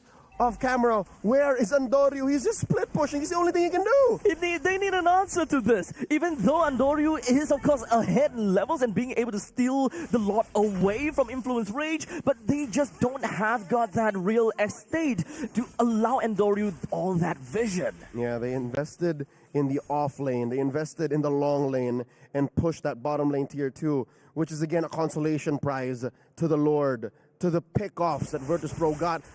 This was such a deep dive by Chan. It started with him hunting down Super Gorka in about the same spot and then moved over to near the lane, taken down another, and then that's all she wrote. That's all Influence Rage wanted to do. It went straight for the Lord. Bad Caught, there's just not enough resource on the map to give to Bad Caught. There's nothing that they could do except to kind of deal with the lanes bit by bit, right? And that also means that they're gonna have to extend the game as long as they can. Imagine the amount of gold lead that Virtus.pro had, only to be foiled by a single Angela plus Juicing combination. This is what teams like Team Falcons were going for. They wanted to play this kind of Zushin Angela combo on Andoryu. River Brush gets spotted out. But it's not going to be too much of a problem. We do have the creep waves coming in, and it does seem Andoryu wants to do a little bit of something. But I think it is a little bit of an overcommitment, as now at least they managed to get a kill down on Hoden. If they're able to fall back, that's perfect. Free pickoff here for Virtus.pro, and they don't lose much of the map in pursuit of this kill. Hotun falls. Unfortunately, it won't really mean much. It's just there to try and close the gap. Minimize the gold lead that Influence Rage has. Currently sitting about 2,000 gold up. And at least they're putting a little bit more gold and resources on Bad Caught. Bad Caught now just under 1,000 behind Chino. So he's on his way, I believe, to a Queen's Wings, this must be. Probably so. Still at 6.6 thousand gold to his name. Well, in the meantime, the Lancelot is also playing that old school Lancelot build, so full out damage going on for him. Still 55 seconds until the lot happens. Now, Virtus.pro still gotta have to answer that one question. How do they actually realistically deal with Chan? With a massive amount of shields going on, even if Virtus.pro just focuses everyone and just single target over to Chan, I don't think that they have got what it takes to actually bring him down. Yeah, if that's economically efficient, or if that'll solve the problem, right? Because it's all theoretical at this point. But I don't know if at the time there was a halberd on Super Gorka when they last fought. Because Super Gorka now has a halberd, and now there's a dominance ice on Pluto, and a glowing one on Bober. Those three things may be together. That might be enough to put down the shields. Andoryu chasing Paquito! But of course, the Winter Crown is just going to be popped, and a quick Angela's out. Also, their hot gut allows her to get out of dodge, while now Chan is still onto the sides. A little bit of a choke point, but now they lost that Winter Crown. They lost that the ultimate coming in for the side of Angela as well. But Andoryu found himself a little bit too deep into the battle, as such his will go down. Fury is still going to be hanging around, but Bad Caught finds himself right in the face of Fury. Virtus.pro with only 4 members down, 4 members left. They're gonna have to continue on to this fight, or they're gonna have to back out. Pluto, next one, chopping block, while now Bober flickers himself away, wings by wings, ensuring that he will be fine. As now the hot guard is back over to the side of Chan. They are just trying to do their absolute best. Look at an insane amount of damage that somehow Chan is able to deal over to Bad Caught. Bad Caught still running. 3 members of Virtus.pro send themselves away. Influence Rage, they lost the battle but won the war. I get what Virtus.pro was going for. I get what Andoryu was trying to do. It started here in the bottom lane. He tried to threaten Paquito and said, Paquito, use your heart guard now, and he did onto Chan. And Chan tried to start a fight that was early. Mal-timed. It wasn't very well timed and placed. And then that gave what, a 15-20 second window to Virtus.pro to try and pick a fight, and then it lasted a little too long that they weren't getting what they wanted, and Influence Rage got the cooldown again, and it led to the hard guard on Chan once more. And then it was all over. It was too late. We gotta have to also consider the fact that Angela will definitely get cooldown reduction the moment that someone goes down. As now Influence Rage, they will ravage through the entirety of the battlefield as Virtus.pro find themselves with the back against the wall, while Chan, this man, is on a rampage as he now gets himself a double kill. Make that a triple. Very potentially might be able to get himself a big one. Maniac with Andoryu, the last man standing, and he might very potentially be able to do something about this. Fury goes down. Wait, Hoden goes down as well. As now a Savage coming in And now it's just a matter of time. Influence Rage once more takes us all the way. The corpses of Virtus Pro lie beneath their base, and we're going all the way. Game 3! Whoa! As the corpse litters the battlefield, Influence Rage met themselves with such a tough start. Hodun found himself down and down time and time again. But the moment they found that point in time where they show their cards, the Angela plus Juicin combination, they have been unstoppable. It didn't matter. Apparently, it was a core Jushin in the most weirdest of ways. And no one saw that coming at all. She was a force of nature, man. Chan decided to put the beacon on you, and there was nothing you could do about it. You were either going to die or get thrown around like a rag doll. Even if you saw the Esmeralda. Yeah, no, it was just taking everything. Bad Cock was a band-aid for a bullet wound. Like, it was not going to solve the issue. You were not going to walk away from that. Realistically speaking, we all just wanted to see Bad Cock being the answer. But he was the only logical answer. But it wasn't enough. Was it really about the money? Was it about the money? Yeah, I think money solves a lot of things, right? But in that case... In that case, I'd like to think maybe not. You're right. What if he did fully build? It's just that the shields on the Zushin and the kit that was coming out of this ethereal figure was just too much. You're right. It was just too much. Like, sure, deny the shields, but you were going to die. Take it away. You were going to die either way. The Sky Piercer had enough stacks on it. It's a massive curveball. Is this the first Savage of all wildcard? This is the first Savage. All right, Virtus Pro didn't score no Savages last night, so yeah, they are the best team. The first Savage by Chan. This guy blew me off, and I don't even know what to say. Look, this is the point in time where we just immediately saw that. Abstract. Chan joins a very elite list of players to have scored a Savage in an international event. There's just a handful of them now. I know the M Series Savages, but what are the MSC Savages? Right? That's also a very small list of elite players. A very select few, and Chan now joins those ranks. And in the wild card. Andoryu tried to deny it too. I like how Andoryu was like, Thorn Rose, I'm not going down like this. And he got 2 kills, so I think that's actually pretty valiant effort coming from Andoryu. Yeah, I think the kids would say NT. Type NT in the chat. Like that's where we find ourselves. Getting you see that Savage? I did see that Savage. Woo! Very impressed with everything that Latam has to offer. Influence Rage, great job at bringing this back, pushing the score 1-1 against Virtus Pro, because my God, that early game was heavily in the favor of Virtus Pro. Everything was going well for them, but it's all the small things put together, right?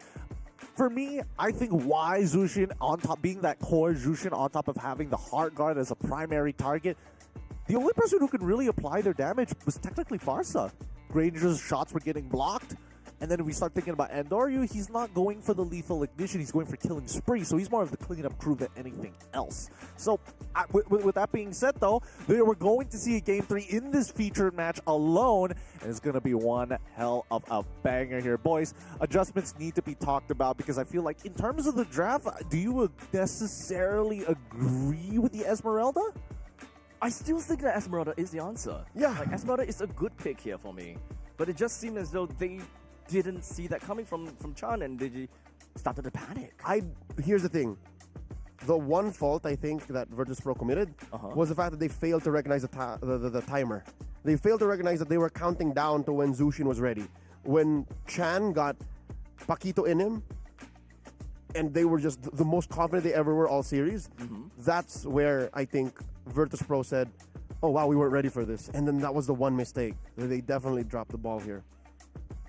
Could have been a change. I mean, I don't know. I would have liked to see a more high damage oriented EXP laner. I think that was the only adjustment I would have thought. Again, Esmeralda, not the biggest fan of it. I understand with the shields and everything, but if they had just a wee bit more damage, I think maybe they could have prevented not only the Savage, but maybe turn and close out that game. I don't know. It's a lot to discuss. We will talk about it before we go into our next game, but we're gonna go on a short break, and when we come back, the conclusion of our third series of the day. Don't go anywhere. We'll be back right after these messages.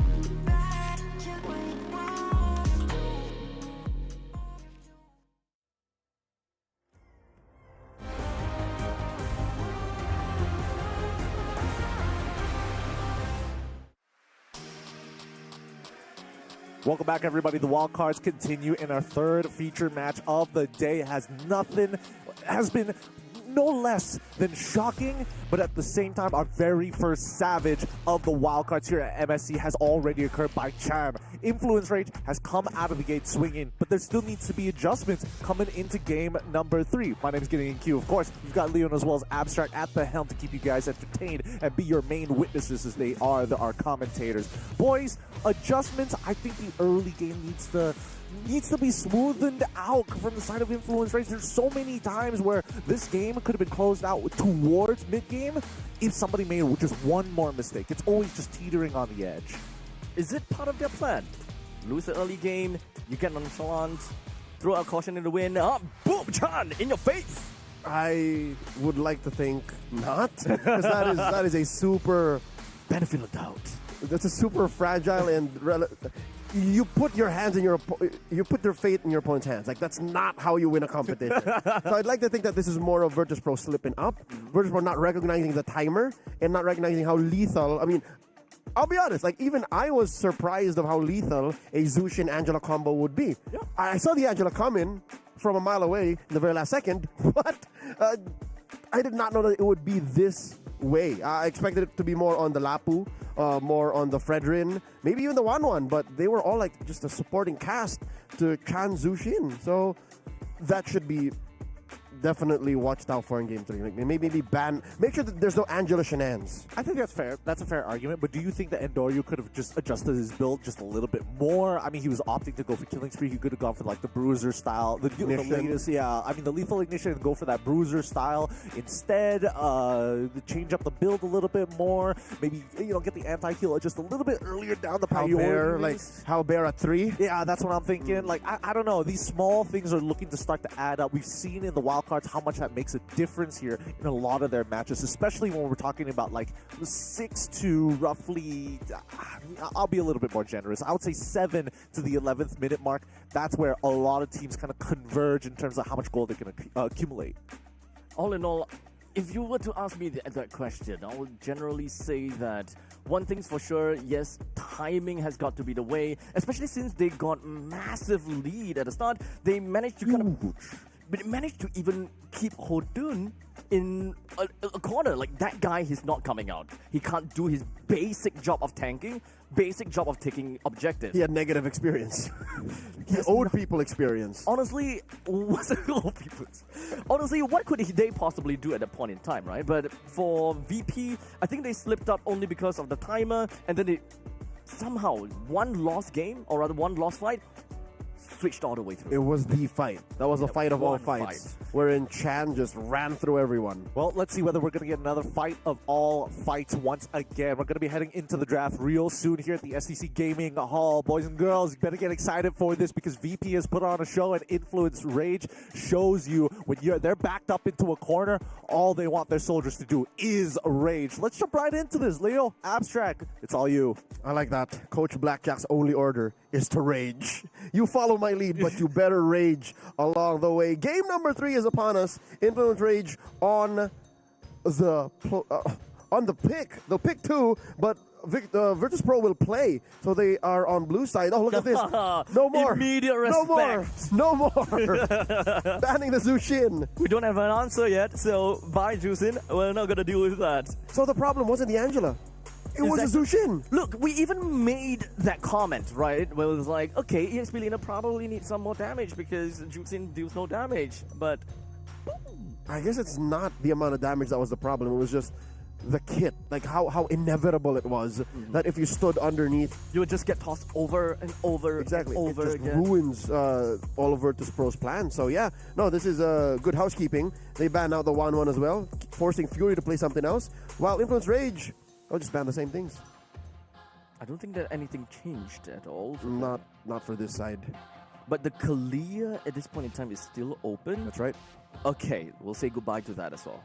That was my only, one of the only things that I would believe that Influence Rage would highly capitalize on. Yep, those are respect bans. Again, that's literally Chan, Fury, and Paquito. So with all of that taken out, the first pick will go over to VP, and generally when it comes down to VP, Uranus is also taken out, so that is out of the picture. 1-1 is out. I would assume that having a Yi Sun-shin will always be a great start. No, we forgot Baksha's open. Baksha was banned in the previous series, but previous games, but now here it is. Hard flex here. We don't know where this is going. The answer by Influence Rage, putting a Farsa in the hands of Chan. And I'd reckon... The Baksha blocks out so much. Yeah. It's so good. You wouldn't really want to go too much regenerating this kind of thing based on that first pick box here. Oh, do you go Granger? Do you go Farsa Granger? Honestly, Granger? It's safe. Yeah, it's safe. You don't lock yourself into any form of composition just yet. But you also take ensure that you give Fury the pick that he wants. Oh, wow, no. They're picking their foundations first. Okay. This is the Hotun's Fredrin. The hero that we could have sworn was just bullied into the ground, buried, but no.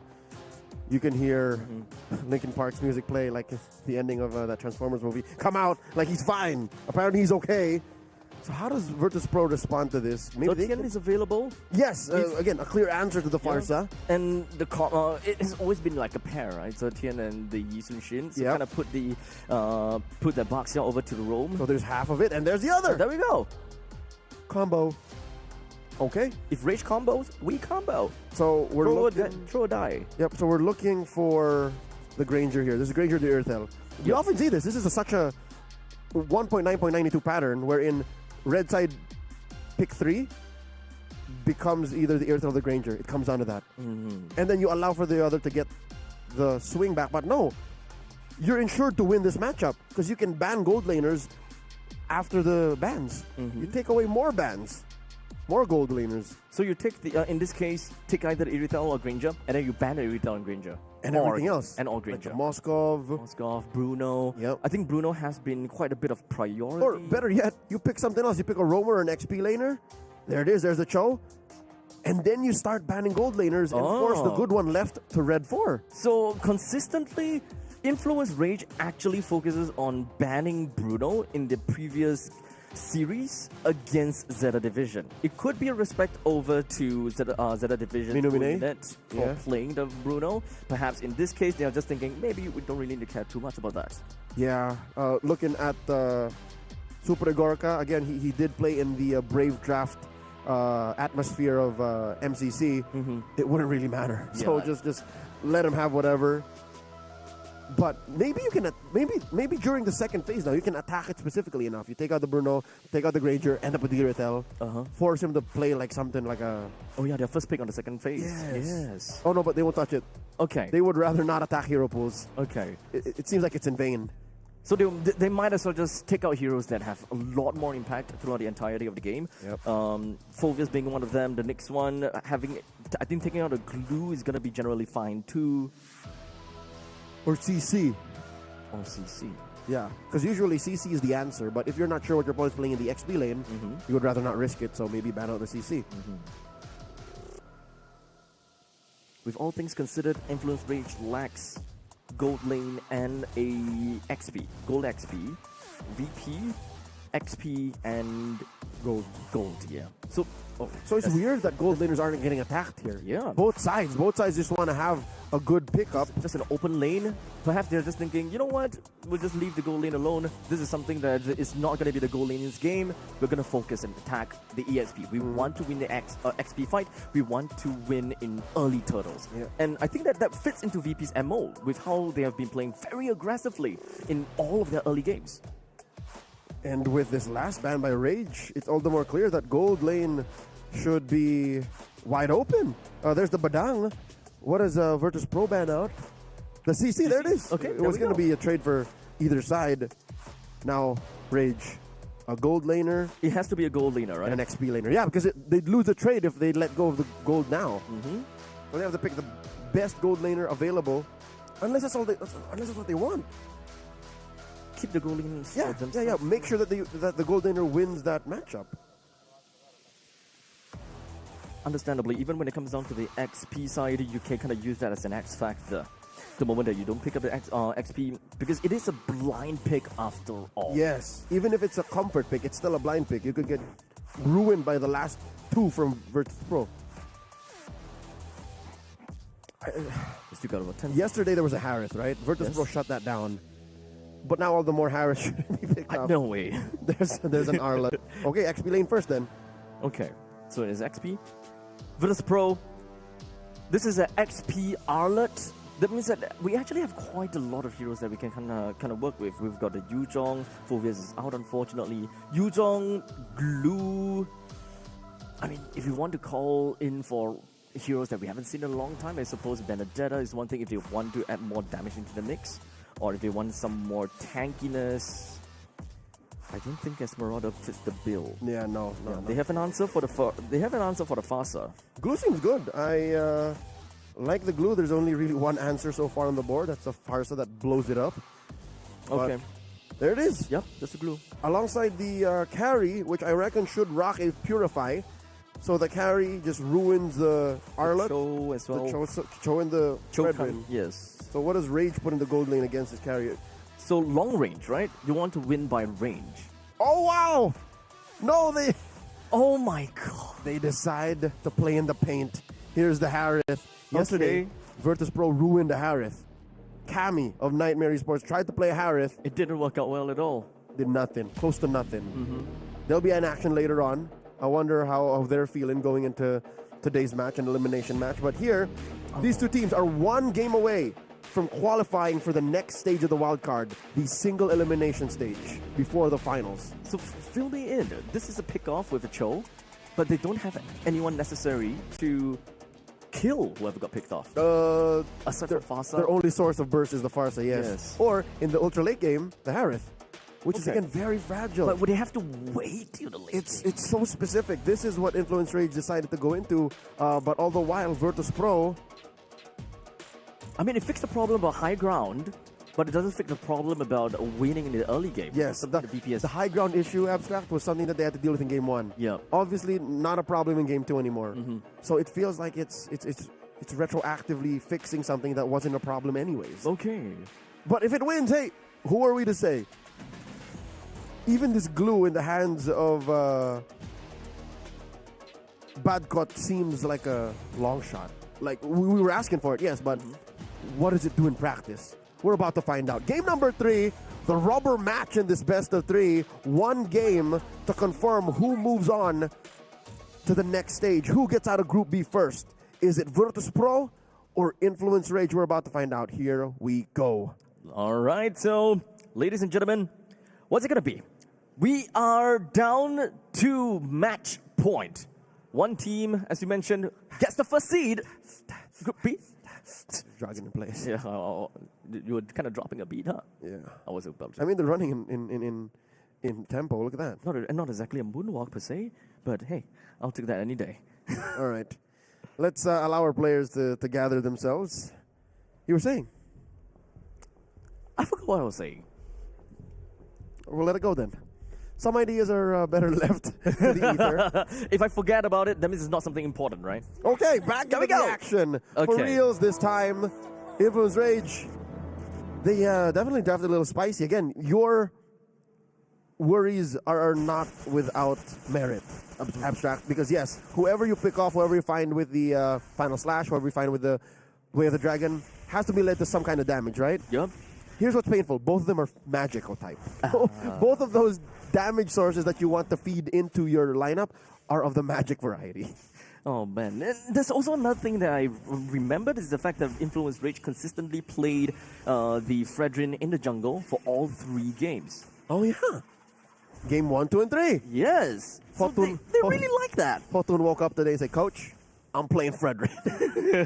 I'm not looking at any other heroes, despite the fact that, jungle hero pool right now is kind of huge, with very varying styles and varying ways to kind of dictate the team games. But Paquito, here in the middle lane, just going to be getting a little bit of a buzz onto, or rather a little bit of a harass onto Bulber, only to find himself harassed himself. That's a technical knockout on Paquito, getting sent home early. The recall, allowing for massive rotations from Virtus Pro. They're sending over Pluto to check on Hotun. In the top lane, though, the gold lane, we see that Super Gorka is actually winning, pushing Fury up behind his wave. Oh, I just realized also another thing that having a Cho really good for is you constantly deny Bulber's passive. Oh, yeah. There's nothing they can do anymore. Because you'll always be in your face. Yeah. You have a free entry and a free exit anyway. So this is a Zetian who, in some sense, have got no passive. Yeah, she's about 80% of a Zetian. All right, first turtle spawning. Lower corner of the map, first to the scene is Influence Rage. Pluto trying to put a beat on him. Oh, spots 3. Oh, perhaps this time the first blood will go to the side of Virtus Pro instead. Yodun, he's currently very, very healthy, as now the final slash is just going to be going out and connecting down on the 2. Pluto finds himself down to the hands of Paquito. This is something that is very different this time, while the grab is just going to be coming in from the side of Gloom, latching on onto Paquito. He's almost dead, but he does have shields, and of course, finessed himself right out of that. And here's what's painful. Bobert already pressed the Phoenix Fury, so that means any and all magic damage has been expended from Virtus Pro. So this puts them in a very bad position, very difficult early on. Influence Rage, apparently, they don't just have to rely on that single pick-off potential. They can just smother you, Abstract. Influence Rage can smother Virtus Pro in the early game. So whatever it is for the start of Influence Rage, with that 2 kills on their end, they can kind of play the long game in some sense. In fact, they kind of have to. Chan will definitely pop off in the mid stages of the game, but in the early stages, I'm actually kind of surprised at the fact that they managed to do that, that. They can just keep playing this way up until they feel like the scaling of their main 4 aren't enough, and then that's where they get the Harris to join in. Paquito cancels the other half of the Way of the Dragon. Here comes a Feathered Airstrike. Yeah. Both teams actually skittish. It's not really interested in committing to that fight. It's more of like, get out of my face kind of thing. Influence Rage back at it again as they just go straight into the face of Virtus Pro. But the Fury of the Phoenix will be able to land onto Hotun, but he will walk away with that, no problems. But Pluto expanded the Revitalize just to get out of that. Another nothing fight. That was literally just, as you said, get away from me, I don't want this. Influence Rage knows that they have to buy time for the Harith, but if anything, we saw a moment of him dropping the Zaman 4. So, yeah, Fury's not taking this line down. Fury wants to prove to Virtus Pro that, hey, what you did to the Harith yesterday was a one-off thing. We're picking this Harith. We believe that even if we already have another core in Chan on the Farsa, there's enough here for us to do with the Harith. So it just takes a little bit more time for them to deal with, and Influence Rage doesn't want and doesn't allow Virtus Pro to take the aggressor role, right? As long as they have first dips, they will be strong enough. Oh, there we go. There is going to be the kick, and of course, the single out over to the side of Bad Cards. One person down already, and no more influence from the EXP for this upcoming turtle fight. And that's another open and free turtle for Influence Rage. Is this not the pattern that we see Hotun play all series long? Like, he knows one of his main strengths as Fredrin, as a utility jungler, is control of these turtle pits, these lord pits. So he's just taking care of that. He's making the most of it. And now, is that right? Did I just see Chino build his Thunderbelt? Chino... Was that Chino? I would like to believe so. I would like to believe so. Yes, it was. Okay. Relatively fast. So you should be able to scale pretty effectively with all those defenses coming in, and it just need to be the same thing. Just play together with Pakiru and just be in your face all the time. Oh, interesting response from a spread to a final slash by Chino down bottom. Okay, Fury the Phoenix still well held. That was a Mountain Shocker, revealing everyone from Influence Rage. Still a question of when will Virtus Pro decide to kind of pop off? To clap back, yeah. Well, what are they waiting for? Way of the Dragon. Only to always be the one that gets hit. They're mounting themselves a garrison and hoping that they will be able to hold out. But that's not going to be the way, because all these kicks are always finding themselves within of the artillery. Abstract, even without Fury. Fury didn't leave the gold lane. He hasn't left the gold lane for the better part of 6 minutes now. They don't even need him at this point. They have 4 kills. Yep. So us questioning where this damage is coming from is invalid. Influence Rage are smothering a Virtus Pro. Once again, there's enough between Chino, Hotun, Chan, and Paquito to threaten so many kills. 4 now, 6 minutes in. On Doryu, what is he thinking? He has Bad Call with him. And it doesn't seem like he have a lot of HP to work with. Half HP left, and it's going to be the grab to pull Chino a little bit closer, only to get Endoryu. Just one more hit, though, and now he will go down, and the turrets does not manage to execute either one of them. That is Virtus Pro's first kill. Mind you, they did spend a duo to try and gank Chino there. Just for Chino. Luckily, all they lost was a top lane tier 1. And of course, maybe the turtle. So that means 100% of turtles go over to the Latin squad from Influence Rage. Oh, the kick by Paquito, forcing a response. Oh, 2 fights! Oh, Hotun finds himself down, and in the bottom side, Paquito finds himself dead as well. Super Igorka took advantage of all of that chaos and takes the turtle down. So no 100% for Influence Rage anymore. So now Virtus Pro clap back. We were waiting, and here we are satisfied. 7 minutes is when they do it. They get their kills, they get their first turtle, and they get their first push down bottom. Patience is a virtue that Virtus Pro decides to employ. Influence Rage now, they have to find a way to get Fury involved. And they're sending Fury away from the rest of Virtus Pro. When does it become Virtus Pro's turn to be the beatdown? When do they start chasing Influence Rage? I think at this point in time, the upcoming Lord, that is where they will start to take up a fight, right? Andoryu at level 11, I think that is more or less ready to take up a fight against Influence Rage. As long as they have dominant river control and just keep Influence Rage within of their jungles and just hold out these lanes, I think that are pretty okay. They should be pretty happy about that. But with the first priority, definitely going to be T1 turret in the middle lane. But in the meantime, Pluto finds himself being the victims of Influence Rage aggression once again. There's absolutely nothing the Bad Card could just possibly do here. All right, 8 minutes in, even with Virtus Pro showing signs of life, showing a little bit of teeth, Influence Rage are implementing the same strat. We're going to smother whoever we can, whether it be a chunky hero in Pluto or maybe something that's a little more sustainable, soft, but eventually we'll kill him like bad cotton in the glue.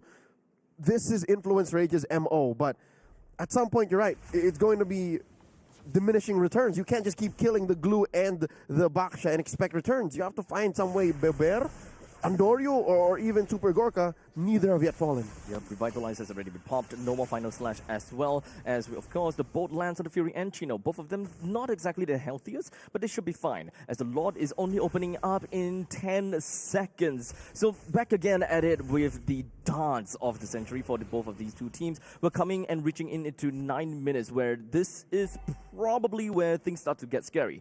Since both teams have equal economy, it's all about these teams' power curve.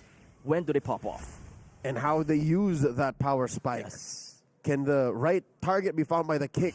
Can Chino Final Slash 2 or 3 dudes? To be honest, 4 or 5 is a long shot. That's a wish come true on a shooting star, but it's not going to happen because Virtus.pro are keeping themselves scarce. Look at how open they are. Look at the Purify still on Super Gorka. The passive on Bober. Pluto is going to be the one that aggressed against Influence Rage this time. With Chino unavailable for the fight, this is one big CC coming in from Chino that is gone for good. The Lord is now going to be in the hands of Virtus.pro as they are completely having the dominance and priority over the Lord. It reset it once, but Chan joins in the fray. He did definitely use the Feather Airstrike to just push Super Igorka away. This is all the valuable time that they need as Fury drops down to Summon Force, only to find himself currently stuck in a choke point, allowing Andoryu to pick up a double kill. Mind you, this whole time, Virtus.pro already spent their ults. So that fight lasted long enough for them to push over Influence Rage into that small avenue here near the orange buff. It's like Battle Thermopylae all over again. Spartans of Virtus.pro using that to their advantage despite them having less resources, and they win out, converting it to a Lord. 2.5k gold lead as well. This is the change that we wanted to see from Virtus.pro. Well, maybe not the change, but this is the turning point that we are looking out from the side of Virtus.pro, right? In the initial side, it kind of seems as though they are definitely having a little bit of problem trying to get themselves out of this well. But very well, they have got the Lord. This is going to get themselves a lot more Lord advantage. Middle lane definitely will go down. Yeah, we are far from economic equilibrium now. Clearly, 3,000 gold over to Virtus.pro. A majority of that you can see in the gold lane. A good chunk of that you can see in the jungle as well. And now Influence Rage have to protect Fury. They have to be careful where they put their core. There's a grab onto Paquito. He's going down. He's going to go down as well. The Zaman Force coming from side. Fury tries to get himself away, but unfortunately that's not going to be the case. Chino is going to be the next one. Onto the chopping block. And Doryu suffers a bit too much pot shots coming from Chan. That is the range difference between the Farsa and the Yi Sun-shin. Yes, Andorio has been having a great mid-game power spike, but there's only so much you can do in the face of those feathered airstrike salvos from Chan. But they have to defend still. Are 2 members of Influence Rage enough? No, they might lose this inhibitor. Yep, T3 going down at 11 minutes. This is definitely gonna hurt a lot. That is a massive bonus for VP, especially since First Lord, you just generally want the exterior turrets. To go for the inhibitor turrets, those are massive. Yep. Holy Defense is still standing on that bottom lane inhibitor, but the truth is Influence Rage now have permanent damage dealt to their base. Bleeding constantly is the top lane. They have to keep that. Oh my God, Bober! The lethal initiate is a little bit too much for the Zetian to deal with. Chan pops him from about a mile away. That must be a blind out coming in from Chan. Yo, Chan just listened to his inner voice saying, it's over here, he's over here, take him down. And that's Bober's first death, by the way. Mind you, he had no bounty on him. But the fact that this is the first time he dies 12 minutes in definitely gives Influence Rage some room to breathe. He has his ultimate already. Oh, Doryu! He slides himself right out. Paquito is not able to just connect himself over to the side of Andoryu at all. But in the meantime, their focus is on the Chino. No way out for our Chino at all. And now the rest of Influence Rage, they thought that they have control of their own jungle only to be shoved back home. Oh, wow. Andoryu forced a fight that Influence Rage wasn't ready to take by that flank. And now they're knocking on that bottom lane inhibitor, even mid. What a synchronized push here by Virtus.pro post-fight. but I don't think that this is gonna do too much over to the turrets. It did definitely chip off a little bit of that. But we do have the Lord that's available in 5 seconds and Influence Rage. They gotta have to find a way to come back at this, right? Hotuni is level 14, that's not so bad. It's only 1 level away from Andoryu, but I'm honestly not too sure whether they should try to challenge this. Influence Rage, I think their mind has already been made. Chan pops the Feather Strike, pushing away any would-be members of Virtus Pro to position inside their jungle. Pluto engages on the Paquito. Fury holding on. Still has his Zaman Force. A kick from Paquito, but no flicker. That's what's painful here. Earlier, there was an attempted flicker away the dragon, but I think Paquito got cold feet. Paquito pulled back and instead retreated. That's what resulted in Influence Rage here getting caught with a half-cocked plan. Like, they weren't ready. They weren't all fully committed to it. There was a small, tiny little space between Paquito as well as Andoryu at a point in time. And I think that he has fully expended every single one of his skills, which is probably what I would believe. And the fact that he's got like 22 seconds on to flicker, that means he also don't have that at a point in time. So might as well just get out. Might as well just live for the defense. Yep, they'll hold on to it. Luckily, they have a pretty solid defense. Chan works well with a high ground pressure. Fury, though, this is where I'm scared. Fury, 4 items. Fury needs to commit a Zaman Force for him to be able to clear waves or even defeat the Lord. And now with his Feather Airstrike here, answered by the Furies of Phoenix, Virtus Pro going in! It forces Chan to flicker backwards, and now Paquito has already lost more than half HP. Pluto is a little bit in a tough spot, but he's gonna be fine at all as the rest of members from the side of Influence Rage decides to fall back, and thus giving away the T3 down in the bottom lane and eventually the T3 in the middle because they have got a big Lord to deal with. That's the problem here. Influence Rage, they already picked a fight. They already entertained Virtus Pro. Spent a good few resources, but no, luckily, Virtus Pro back out. They didn't have health. Virtus Pro also did not have any ults anymore. So Influence Rage lives. Clean defense. They keep their mid lane tier 3.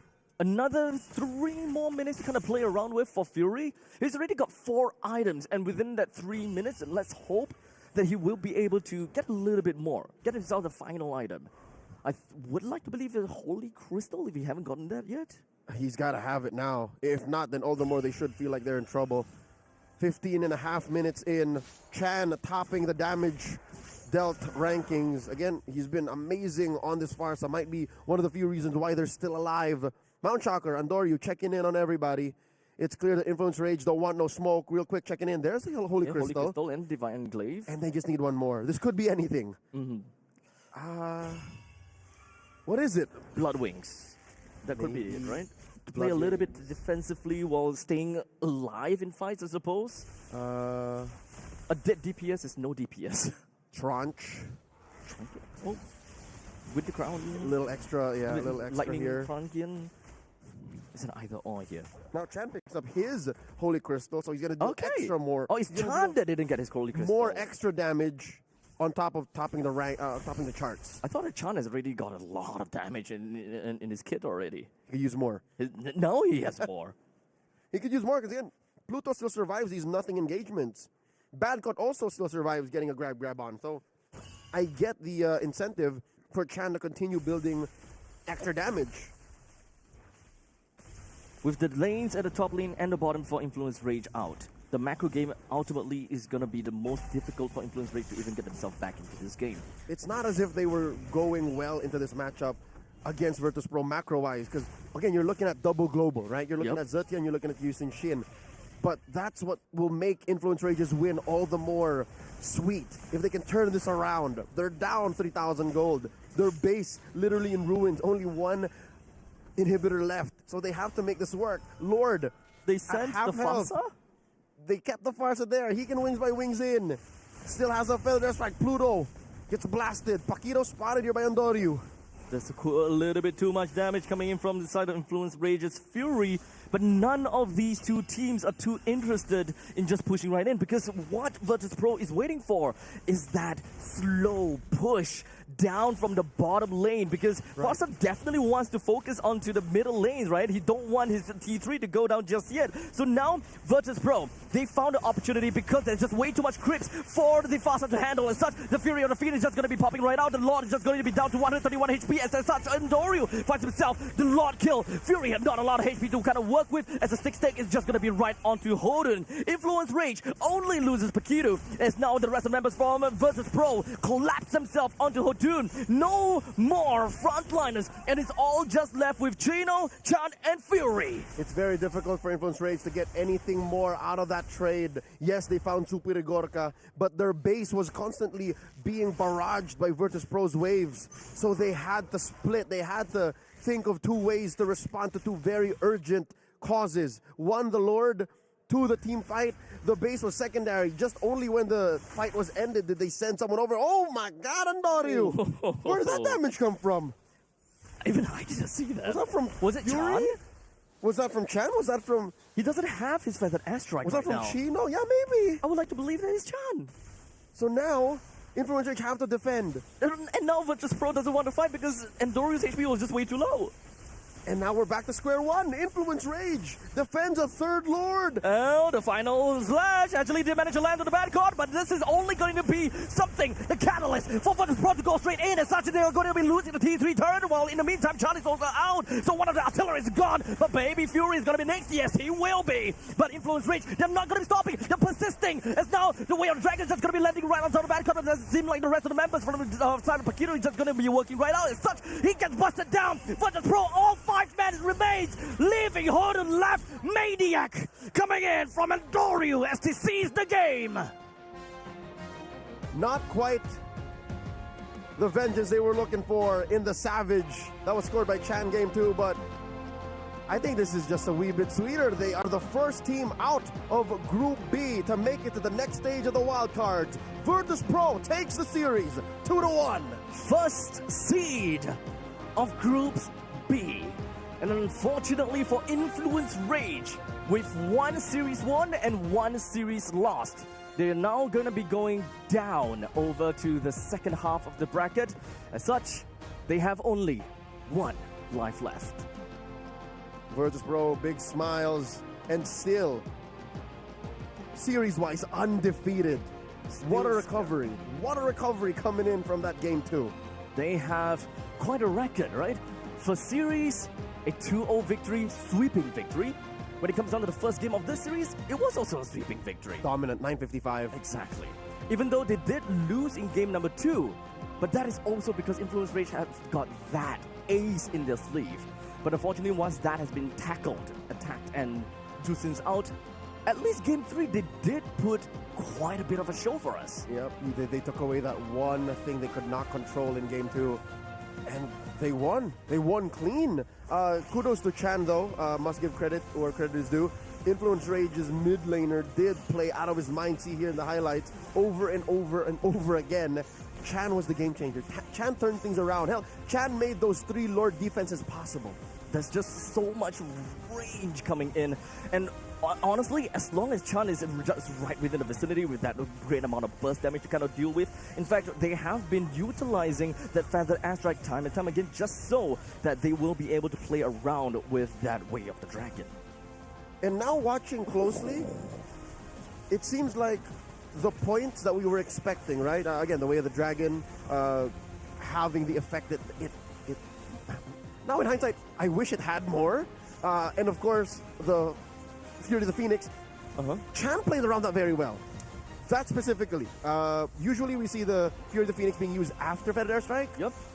Here he's always waiting. He's always waiting for that first, and then, okay, now I'm free. Yeah. And he timed that so well. But timing that well can only do so much in the face of sure defeat, and Virtus Pro just was closing in. They were playing off of inevitability. Just so much to uncover, but Gideon, this is quite a series. It was one hell of a series. Obviously, like you've already mentioned, guys, it's not a Savage, it's only just a Maniac, and Doryu comes up big time for the team. I agree with all the points that you guys mentioned, right? You really captured a lot of the key points that happened in that match. Chan was also playing a strong game. The one bone pick that I have is that Influence Rage, I think on their disengage, if they didn't group up as much on their disengage, that would have been so much better. There were so many abilities that could catch them with the AoE, especially with the glue goblets, the slams at times, and I think the worst yet is when you're dealing with that turtle ship sometimes, especially when you're trying to get out with the Zaman Force. Things like that made the difference and why it was so devastating when they did inevitably lose a couple of these fights. They could have mitigated some of the damage and maybe held on a little bit longer, but that's just personally me, man. Great job coming in for Virtus Pro. However, we do have one last match before we round out the day. It's an elimination match. We're going to be having to say goodbye to one of the teams in Group B. I mean, I don't know about you guys, but it's been, it feels like the day's just a little bit faster, you know? The timings, the 2-0s, the first match that we've had that went all 3 games, but our final match, I want to get some predictions before we even go anywhere. Okay, listen up, Minasan. I think Zeta Division has a chip on the shoulder after seeing what happened yesterday against Influence Rage. So, wouldn't it be nice to say Okarai Nasai if they won? If they at least got one series win, right? Wouldn't that be a cool welcome back for them to get one series win and then maybe we come back to reality? But that means we're saying goodbye to Nightmare. I don't know, man. I'm just gonna go for the underdog here. Weirdly enough, your underdog is Zeta Division. Okay, because I actually think that Nightmare might have a lot of problem here. Oh, okay, interesting. I don't know about you guys in chat. Hopefully you can discuss it while in the meantime before we start preparing for that game. I don't know. I feel like I want to say Zeta, but I need to see game number 1 first before anything. How much did they learn off of yesterday? How much can they continue to evolve, boys? I think that with the way the meta has been, continuously progressing, I think there's a couple of things that people might start leaning into. I mean, the Uranus bans are starting to come through Group B. Let's see whether it's... do you think it's going to happen in this upcoming game? Do you think that Uranus is still going to be first side blue ban? I think Uranus will be high prio. But I wouldn't say ban-worthy just yet. Again, just as you would like to see game 1, I'd like to see where the priorities lie. All right, that's fair enough. We're going to go on a short break, boys and girls, and when we come back, it's the elimination match, the final one of day number 2 for Group B. We'll catch you back right after these messages.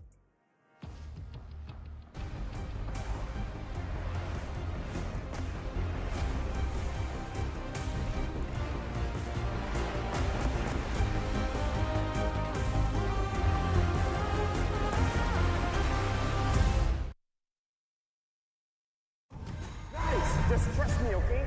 We just have to follow the MSC history footprint. Is it MSC alive this year? As in Saudi Arabia? Yes. Why are we trekking through the jungle? MSC started off in the tropics before it started to take over the world. Yes. Oh, guys! This symbol, it matches the QB frequency. I think we're getting close. You guys hear that? The format is calling me. I can feel it in my gut. Not your guts. You just skipped breakfast. Guys, look. 8 different warriors, all from distant lands.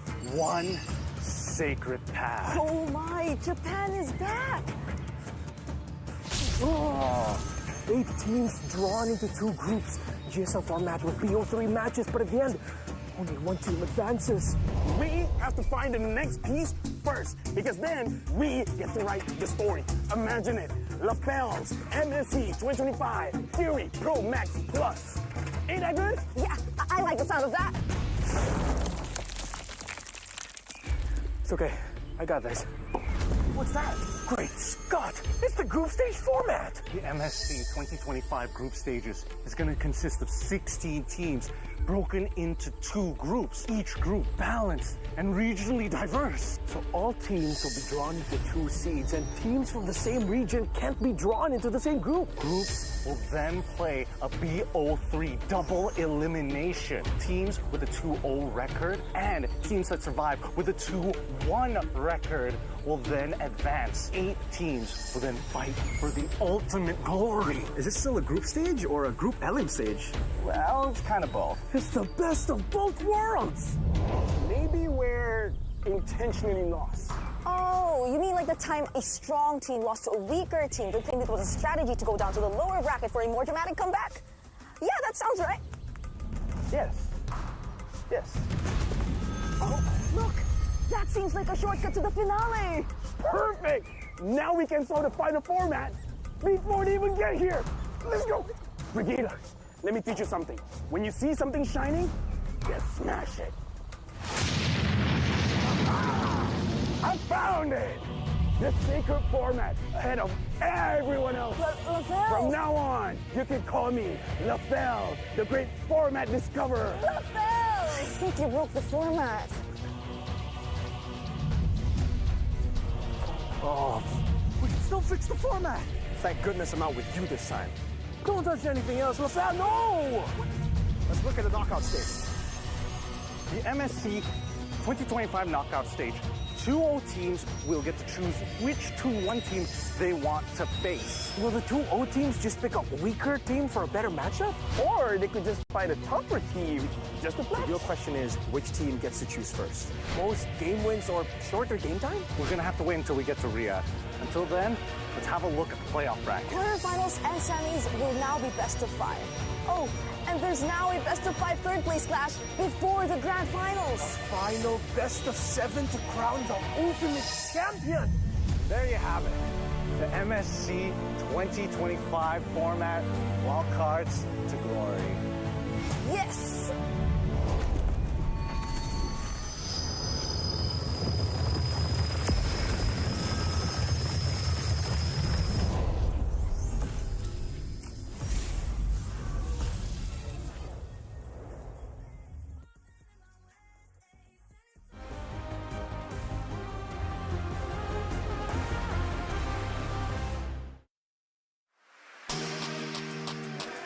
Welcome back, everybody. The wild cards continue. Our very final best of 3 to close out day number 2 with one team from Group B going home today. Is it going to be Nightmare or is it going to be our new debut of the Zeta division? We don't want to see any of these teams go home, but that's just the nature of competition. My name is Gideon Q. I'm going to be your host for this match. We've got Eterna and as well as Abstract at the helm for the commentary.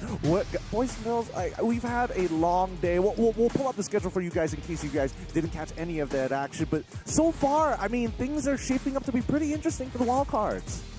Honestly, the first 2 series getting a 2-0 is not what I was expecting, considering the fact that yesterday's games were quite a bit of a banger.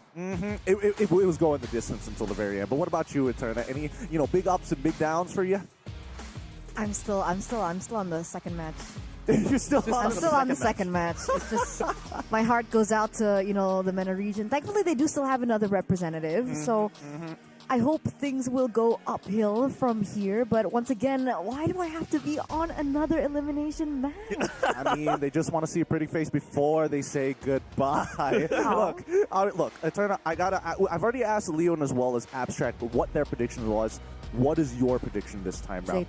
Zeta. Oh, Zeta. 3-0. 3-0 for Zeta division. No faith? Oh. Is there no faith in Nightmare? What's going on here? Okay, you start. No, because we're so passionate about this that we want to get things down, but it's okay, go ahead. For me, it's probably only based on the fact that Nightmare Esports, they faced up against VP, and that wasn't necessarily something that is the greatest of performance from Nightmare. There's so much things that they're gonna iron out to the point that it might be information overload. They can't really just nip it right in the bud in order for them to face off Zeta with a clear mind. I mean, I agree with you that VP definitely took the bigger helm, but then we look at Zeta, their previous matchup against Influence Rage, and then you can tell that the inexperience is starting to make a statement for some of the players. Fair. Is that something that's easier to kind of deal with overall coming into it? Because it's not like it's been a long time since yesterday. It's only been a couple hours. How much can you really fit in to get to that level? This is a tough thing to really understand for Zeta, right? Because Zeta Division game number 1 was absolutely smashing. Like, they knew exactly what they were trying to do. They had June1 that knew his game plan when it comes down to the Uranus. And I believe that during their time in for game number 2 and 3, even though they still have Uranus in game 2, okay, game 2 is the one, they managed to lose that one. So game 1, they got Uranus. Game 2, they got Uranus, but they still lost. But the way they interacted in the EXP is just hardly any difference. And then even when they had the Hilda in, that kind of made things worse. If we want to get nitpicky about it, I think maybe drafts drafts are something that we should be looking at for Zeta. Okay. I think yesterday was a very interesting decision to go for Lilia into the Farsa. Oh, that's a good point. So like these small things can actually cause issues in the game when they're executing things. So I want to see that kind of repair today. All right, I'm ready. If you guys are excited as I am, let's pull up the team lineups for both sides and introduce them to you before we head on over into the draft. Because again, a lot of these players, especially when coming in from Nightmare, a lot of veterans on their side. But the debut of Japan, the reintroduction of Japan has also been something that I've been looking forward to. Zeta Division with Junwan, 10, Dusuke, Kani, and as well as Mew Minette. 10 is quite the character. And that's the big question, I think. The biggest question of all for Zeta is the Hayabusa main pick for 10 in game number 1. Is he a one-trick, a one-game player? I think that has been circling around the minds of a lot of viewers out there. And I think it's a fair point to ask, right? Because come game 2, come game 3, we saw weird things coming in from 10. It feels like when he doesn't get what he wants in the early stage of the game, when things don't go according to plan, when he gets picked off, it's like he tilts. It's actually a very good point where we talked about structure. Something that Zeta Division, whenever something works towards their way, they know what it is at every single minute. We are trying to reach a certain milestone for minute 1, minute 5. If everything goes well, we are on the curve. We know how to react and we know how to play the game. The moment that initial part of the structure shatters, they are probably headless chickens. I mean, then let's compare them to Nightmare Esports with By Lucy, Too Easy for Lexi, Solso, Jasmine, and as well as Cammy. Veterans in their own right. I'm surprised by the way that they played yesterday. I was expecting just a little bit more out of them, especially when we're talking about coordination as well as just the raw game IQ, right? There's certain habits that you see professional players do, and they have to be on top of it every single time. Just small responsibilities that inevitably add up. And that's why I think there's an argument to be made that the cores need to step up. But what we saw from them yesterday is the fact that, honestly, something's wrong with Jasmine and sorry. It's like a miscommunication thing, or I don't know what's going on. But the fact of the matter is, it looked like they always seemed to lose control over the river, so they didn't have the mid-trio prio to utilize in their games. That's interesting. That's a good point to actually bring up, because I feel like Zeta Division are almost the same way depending on the draft. But hey, it looks like we're going to go into the draft in just a little bit. Abstract, Eterna, this is all you. Good luck. And for all of those watching outside, cheer for your favorite team in chat. Zeta Division. I've been waiting. They've showed us quite a bit of a game, and of course, great showmanship whenever the camera just points right at them. I love their energy, and I hope that they will be able to continue on forward. However, on the side of Nightmare Esports, right, we saw By Lucy, we saw I Did. They knew what they want to do as well, but unfortunately, it was a very heavy competition on the other side, having VP being their first opponent. I don't think that they managed to showcase exactly what they're entirely made of in that series. I think that's fair. I think VP, from their performance yesterday and from their performance even today, shows us that they're one of the largest contenders to maybe win it all the way to the MSC group stage. So technically, it was a tall order for Nightmare Esports yesterday. So I do agree that I think this will be the proving grounds for Nightmare Esports for the Mekong region, for the Laotians? Laotians. That's a word, right? I think so. Okay, let's pretend that that's a word. It will be. It is. It is proving grounds for the Laotians. The people of Laos. Show us what they've got. Yes. I think it was very interesting to see what they were able to bring to the table yesterday, considering, I like that you mentioned By Lucy, right? Masha and Edith. As their go-to. See, very unconventional picks, we would say, in the EXP lane, considering we've been seeing a lot more, Uranuses, Arlets, even some Esmeraldas here and there. I think that would be a little bit more common than the Edith these days. Now, the thing is, they may not have went for the orthodox picks, something that will work in every situation. However, the Masha as well as the Edith, I can see what they're trying to do. They have a very specific role that they needed to play. However, all of these roles will only play a part in the later stage. Masha only in the later stage can burst down one of the 3 marksmen. In fact, I think that she does have a lot of opportunity to burst down all of the marksmen. Well, in the meantime, having the Edith is also something that requires skilling if you want to deal with a very heavy front line. And at a point in time, I think that was a jungle Uranus. So if you want to deal the true damage, then at least an Edith can play that part with those crowd control too. So I think that the way that Bai Lucy comes in as in the team is that he is and will be the X factor. He will make it and break their own draft. No, for sure. I agree. I think one of the biggest highlights that we're going to be looking at in this match is the EXP laner matchup, because on the other side we have June1, who's picked up the Uranus. The Uranus once, twice, Hilda, I believe. Hilda once. He picked it up as well. Correct. So it's also going to be telling to how things are going to go. And speaking of these EXP laners, I also want to touch on the side lanes, right? Because if we take a look at the drafting history coming in from Nightmare, we have the Harith in that first game, right? We had the Harith, we had the Masha, who you consider to be late game. Yes, that's so, right. Which lane are they playing for exactly, right? I think that needs to be the number one thing that they answer to. So naturally, at least in the previous meta, there's a lot of emphasis onto lane priority, right? Yeah. Especially for EXP lane. I want to have a slugfest in the EXP. I want to beat down the EXP so that I can get out of the lane, that kind of stuff.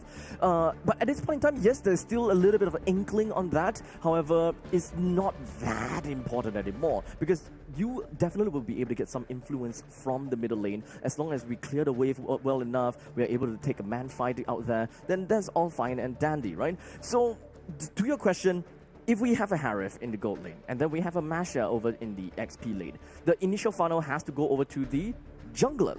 But in that Game 1 series for Nightmare, their jungle happens to be a Fredrin, which technically doesn't really make full use of those money, other than being tanky. I guess the idea, exactly, right? So I was a little bit confused. Like, did they want to play for neutral objective takes? If they did, maybe they could have gone in with a mid laner that has a little bit more early game damage, something like the Farsa, perhaps, right? Other than, instead of going with the Jushin, who's more utility based, did they want to go for the late game instead? I hope this question and these issues can be fixed as we are taking a look at the drafts now. Game number 1 between Zeta Division and Nightmare. Iritel and Uranus banned out off the bat. So one thing that we saw a pattern when it comes down to Zeta Division's game first series of wildcards is that they absolutely love to ban 3 heroes, and that is Lapu Lapu, Yuzong, as well as Jusin.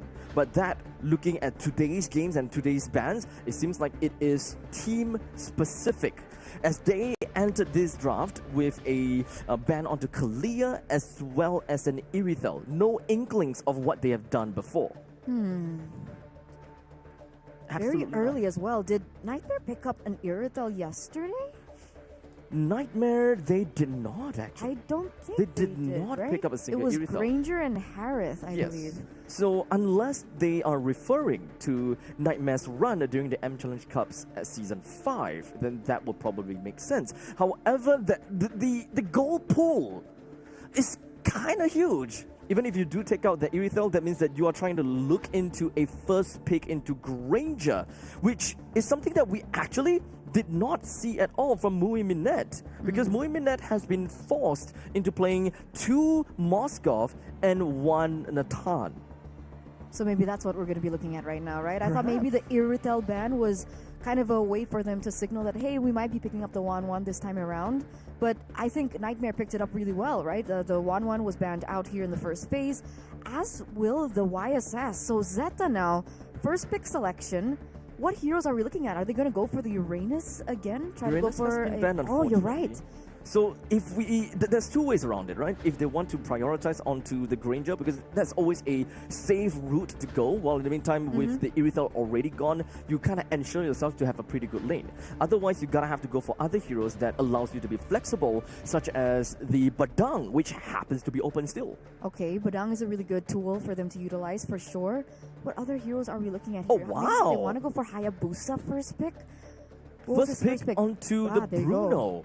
And okay, so one thing's for sure, when it comes down to Zeta Division, their competitors has always been, their competitors is Influence Rage, and every single one of their game effectively has a Bruno ban. Interesting. So the Bruno ban has always been a respect ban over to Mui Minette, considering the fact that they first pick onto Bruno. They want Mui Minette to be comfortable to win the lanes, which would probably assume, or rather answer the question why he has been consistently losing his lanes in yesterday's series. That makes sense. That makes sense. Maybe it's a comfort or a power pick that we're not really aware of just yet. Considering both of these teams have gone against one another at some point in time, maybe in scrims. So maybe that's the information that we're looking at. Plus, the Bruno is really good in the early game, can control in the lane.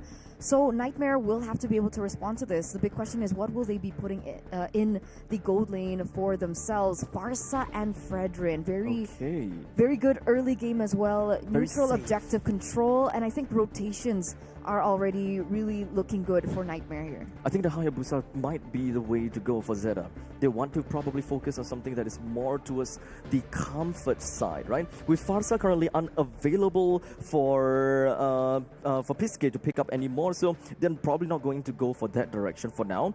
They picked up onto the 13 for this match, and also the Gato Gato, which can flex over to the XP or the roam. So they're leaving that jungle pick for later.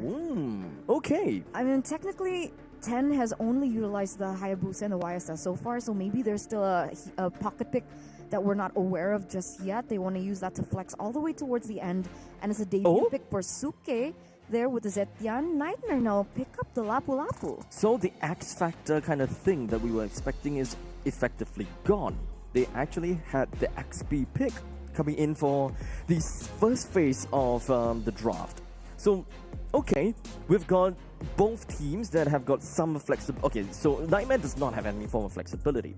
They're just lacking of a single roamer as well as a gold laner. Understandably, I would say that Zeta might want to look out for more bans over to maybe one ban gold, one ban roam. Yeah, but I think for Nightmare, they ban out the Hayabusa here. They gotta have to, right? Right, I mean, 10 on that Hayabusa in game number 1. It shocked the world, right? Yeah. So game 1 was fabulous. Yeah, give respect where respect is due, and the Hayabusa does get respected away from Zeta.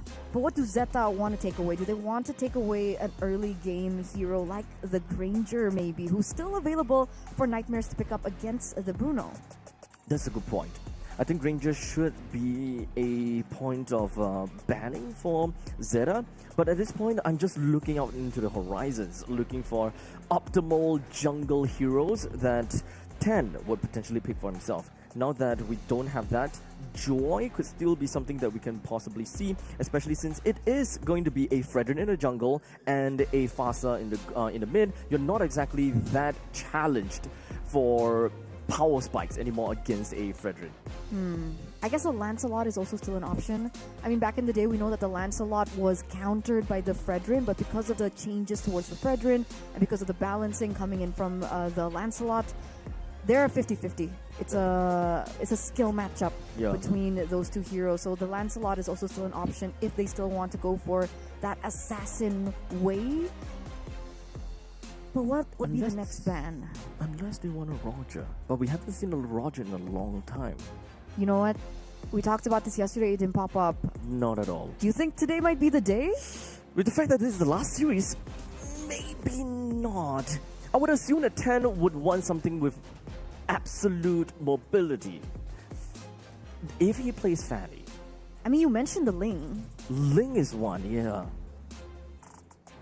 This is gonna be a tough nut to crack, to be honest. Okay, let's take a look at the shutdowns here from Zeta. Technically, they have banned out the Cho, so either it is a respect ban towards NM, or it also could be a hint that they still want to go assassins, right? I mean, Cho would be very susceptible to the, would be a really good counter towards heroes like the Ling, like the Fanny, right? So, depending on what this next pick is for Zeta Division, I think that would give us a little bit more of an idea, and that ban is the Arlet. Let's not forget about one thing, right? I'm not sure. Maybe I'm not sure if whether they would even do that, because they can play early game, right? They can play snowball. They have Zetian with great nukes. They have the Bruno. Freya is a snowball hero, and it's something that we won't expect. And the fact that they are first pick, first band, they can wait until the fourth pick from Nightmare to appear. And if everything rules out well, then the Freya can very potentially appear just so that it can completely sandbag against that Fredrin. Oh, you think we're gonna see the crazy Zeta picks? The crazy signature Zeta picks come through. I'm looking forward to it, right? The crazy picks, the Freya picks, I don't know, the Alucard picks. But, I mean, Alucard here, I think, is not Probably an option. not. There's a lot of control coming through with the Badang, with the Lapu Lapu as well. Yeah. Even the Fredrin has a layer of taunt, But right? that's the thing. I want to fight as a Freya. So as much as you want to taunt me, yeah, sure, so be it. Come at me. Let me fight, kind of thing, right? But this is a far shot, right? This is just assuming. But if you're looking for something a little bit more on the safer side, I definitely will say that Joy would be the case, as it does seem like he plays that before. But it seems like it will be a Lancelot for this one. And also the Phoveus. Interesting pick, Phoveus. Why do you think the Phoveus gets picked up here? Generally, I think that Phoveus is just pretty good in the lanes, especially once he hits at level 4. He does stand a pretty good chance against the Lapu Lapu. Although both of these two heroes would not have enough power to execute someone. So they are just literally just bruising one another. As long as someone has got better mobility, that is something that can work out for them. And such, as long as the Phoveus bruise the Lapu Lapu enough, that is the killing blow for a very potential strike from the Lancelot. And in the meantime, the Lapu Lapu will do the same thing with that mobility from that Farsa. And in addition, they're going to round things out with the Moskov in the gold lane against the Bruno. So they do have a little bit of global presence and pressure themselves. I think it's a lot safer pick, especially now that we see the Lancelot being one of the spear points for 10. But the big question is, again, will he be able to perform on this Lancelot? Nightmare's draft is looking good. A very standard front to back, kind of deal with the tanks, then go over to the back sides, right? And they have very tanky composition with the Badang. Was it the Badang they have? Badang, Lapu Lapu, and the Fredrin. The damage comes in from the Farsa. So early game, I don't think that they will have too much problem per se. All of these tanky heroes still adds up some pretty darn good damage. So let's see, ladies and gentlemen, boys and girls, in the STC Gaming Hall here live in Saudi Arabia. Let's see whether or not Zeta Vision can actually take this down, or will Nightmare Esports be the ones to get to match point first? Let's head over to game number 1. Oh, right off the bat, it seems like I did and PSK is just going to be working on, kind of small little pokes against one another. Something very different from what I was expecting. Most of the time, they will just want to clear their wave and start moving around. As you can see, Nightmare Esports, they already have gotten the control of the river, and this eventually already will mean quite a lot. Information gathering from Nightmare Esports definitely is on the top here. But this is exactly what we predicted, right, from the drafts. A lot more river control coming from Nightmare because of the way that they have drafted. That composition is very strong, especially for that first neutral objective. I don't know whether or not Zeta Division actually want to go for the contest over that first turtle or not. But considering, I think they can play around their gold lane, right, for Zeta Division. I think that's one of the largest win cons that we're seeing right now. Absolutely. But in the lane, we're seeing actually Mui Minet having kind of a tough time against Cammy. Yeah, I mean, so far, we did see in the previous series that he didn't really have a very good time, right? So hopefully, we were just definitely hoping that something would change coming in from this series now that he manages to finally pick up a Bruno for himself after being absolutely denied in the previous series. So all this change in the draft from Zeta Division is a far cry from what we have seen in yesterday's games. And the big question is whether or not it will work out right now. It will change anything, is kind of low, getting poked in from the range coming in from I Did, and of course the rest of the members here who are controlling yet again still the mid trio. Rotations have been a little bit passive though for Nightmare Esports. I thought they would be playing a lot more aggressive. I guess their first Oh, wait a second. That's a rotation coming in from I did. Yeah, that's the aggressiveness that you are asking for. Is a feather airstrike going up onto Mui Minette and the flicker on forward just to land the final artillery strike to literally put Mui Minette down into the coffin. As such, the top side, the northern area, Zeta Division would now take control and seize it since Farsa is no longer around in the vicinity. 10 picks up the turtle and they will effectively win in that small little fight. But unfortunately, that's not going to be over just yet. The Fury of the Phoenix is just going to be popping right out. Kani and June 1. They overstayed their welcome and Nightmare Esports collapsed down on the Kani. Oh, okay. 2 trades happening here between both of these teams. 2 kills for a turtle.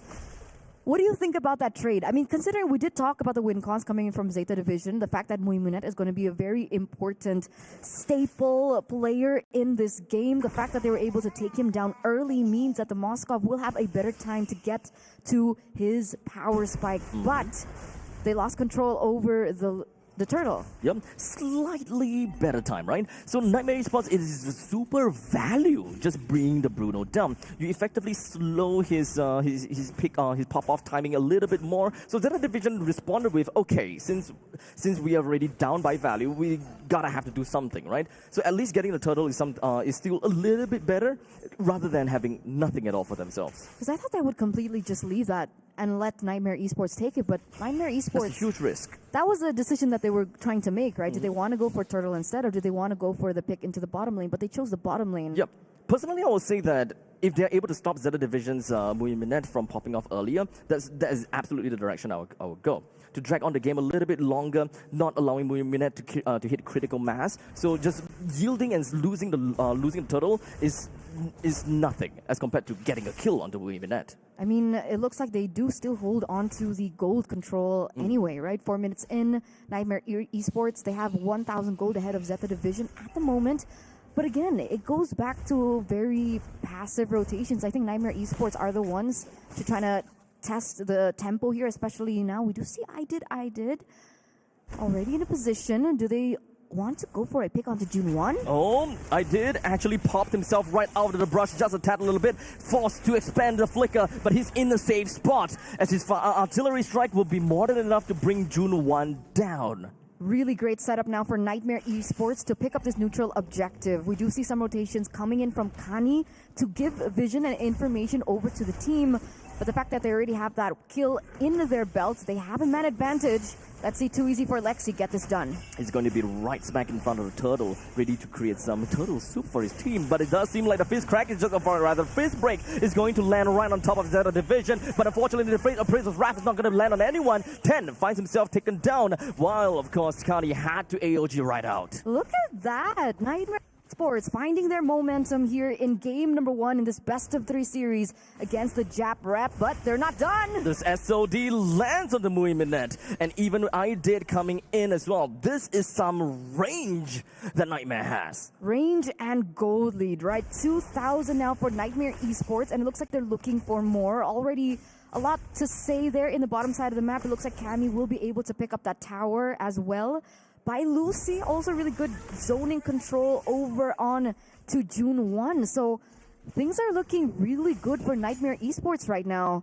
Zeta, they're falling behind. This is actually kind of unfortunate for Zeta Division. With all 3 turtles popping at the northern area, there is absolutely no reason for Zeta Division to find opportunity to actually go down to the bottom lane, which is originally the gold lane, to bring any assistance to Mui Minette. So now he's kind of forced to a certain situation where I think that Bruno, he have to swap lanes, but I don't think that they are doing exactly that, as now we do have a fight that went in. June 1 actually managed to successfully get a hit down and get killed down on the I did, while the SOD lands right on top of 10, allowing Cammy to join into the battlefield, forced to flicker right out of Tarn's range. But June 1 is still not going to be stopping. Very relentless fight onto Bayer Lucy. He's stuck between 3. As such, he will go down, allowing Zeta Division to pick off 2. And now this is Zeta Division saying that they're not going to go down without a fight.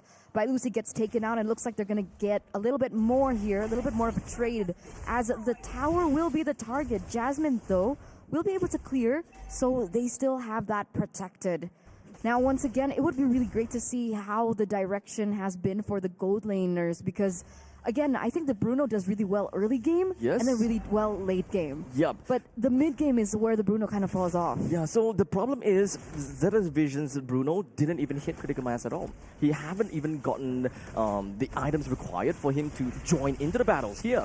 But it appears he's going to be joining in as 10 manages to get a turtle down for himself. Too easy for Lexi, takes a quick slide away while I did pops himself right behind and just going to be working with the feathered airstrike. Didn't seem like we'll be able to get too much kills, but it's already 4 men down for the side of Zeta Division, leaving Piske all alone. But the question is, why was Piske right in the face of I did? Exactly, right? What is going on? That was essentially a turtle steal coming in from Zeta Division, and Nightmare Esports, they became upset. They were angry, and they were able to get that wiped out here in the 7th minute of the game, and look at them translating it over into the next few objectives.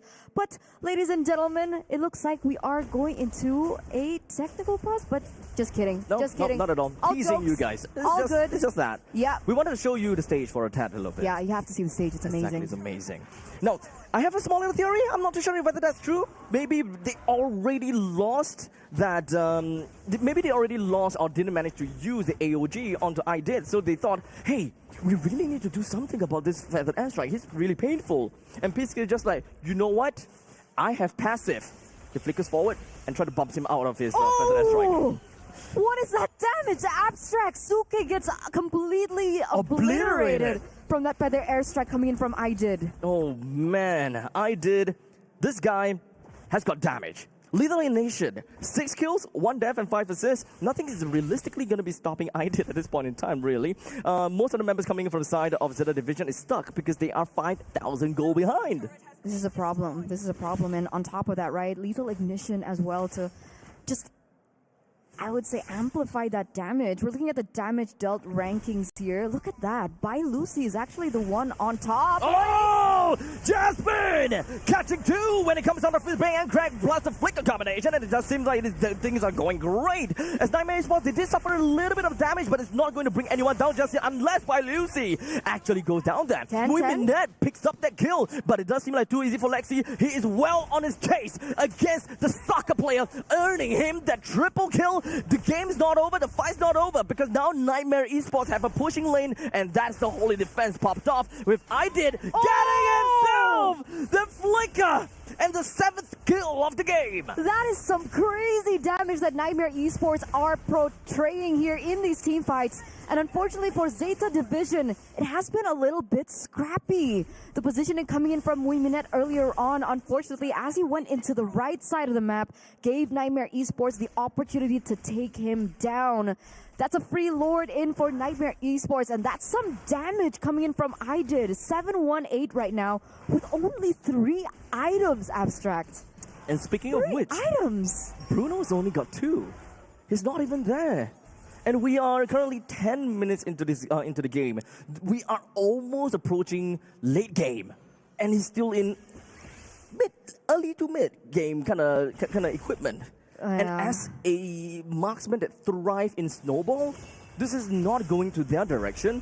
June1 does not have the damage. Piske also does not have too much damage. He's a nuker, but hey, there we go. Kani with the AOG landing right on the I did will effectively cancel out the feathered airstrike. But now all eyes on 10. They're trying to get a kill down to 10, but successfully the Thorn Rose gets himself right out of that ditch. But unfortunately, it does seem like it's Nightmare Esports. They will lose by Lucy. It's a 1-for-1 trade. Piske almost down, but a flicker backwards allows him to get out of dodge. But the fight's still going on. I did finally manages to get his feathered airstrike after a very long and drawn-out fight. This has been so difficult for Zeta Division in these team fights because of the lack of range and how much damage I did keeps doing. And remember, Cammy already has those 3 items, so look at that damage that he's putting. What?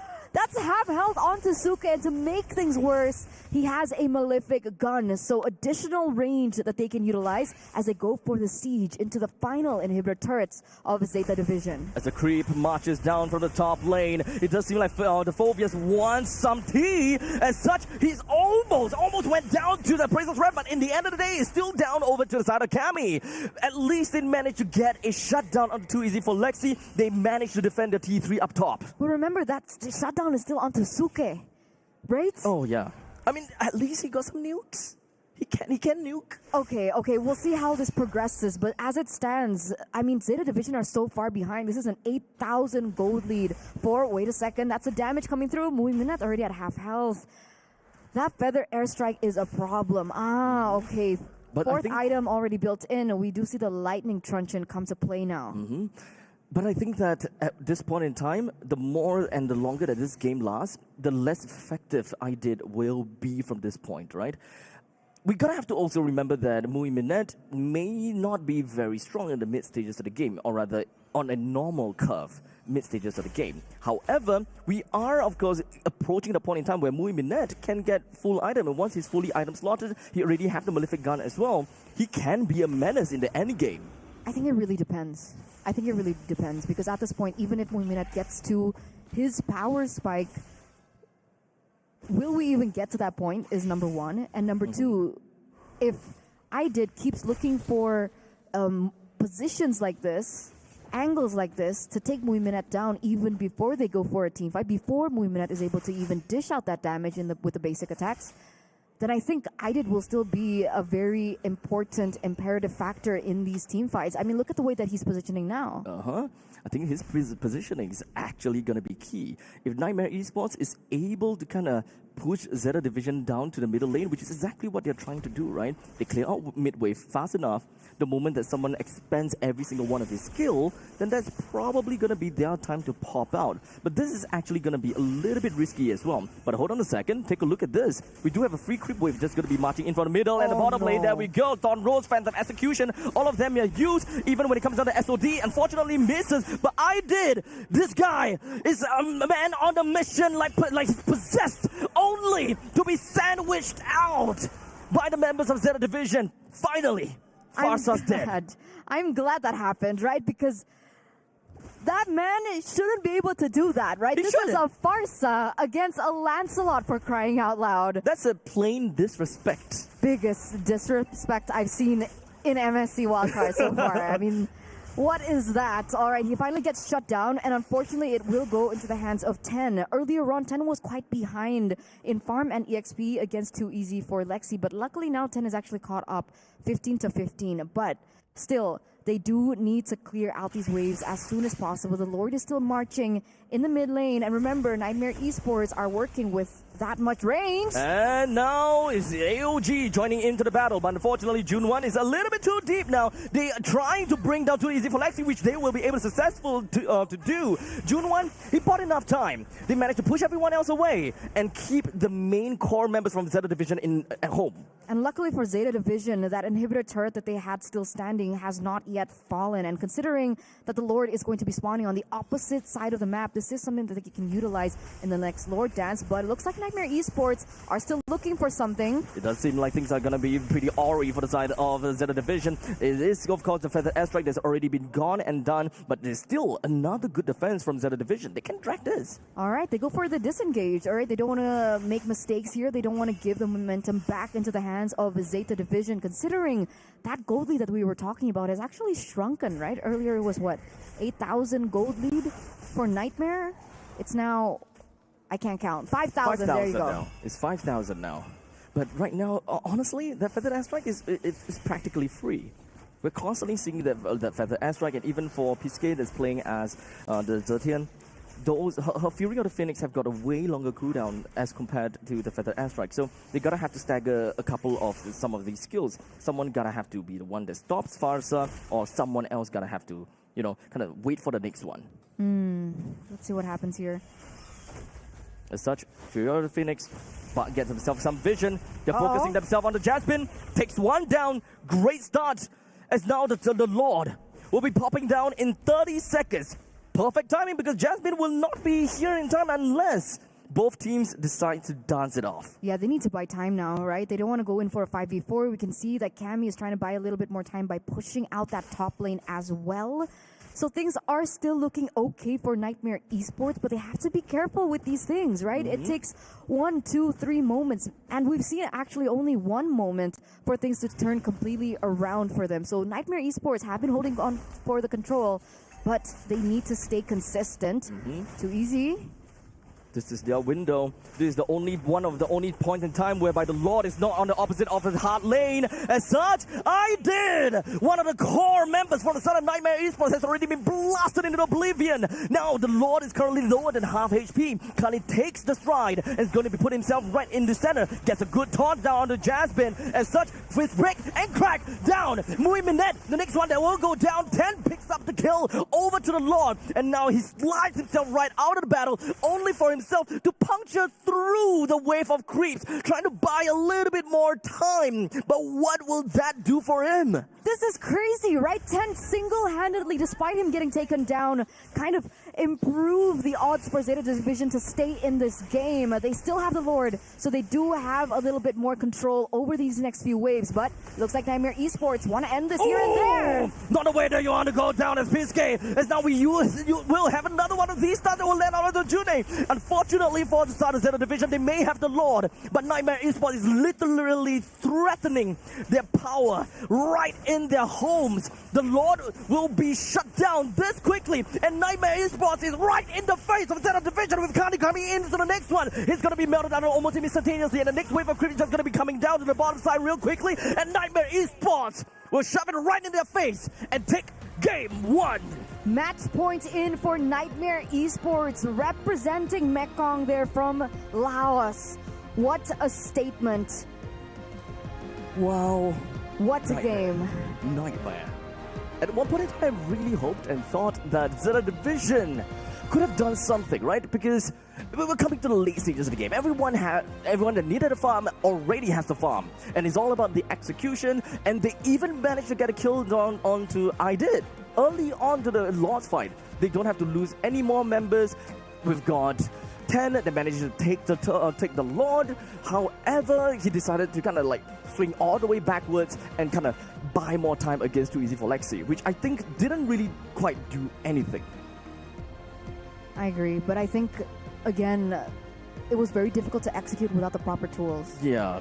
They wanted to go for the Bruno in the gold lane, makes sense. But then they didn't have mid-trio prio. Yes. They also didn't have any form of opportunity for them to go down to the bottom lane to, engage in a battle where Bruno will be able to join in, right? As Bruno is the early game marksman, unlike any other marksman, you're kind of encouraged to join battles kind of early so that you can kind of pop off, get yourself a little bit of that snowball. But in this game, every single one of these turtles were toward the northern side, and Muminette is always being targeted with the superior mobility coming in from the Farsa. I didn't necessarily blame them for kind of losing control over these objectives, right? Because I think that's what the Fredrin has an advantage with the Farsa as well in the mid lane, so they're able to clear a lot quicker, they're able to rotate a lot faster as well. But why didn't they play for Mui Minette? That was the one thing that I couldn't really get my head around. That's my question as well. It's one thing for the objective to not play towards your lane, but during those downtimes of the turtle, they haven't really been visiting Mui Minette down at the bottom lane. In fact, he has been completely all alone. Their own jungle is completely wide open, no information whatsoever. I think that they are overexpending their resources on the opposite side of the map, thinking that, hey, if we put 4 members up to the northern side of the map, then maybe the opponents, like Nightmare Esports, will echo back and say, okay, if they have 4, we put 4. And we'll try to fight it out, kind of thing. Yeah, makes sense. Only for them to realize, oh crap, they're actually going for Mui Minette. So it feels like they were a little bit confused as well. Oh man, I think we might have underestimated Nightmare Esports. Definitely, their series against VP did not tell their story. I mean, we did mention that in the beginning, to be fair. Yes, to be fair. Okay? To be fair, okay. So let's get the few cents coming from Gideon. Gideon, what did you think about game number 1? Oh, that was game. That was a little messy, I'm not gonna lie, because I think the biggest problem that I'm seeing here from the side of wildcards, teams don't recognize how far ahead they actually are. Like, that was a pretty big winning scenario for Nightmare. Like, I did so much damage. I did literally almost everything. You did? I did. Oh, the player. That's why he's Right, got right, one of the right. best IGNs. I love it. I was thinking about it in the back the whole time, just riffing off as many lines as I could. But he was in a phenomenal position. It's really strange to see when you have, well, not even him. Everybody else was actually pretty far ahead. Even their gold laner was in a really good position. I'm just surprised they didn't close out the game sooner, and it dragged out to a point where they started to make some pretty silly mistakes as well. Idid is dealing with 10 all the way in his base and then misses the ability to get squished. The fact that he's positioned himself in an awkward flank angle during the last Lord take that 10 was able to steal away, that could have gotten a lot worse if Tsuke was just playing a tad bit better. The ult timings definitely were not as good as I was hoping it would be. I don't know. It feels like Nightmare, they got away with a lot, but Zeta Division definitely had opportunities to punish as well. So weighing the odds, generally a pretty messy game for me. That's me though. That's me. But for you guys, what do you think are some of the bigger adjustments that need to be made? Because I mean, considering how inconsistent both teams are, and I think that Nightmare probably has the better early to mid game, it's the late game that I'm most worried about if it does ever get there, if Zeta have a scaling style of comp. Honestly, for Zeta Division, I think that they just need, if they favor that Bruno, they have to play with the Bruno and for the Bruno. They left him alone a little bit too much. We talked about that previously. And as for Nightmare, I think they're fine. Just don't play with their food. That's all. I think it's overhype. We're is it so not? close to the win. Right? Like, I can do this. I can do this. Guys, let me do this. Boy, Okay, what I did a if? thing. What if I do this? Because that would be definitely like clip. Yeah. It's a clippable moment if he was able to get, 10. He right? was. It was going to be a clippable moment. Guys, we're going to go on a short break, and when we come back, we might just see the conclusion, a team go home, or we're going to see the full series, baby. Let us know what you guys think about either one of these teams in the chat and some of their adjustments. We're going to go on a short break. When we come back, more MLBB action.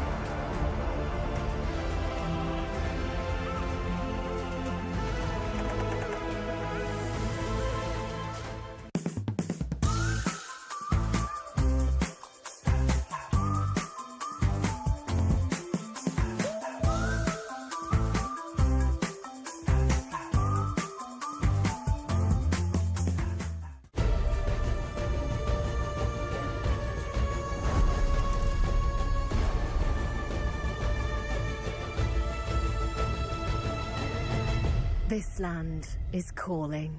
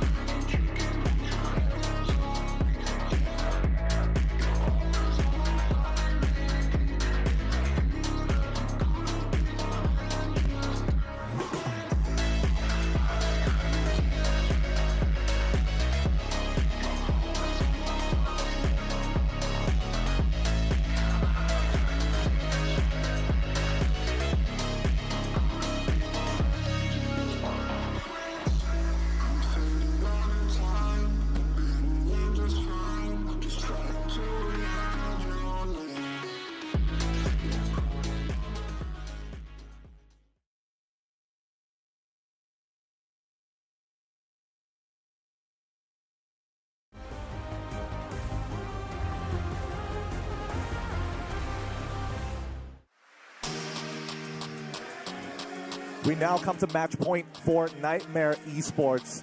Zeta Division are now on their last potential game. They could look to even it out, but if they get eliminated now, a lot of hearts are going to go out to the Japanese region. This might just be a Daijobu moment for the team. Keep calm, keep steady. Nightmare Esports also make mistakes. My name's Gideon Q. Welcome back, everybody, to the Wildcards, our very final series of the day. The elimination match of a lifetime here at day number 2 of the Wildcards, here at 2025 Esports World Cup live in Riyadh, Saudi Arabia. We've got our casters at the ready as well, Abstract as well as Eterna. Let's bring them in here because this is really, really important. We've seen that there are holes in both the gameplays of Nightmare Esports alongside with Zeta Division. Do you think that if they can curb them, especially if you're in Zeta's position, let's just fix our early mid? Fix the rotations. That is fix the rotation. That's probably the main thing for me, right? I would say win con is more than I was supposed Drafts. to play towards their win con. Drafts. Drafts. What? What was weird about that draft in game 1? Oh, like drafts and WinCon, like together. I see. That's fair. It's an important adjustment to make, but at the same time, it feels like Nightmare Esports, they got the better. I mean, the experience is starting to show here. As much as I really want to see Zeta Division be able to pull off what they did in Match 1 Game 1, I'm not sure whether we'll see the same thing, right? Maybe Hayabusa back onto 10 to just kind of show off a little bit. I don't think that they will get that opportunity to play Uranus again. But if they want to play along that range of having a Uranus just kind of dominating the EXP lane, dominating the opponent's jungle, it has to be Lapu Lapu is one thing, Slugfest, or Yuzhong. Yuzhong, in fact, hasn't been seen for a long time. And in fact, for the side of our boys here in Zeta Division, I think that they have actually focused on Yuzhong bans in Match 1, Game 1, and Game 2. So technically, they know the power of Yuzhong, but they haven't played that yet. Well, if we're thinking about the EXP potential ways to kind of stop Farsa, stop abilities going through, I was thinking, why not go to one of the safer EXP laners, right? Why not just go into the Terizla? I feel like the penalty zone is such a big game changer, especially considering that a majority of the fights that we've seen happen around the neutral objectives in the first place, right? I would definitely say so, yeah. I'm just not too sure if the Terizla have a spot in the lane right now, given the meta heroes that is currently available. I mean, sure. I mean, if it's like a Uranus matchup, I'll say, yeah, throw the Terizla in there, that's fine. If it's CC, it's like, ooh, maybe not. We might need to diverge away, but let's attack the draft first. So far, Farsa has just been a menace, an absolute menace. Based on what we've seen here at the Wildcards thus far, we have seen Zetian kind of come into play because of that, but Yusuke doesn't feel very comfortable on it. So therefore, where do we go? Shift the focus away from Piske to deal with the Farsa.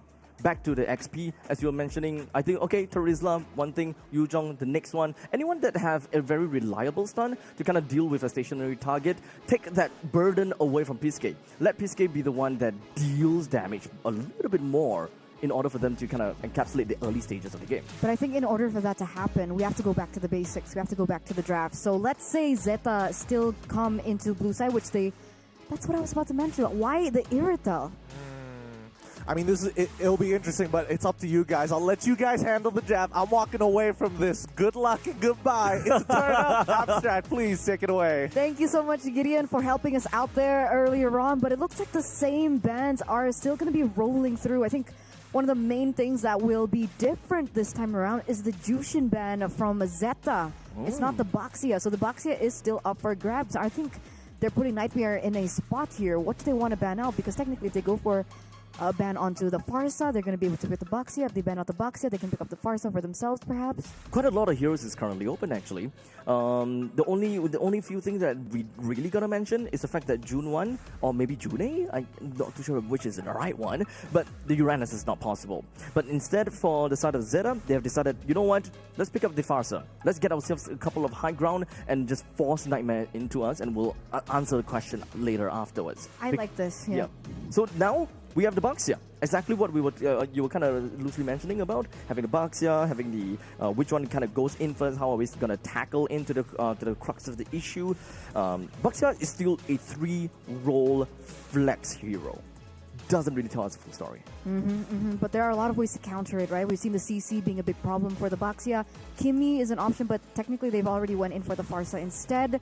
We're looking at heroes like maybe the carry potentially to kind of be able to stop this Baxia and his presence, especially in the early stage of the game. But I do agree, these are some flex picks coming in from Nightmare that they are going to be able to utilize over Zeta. Yep.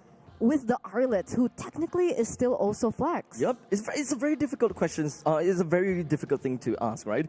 But I don't think that we'll see another XP. Oh crap! No, you can still see an XP, considering the fact that Baxia, if he were to go to jungle, Arlet goes over to Rome, then you can have an additional XP later join into the mix for Nightmare. But Zeta Division, they still absolutely love their Bruno. So Bruno plus Farsa, pretty good combination.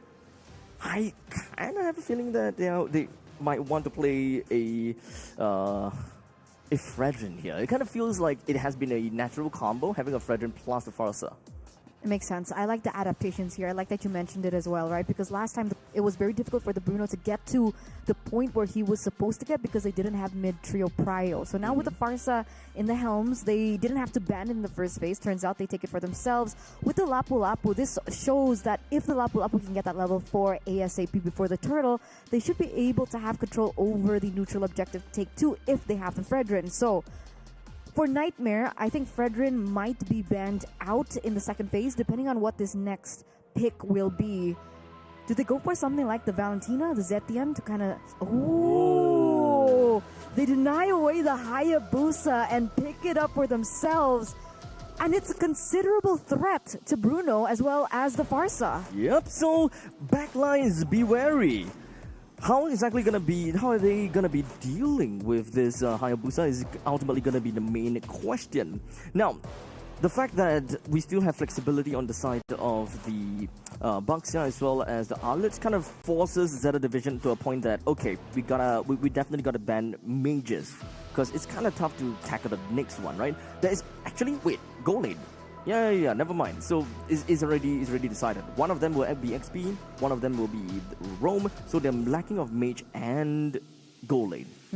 The Kimi gets banned. I think that's a very smart ban. Really good control as well in the early stage of the game. Plus they already have the box here, so they already have peel for the Kimi if it was picked up for themselves. Zeta sniffed this out, and they also deny the Granger, who technically would also have a good time against the Bruno in the early portions. Lancelot also gets respected away.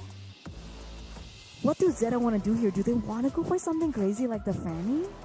If they want to play early game, Fredrin is always going to be a pretty good choice. They need kind of strong front lines. They need some priority. Oh, I don't really like that. It is going to be Cammy back onto that Harif. But Diggy! Wait. Okay, so at least the Fredrin came out, but Diggy can be very annoying. It gives you vision across the map when it comes down to these brushes, but when it comes down to crowd control, the time journey doesn't necessarily do too much for your team, because Nightmare, when it comes down to crowd control, is only the final slash. And by the time you pop off of your time journey, you are already at the final destination of the final slash. That's what I was thinking. I was like, is it just... And the gold laner doesn't put out any form of crowd control. Exactly. Very interesting. I think we'll think about it just a little bit more. But the Harith pick coming into the lineup and the Yves as well. Okay. Into the Diggy. Okay. Yves into Diggy. This is scary, right? This is one of the trifecta lineup, except that we don't have the tri part.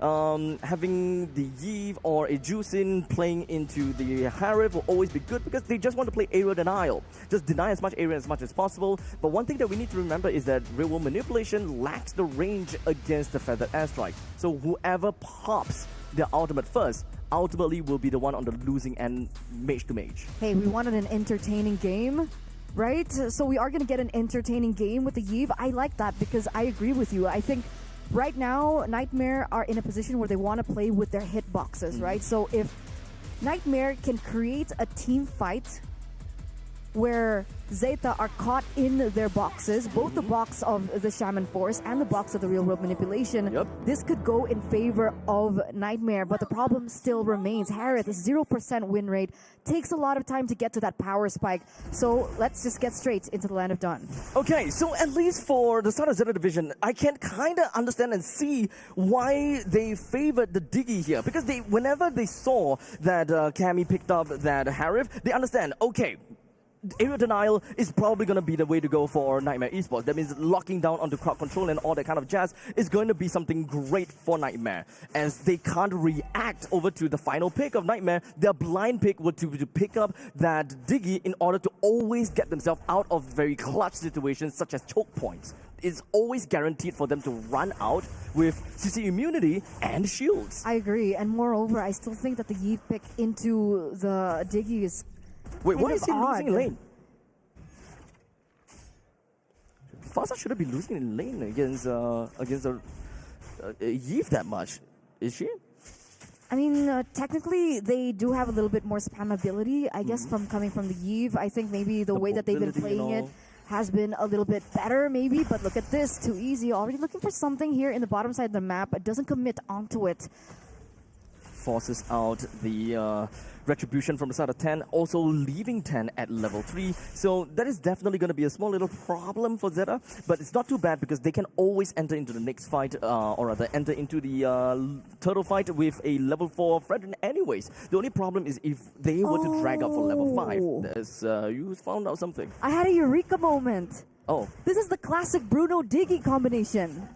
Oh, right. The babysitting Diggy Bruno. So that's the idea, right? We were talking about how Muiminette wasn't able to get to that point, and so they choose a support to kind of aid Muiminette to get to the point to play around the Bruno. That's why in that is Turtle the number answer. 1, they let it go, because that's not the point that they're trying to go for. They're going back to the win cons, and they're playing for this Bruno.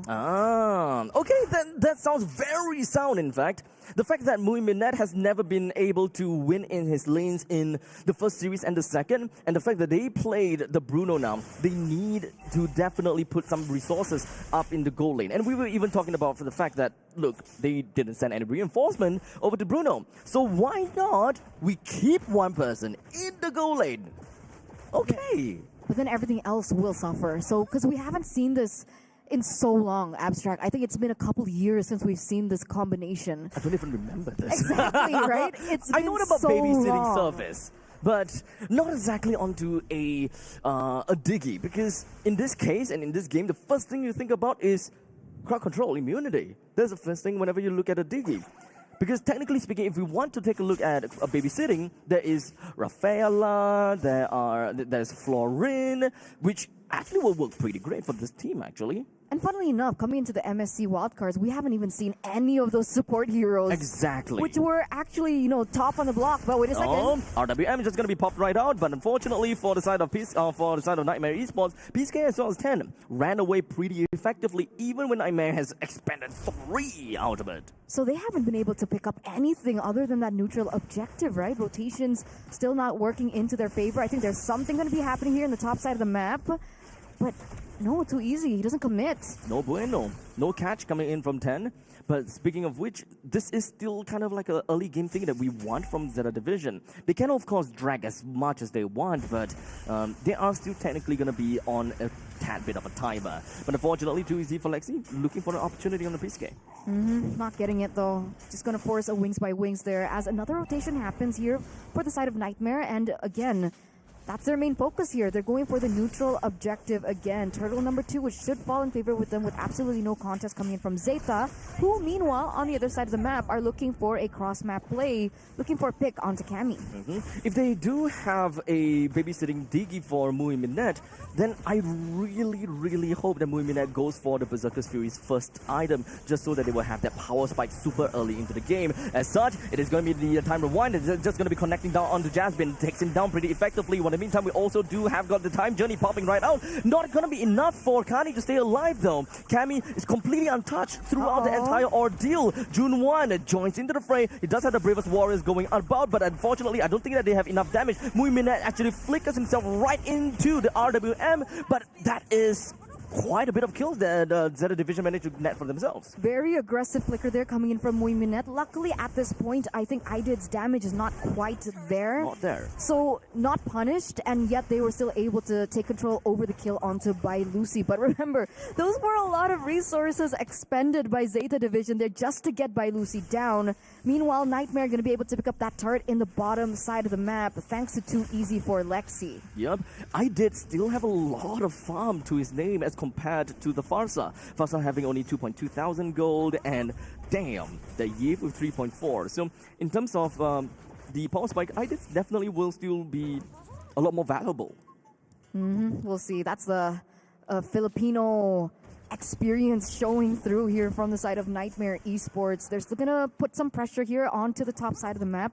It looks like Cammy is aided as well in that particular venture. Jasmine by Lucy. That's a concealed play. Are they going to go for it? Wants to go for the proxy, but not going to crash onto anyone just yet. But Nightmare Esports managed to zone the Zeta Division out of the T1 turret, effectively allowing them to get the second T1 turret. Another trade that they're going to be able to pick up for themselves. And when it comes down to the next neutral objective, it is going to spawn in under 1 second.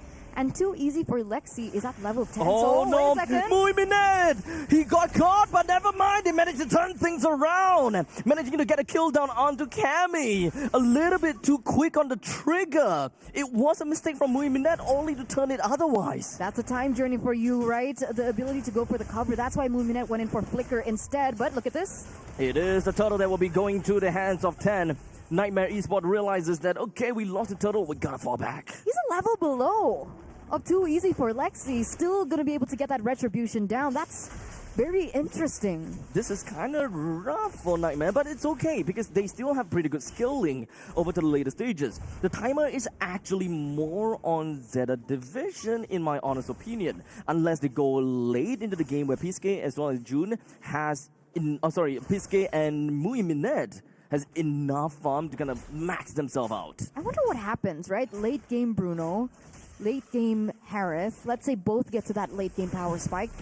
Who wins in that 1v1? Honestly, I would still say that it is Bruno. Bruno really hits like an absolute truck. However, one of the big difference is that if Cammy actually builds Wind of Nature against Muiminet, while in the meantime Muiminet cannot build a Wind of Nature against Cammy. But in the most realistic fashion is not about the marksman against the marksman, it's about more of what are the threats that are going to the marksman, which in this case, Too Easy for Lexi, he can actually go for Muiminet, which we might be able to see at this point in time, because Too Easy for Lexi is currently slowly making his way over. Did not manage to get a kill down on the By Lucy, though with great taunt, as well as time rewind on to Jasmine, the Appraiser's Wrath, just absolutely floor it down over to the side of Jasmine. It feels like Nightmare Esports time and time again are forcing fights out of Zeta Division when Cammy's nowhere in a position to deal out the damage that he's supposed to, right? So I wonder why they keep going for it.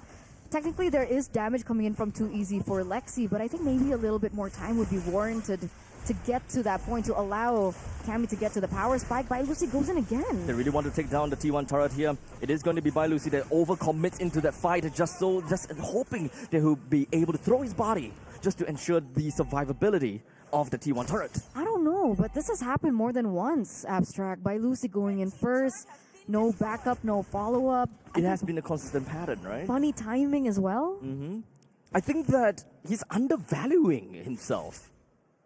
Undervaluing? Yeah, he's undervaluing himself to the point that, hey, you know what, even if I die, it's fine because I'm protecting something else, such as a turret. That's so sad. But meanwhile, it looks like Zeta are quick on their feet here, already opening up the Lord. Oh my god, it's actually a battle of the mages. 1-for-1 trade going on about, but unfortunately, Zeta Division actually gets the Lord as they now move on to the next target. Jasmine taking a little bit too much soccer balls into the face as a rewind time. He's just going to be touching onto Jasmine, and Muiminet takes the last hit on top of him as well. We even do have Cammy that actually dropped down the Zaman Force. Unfortunately, that's not going to do too much for them. Things are going wrong for Nightmare Esports. Ladies and gentlemen, here in game number 2, already at match point, just needs to steal the deal. But unfortunately, they haven't been getting their way in these team fights. IDID gets taken out right before they even allow the real world manipulation to hit its mark. And so the value of the team fight becomes not there, non-existent. Zeta Division 1 for 3 trade. They have a Lord marching down as well into the bottom side of the map. Nightmare Division, Nightmare Division. Nightmare Esports, they really gonna have to be really adaptable at this point in time. What? The amount of catches that Zeta Division have got for themselves is a little bit too much for Jasmine to follow up on. As such, Nightmare, it is a 4v6 situation right now. We do have Biscuit that will be popping up with that feathered airstrike to hopefully be able to zone everyone else away. But this is a T3 turret in the bottom lane, almost going down. Massive bonus already. That's so much damage as well from the side of Zeta Division, and it looks like they are looking for more here. Looking for yet another siege. Piscay finds himself tough spot, but he has a lot of shields. We got too easy for Lex. He comes in from the back. He found the opportunity. Brings down Piscay down. 10 may be able to get a kill down on ID, but it is going to be a trade, leaving June, the last member remaining. 4-for-1 trade there, Abstract. I think Zeta stayed a little bit too long there, and Nightmare Esports were able to capitalize over it from the get-go. They're punishing the mistakes from Zeta. They wanted to end it as soon as possible. They wanted that final tower, but wait a second. June 1 is all alone here. Nightmare Esports going to be able to rush through mid, and that's another tower falling in favor of Laos. Now the thing is, for Zeta Division wanting so bad that T3 turret, I can't naturally blame them because technically they are on a timer, right? But unfortunately, it's still a little bit of a greedy case because Nightmare, yes, they did lose Jasmine. That is kind of an opportunity, but you still cannot take away the fact that Nightmare Esports, they still have got a pretty good goal lead for themselves. With that gold, I'd love to see the items. I'd love to see how far Cammy is when it comes down to it. Oh, Thank you. Beautiful. Thank you. And there it is. The 3 items are built in. I think Divine Glaive would be the very next if they want to go for a little bit more of a greedy build. Yeah. But with the Holy Crystal already in the hands of Cammy and not too much magic defense, I think this could be the moment where Nightmare Esports find their mark. Okay, so right now, I think that if it's going to be a mage versus mage fight, I don't think that is going to have too much issues dealing with the Feather Airstrike, given that he's got the Blood Wings now. But regardless, with the Lord currently spawned down in the bottom lane, with a Hayabusa on the side of Nightmare Esports, they got to adapt, right? Because this is essentially an Ube from Zeta Division. There's not much things that too easy for Lexi can do with his Ogi Shadow Kill. So as much as possible, if he's able to find an avenue, kind of push down the opposite lane, trying to apply a little bit of pressure through macro, it would be great. But in the meantime, there we go. It seems like both of the mages decided to pop their own individual ultimate while June goes into the back trying to deal with ID to stop him as much as possible. But too easy for Lexi is going to be the one to go down from the side of Nightmare Esports. But Zeta Division will lose 3. Nightmare pushes their way through. They don't have much of the follow-up to try to stop Tens or June. So they are going to be focusing on to the next. This is just going to be a wet noodle fight and Tens will just casually walk away. Wow, 3-for-1 trade already, and it looks like they're looking for more here. 2v1. Can 10 get out in time? Oh, they are just ensuring that 10 will not be able to recall back home because that Zaman Force will drop that T3 turret in the middle lane so easily. And 10 is currently kind of stuck there. Luckily for them, they still have control over the Lord, so there is still a little bit more time, and Nightmare will not be able to end it here and there it is. Abstract. That's the next item, Divine Glaive, already built in. So even the frontliners in June, in 10, they're going to start to feel it because despite that Radiant Armor, that Divine Glaive should be able to burst through it. And again, we were talking about Muiminet earlier on. Remember when he made that flicker play? Very aggressive. They were able to get by Lucy down, but he did it again into Cammy, who's already at this amount of items. So he got taken down, he got punished for it, and again, these mistakes are going to be continuously utilized against Zeta if they still want to look for control here, and if they still want to stay in this best of 3. And now, take a look at the items. We are this close to Bruno getting fully slaughtered when it comes down to the itemizations. Perhaps we're almost there, but in the meantime, the Farsa only has got 6.4 thousand gold? Falling behind, 135. Falling behind a lot, Peacegate. I think it really boils down to his positioning, actually. Oh, and to make things worse, look at that additional item coming in from IDID. That's a Divine Glaive built in on top of everything else in his kit. Oh man, this is kind of tough to swallow, huh? Zeta Division is slowly losing out in terms of farm, and PSK is so far away from establishing good damage to Nightmare. So everyone else is just it tickles kind of thing, right? I did. He's tanky with the Blood Wings. He's got great slows coming in from the swipes, and got good damage when it comes down to the pops as well. That's why these margins were Look at ever that. as important, right? Yeah, look at that. Number 1 on damage dealt rankings. That's I did. Muiminet falling a little bit behind there as the first in his team. And the big problem is, if he gets taken out before the fight even occurs, then that's going to be a big problem. You highlighted it best, I think, Abstract. I think Zeta Division were on a ticking time bomb. They went full into this combination between Kani and Muiminet, the Diggy and Bruno combination, but they didn't capitalize over it before Nightmare Esports were able to get to the power spike. So now they have to really think about this, because technically they also don't have too many people that they can send to the far lane to control and utilize in the Lord dances. Exactly. Not much of a thing that they can do when it comes down to the macro, because right now what they're doing is pure micro, play for team fights, just ube the crap out of everything. So the moment that Too Easy for Lexi finds the avenue, from the back lines, completely blindsided Zeta Division. Where did that come from? As Zeta Division now finds himself absolutely demolished. Jasmine manages to find himself running away with just a sliver of health. The ones left is going to be 10 as well as June, the only 2 front lines, because this is a back to front fight coming in from Nightmare Esports. Where are all the damage? They're all dead. One more away from a wiped out. Ladies and gentlemen, things are going ever as wrong for the Japanese reps here in Zeta Division. We haven't seen them in half a decade on the international stage, and it looks like that journey will end here. It's all on Pisky now. He only had 4 seconds to come back in. June 1 needs to buy as much time as possible to clear out every single one of these ways, and it does seem they managed to clutch it out. They held on from the imminent push in the middle lane. Pisky, wait! He flickers on forward and catches by Lucy. And they're able to prolong their lives. Suke finally stepping up here in the 17th minute of the game, prolonging Zeta Division's tournament life here at the MSC wildcards, as they once again are going to be able to fight back with 26 seconds left on the clock for Bailucci. They also don't have a jungler here. Ladies and gentlemen, this should be a Lord for the Jap reps. There is no jungler from the side of Nightmare Esports. This is quite a swing, as the Lord now credited over to Zeta Division. This is not an evolved Lord just yet, though.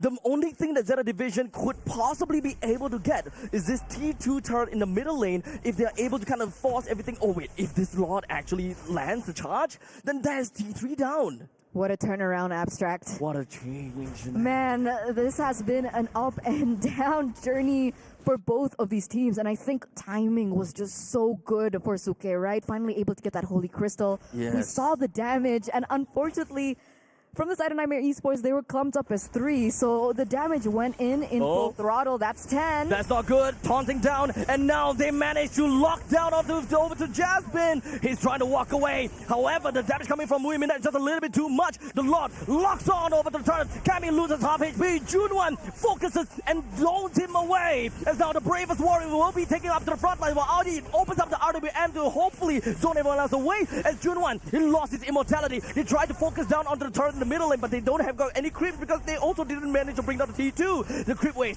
slowly moves right in. Piske tries to be an artillery and snipe down onto I did, but he don't have the opportunity just yet. They managed to buy enough more time, and now Kami goes down! Zeta Division, they're climbing back as I did. The last member remaining at Zeta Division, they end the game and get themselves into game 3. We're going all the way, ladies and gentlemen, as Zeta Division fights back here in game number 2.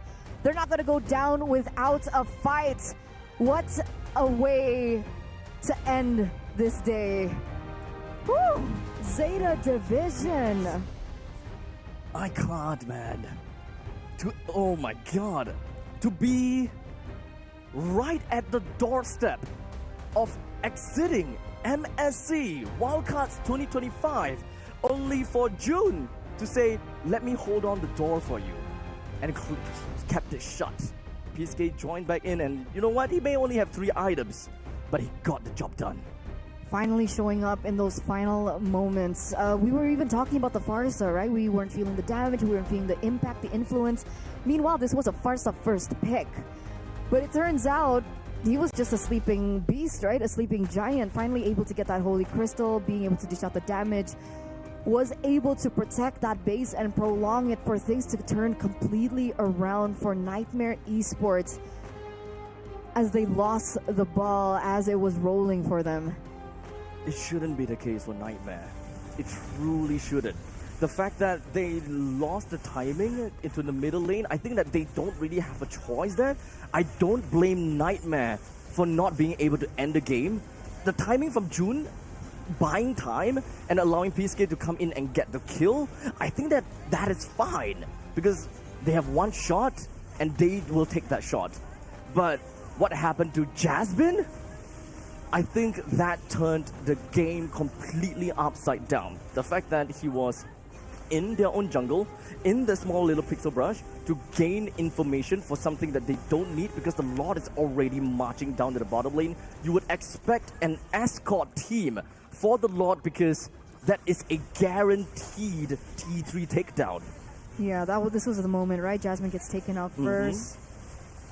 Oh man, it's just really unfortunate for Nightmare. This truly shouldn't have happened for Nightmare. If they, on hindsight, if they defended from the base and maybe even given away the T3 turret, it's okay, it's fine. They still have opportunity to come back. They did. But once again, we're going 1-1 here. Gideon is back. Thoughts on game number 2? Oh, thoughts. What can I say? Everything that we mentioned about weak points from both of these teams really came to show, but I gotta give it on over to Zeta Division. These guys, they're throwing up the sign. Remember this. They're looking for tournament lives, but more importantly, that late game scaling is what saved them at the very end. Obviously, Diggy didn't look very good from early to mid, but then once Busuke was getting his items, and I gotta give it up, you saw the players down there, and they were even showing it to the cam. They were like, June 1, this guy just saved us the game. He carried them mid to late. He was the one that was turning these fights around. If not for him, for just buying all that time. And when it comes down to tempo, it's always been the thing that I've been trying to say. June 1 needs to play heroes to lead them from early to mid. Play around their jungle, and as long as he's the one that's kind of like holding everyone's hand, let's go forward, it should be all right. Big brother June 1. Just got to open up the way, open up those bushes, and maybe they'll turn things around. Honestly, I really thought that this Diggy was kind of troll. At first, I was like, nah. And then Nightmare played into it by locking in the Yiv, and I'm like, well, what is happening here? Why are we doing this? There's a lot more to discuss, but it just means that we're going to get that game number 3. The match is currently 1-1 between Nightmare Esports and as well as Zeta Division, looking to continue their run here at MSC's Wildcards. We're going to go on a short break, and when we come back, it's going to be more Mobile Legends action.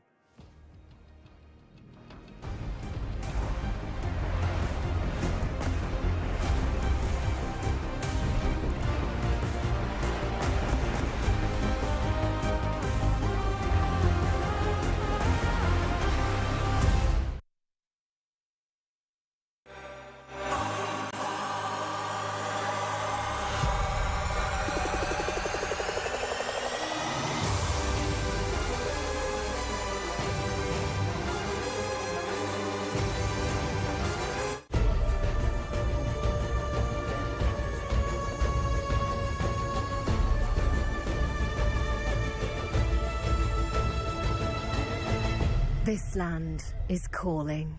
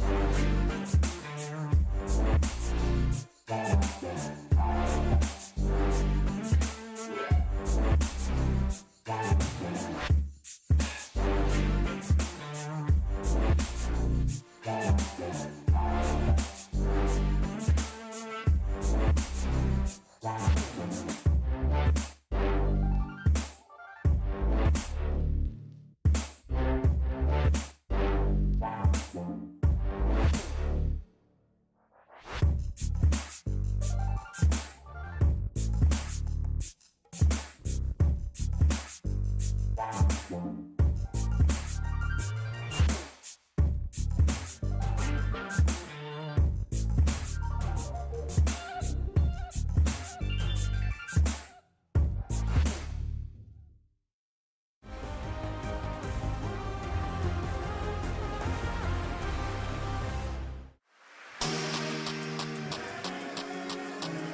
tournament lives on the line, only one team gets to move on. Will it be Zeta Division currently at match point, or Nightmare Esports who are also at match point? One game to determine who moves on here at the wildcards at the 2025 Esports World Cup in Riyadh, Saudi Arabia. My name is Gideon Q, and we're taking a serious tone with this one because it's the very last match of the day, boys and girls. We've got Abstract as well as Eterna at the desk here. And I mean, everything that we talked about, the potential weaknesses that could be exploited, and worse yet, the bigger win conditions for Zeta reaching to that late game, for Nightmare closing out that game.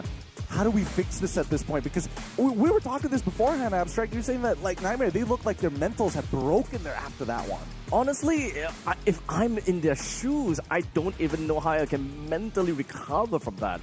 This is rough on them, right? They were literally a sneeze away from bringing down that entire crystal, only for a random June 1 to come in between. It's tough. It's tough. It's tough. I mean, I'm surprised that Diggy got away in this game at all, considering that they had two ways of actually trying to make plays in team fights. What did you think about the Diggy pick, by the way? Honestly, I thought it was kind of, at the beginning, I thought it was kind of troll, and then it's like, all right. But I felt like Nightmare played into it with the Yves pick at the very end. Yeah. That could have been Chang'e for all intents and purposes. That could have been like, arguably, even a Kadira to a certain degree. I mean, it's personal opinion. I could definitely be wrong. We'll see how this meta continues to develop as we are now going to make our way into the draft. The final time we might see one of these teams, and it's stressful, very, very stressful, but I think... Shrug it off. We need to talk about adaptability as well as flexibility here. Eterna, I feel like Nightmare isn't as comfortable like adjusting on the fly compared to Zeta. I agree. I think we saw that actually happening in the game, especially in game number 2. It was very apparent. Very right? apparent. They had a one idea coming through. If it fails, it seems like they don't know what to do, and it feels like the way that they were able to play very neatly from the early game becomes really messy in the late game, right? With Jasmine getting picked off first. I think it's a mental thing. I have to agree with Abstract. I think this is one of the times where they're on an international stage. They're going against the very best of the best from their respective regions coming into the wild card, and they have to learn to reset. Yep. For that game, if you're talking just from the draft, you mentioned about the Yves. The great thing about Yves, you keep people contained in the box, be it the slow or hitting the edge. But the moment that the Diggy comes in, none of that is affected. It feels as though Nightmare just like, you know what, screw it, let's just stick to our original draft and just play towards that lane. But in the meantime, for the Hayabusa, the moment they realize that opponents playing Ube, there's nothing that Hayabusa could do with his OG Shadow Kill anymore. He's trying to look for angles, but not really utilizing the entirety of the map and his mobility to play the macro game. That's the thing. The tunnel vision seems to be very, very apparent for Nightmare, especially when it's like, we've tried it 2 times. It's like, one more. Third time's the charm. 17 minutes into the game. 8th time's the charm, guys. This time, I'm sure we'll be able to get a Sky Piercer stack somehow. Sometimes it just doesn't work out. And I totally agree with you. They should have played throughout the rest of the map. There was multiple opportunities for them to actually pull attention away and understand that, yes, neutral objectives are important, but it's not necessarily what's going to win you the game, right? So with missing inhibitors, and especially that scenario where it's like, you don't have to just take the Lord. You can kind of hold it hostage and threaten the base every single time. But coming into game number 3, do you think we're going to see this Diggy again? Because the biggest contestation I've noticed so far has to be that Farsa. To see the Diggy again? Probably not. But I think this entertaining kind of style from Zeta Division is definitely coming back to the 3rd game. As long as they're able to throw some curveball, you know, it's not straights all the time. You gotta throw a curve. You gotta drop the ball at any time and just be like, oh crap, what do I do as Nightmare? When are we gonna see that fastball? We're gonna jump right into it. Nightmare Esports on the blue side, Zeta Division on the red side. Eterna, Abstract, good luck take this draft away. Thank you so much, Gideon. We're going to game number 3. Once again, match point for both of these teams. And once again, we want to highlight how important these drafts are going to be. Will we be seeing another crazy kind of a scenario coming in from Zeta Division, or will we be seeing just the meta coming through? But it's also important to note that these two teams have actually opted to swap sides. Now, what's the change-up?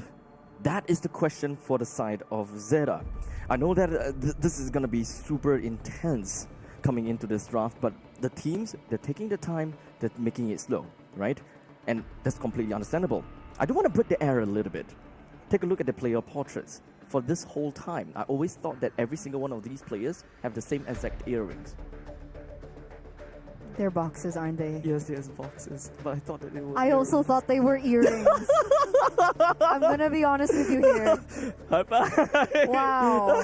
All right. Okay. So, guys, those are boxes, by the way. Those are boxes. But coming back into the drafts here, once again, the Kalea will not see the light of day, and neither will the Wanwan. So, we've seen in the past 2 and now 3rd game that Nightmare has really big respect over for this YSS, and as well as towards, the gold lane, the 1-1. Let's not forget about the Uranus as well. Effectively, every single game You're 1 right. and 2, Uranus is out. They just don't want to go and deal with June 1.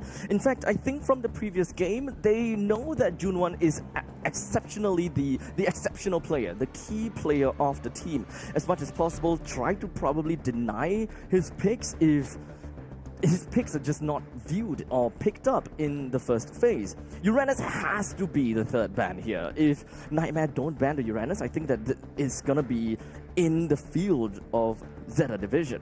But we've seen that the Uranus kind of fall short. What is it?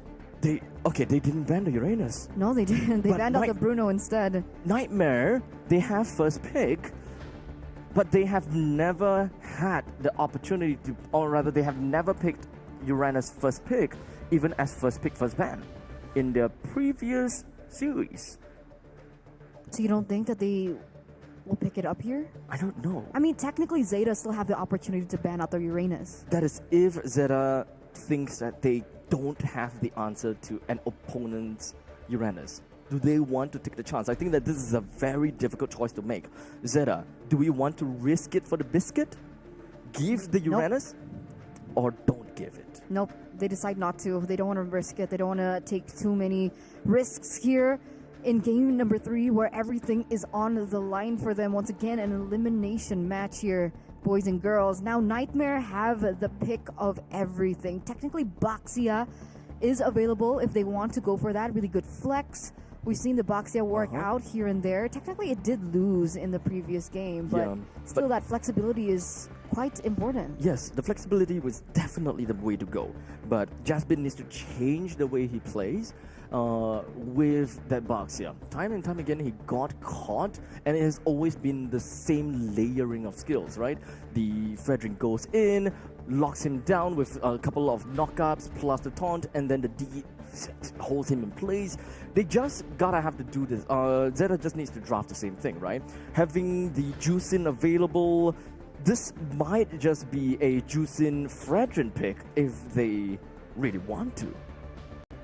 I think they can wait for the Fredrin. I mean, technically, the Boxia can still be flexed. It's too flex, that's why. Do you, would they rather be interested, or are they okay with the Fredrin going over to them? I guess not. Yeah. You're right. Fredrin does get picked up here. So now Nightmare are caught in a position to try to answer this Jushin pick. I think, honestly, why would they not just pick up something like the Kimmy? Kimmy has better range against the Jushin, faster clear as well. Yes, I think that is going to be a direction that we can go for. The orthodox pick is a Kimmy, and with the very fact that they have a Boxer, perhaps they can kind of still keep that in the loop, right? So perhaps pick up a Kimmy as the mage, and then get an XP laner. Unless there we go. Yes, Lapu Lapu gets picked up here, Yes. and the Kimmy. Okay. They need to deny the Lapu Lapu from June 1 too. So as long as they are able to still make things ambiguous for their Baxia, and if they were to pick up the Kimi, is also some ambiguity for that side too, because Kimi can go gold. Do we really want Kimi to go gold though? I'm not a big fan, but she hurts a lot. She does, but it requires a lot of setup, I think, for the Kimi to actually work. The Eureka thing that I had in my head earlier on was, would it be crazy if they went Angela here for Nightmare? Angela for Nightmare.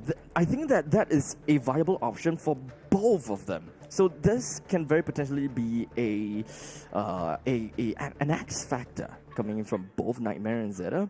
If they want to further solidify the positioning or further solidify the prowess and the survivability of Jasmine, if he were to play that as a Baxia, then at least the Angela can keep him alive and buy so much time and space. That's true. They both can actually utilize it, flex it into roam, right? Yes. Technically, both teams already have picked up the mid laners, but let's ignore the Angela for a second here as we're getting to the second phase of the drafts.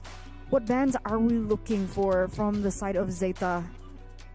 Do they want to take away heroes like the Granger, the Irital? Oh, there you go. Still Angela, all right. Okay. He's decided to take the Angela out. I thought that perhaps they would want to do that instead, considering the fact that they have the final pick. But I think that because of the performance coming in from, who's that, VP, right? I think the performance from VP kind of made things a little bit too tough for them to let that go. Because I don't think you can use Angela into the Baxia. That's the problem. Like, face value, the Fredrin can work with the Baxia, but if you utilize the Angela into the Baxia in the early stage as well, the anti-regen passive coming from the Baxia, I think, would render the Angela a little bit useless. That's a good point as well, yeah. We may have saw a crazy combination between the Juicin and then Angela, but perhaps against a Baxia, that's probably a better choice to make. But right now, most of the jungles is actually open still for Nightmare because the Baxia could go roam, but in this case, gold laner might be the case. Might be the ban for Zeta. Yeah, we're looking at so heroes like Granger, Irital. Yep. Do they really? Okay, Bruno's banned out, so that's not an option that they can go for. Wan's also banned out, so those are the two heroes I think I'm thinking about. Irithel and who's that again? Granger. I'm sure the Nightmare will be happy with picking up a Granger for themselves if they really want to. Play for the early game. I think it's possible, right? Really quick rotations, put the Baxia in the roam. Kimi also should be able to rotate quickly as well as compared to the Jushin in the early stage of the game. I think that's a warranted choice with the Matilda also banned out. We're lacking of a roamer. We're lacking of an XP laner. I think Zeta definitely needs to get that picked out. They need to secure June's pick. Uranus, Gatokacha, Volvius, Badang roam. Okay. Unless I don't mind that because there's still flexibility in that. Is this for Zeta? It's for Zeta, right? For Zeta, yeah. Technically, if they want to, they can still go for CC. Does the CC do well in lane against a Lapu Lapu? I would say that she is not fabulous, not the most fabulous answer against Lapu, because Lapu don't have a very thick HP. He does, though, have very crazy healing potential. Abstract. Oh my goodness! That's the chip! That's the chip debut here in the MSC Wild Cards. We were talking about this chip from even before this tournament started, and finally we get to see it come to play. But remember, the ceiling on this chip is incredibly high. You either do really well in terms of map control, or you do really, really bad, depending on how the communication is within the team. Nitpicking though, why not leave the chip for the final pick? At least if they pick up a Badang, if they really want to go for that, then at least it will show like, hey, I've got a Roma down, so you don't have to be too afraid, kind of thing, right? And it's even gonna be a pretty good final pick because you are responding to a full draft from Nightmare. It further solidifies if whether, hey, chip is gonna be great here, kind of thing. Yeah, and I think it would be really nasty, right, to have the Badang and the chip on the same side because you have ready to fight players coming through. And so Nightmare, they sniff that out real quick, right? They take away the Badang for themselves. It should be Bram Rome. Granger gets picked up, like we mentioned earlier on, and then the Masha final pick in for Zeta. Okay, so the pulled off the Masha pick going up against Nightmare, who they themselves also did the Masha. So now we're back to the same kind of problem where you lose in the XP, you potentially lose in the gold, because let's be honest here, based on statistics and facts, Muiminet has never won in his lane before.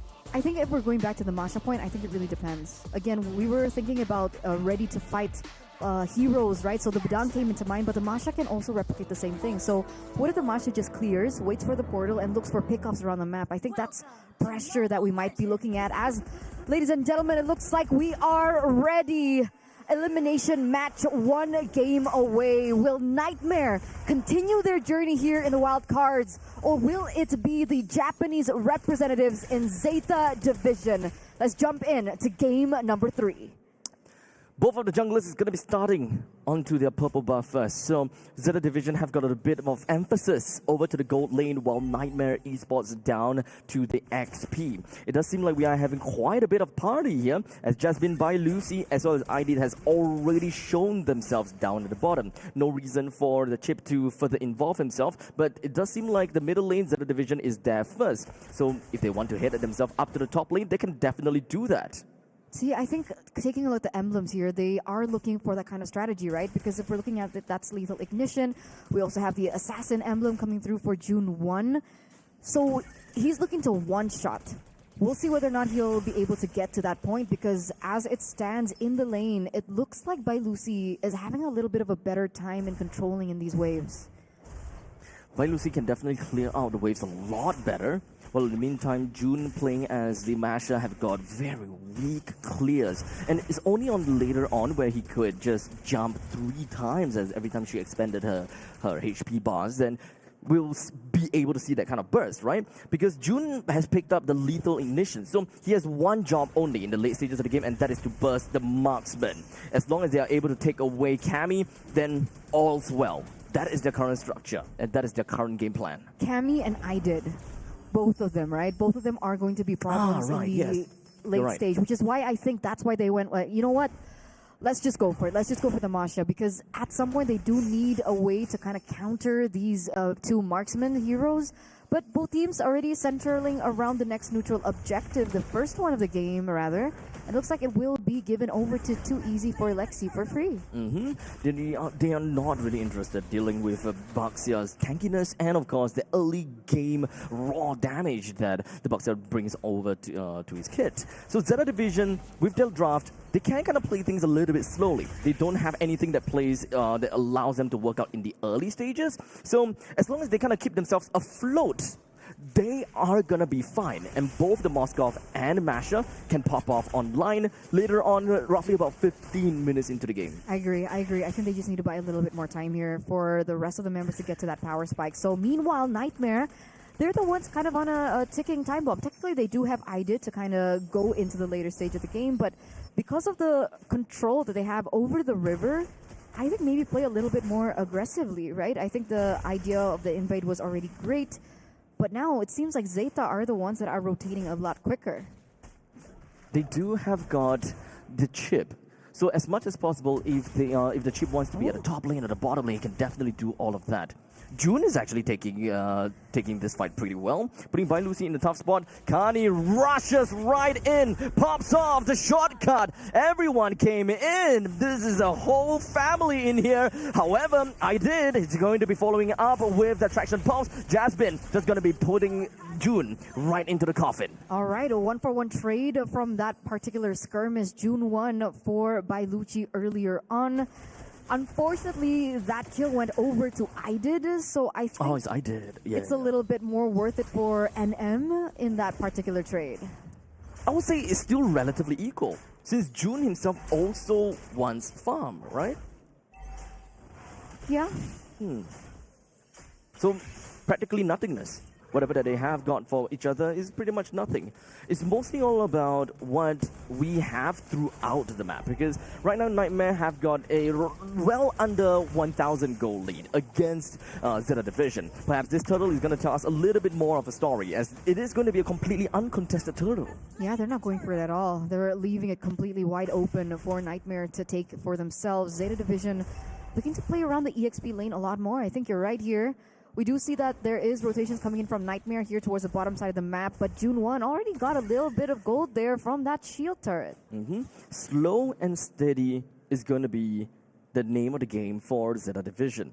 Too easy for Lexi picks up the very first item, being the blade armor. So that is definitely something that will help him against such a physical-sided draft, right? Both the Moskov and the Masher. Meanwhile, we do see another thing happening here. Thunderbelt already secured in for Jasmine. Just a little bit more regeneration, a little bit more adaptations coming through if they do go in for yet another team fight. Cammy in this 1v1. I don't know if Cammy knows Kani is there, but oh, he does. He spots him out. Did He's he playing hit? it safely. Yeah.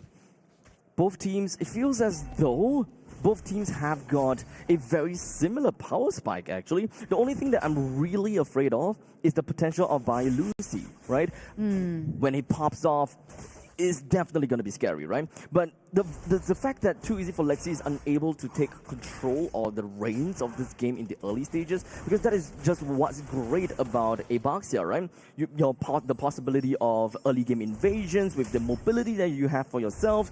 He does have well over 500 gold lead on top of the Fredrin though, but it's not big enough for them to make an impact. This is a very interesting game, isn't it?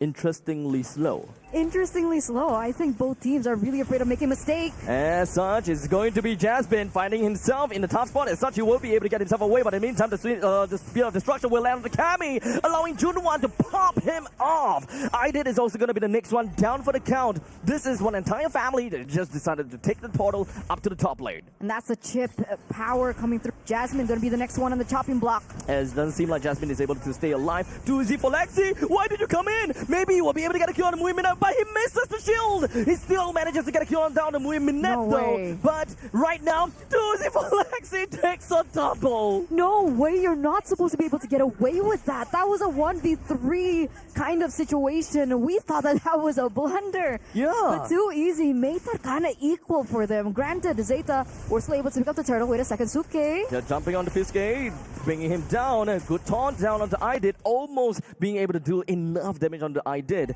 I think that this is a lot more about a mental game for Nightmare Esports.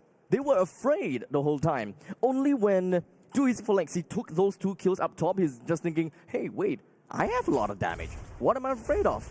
And Morale is up. Middle. Exactly. Morale is up now for Nightmare Esports. As we take a little look into the items. 2 items already built in for Mui Minette though. 1 away from that trifecta that is needed, the Swift Trinity. Look, the movement is completely different now. They're so much more aggressive. That's true. They're showing confidence. Too easy. What's the call here? Waiting for the clear here. I think they are trying to bait out a push potential coming out from June 1. Huh?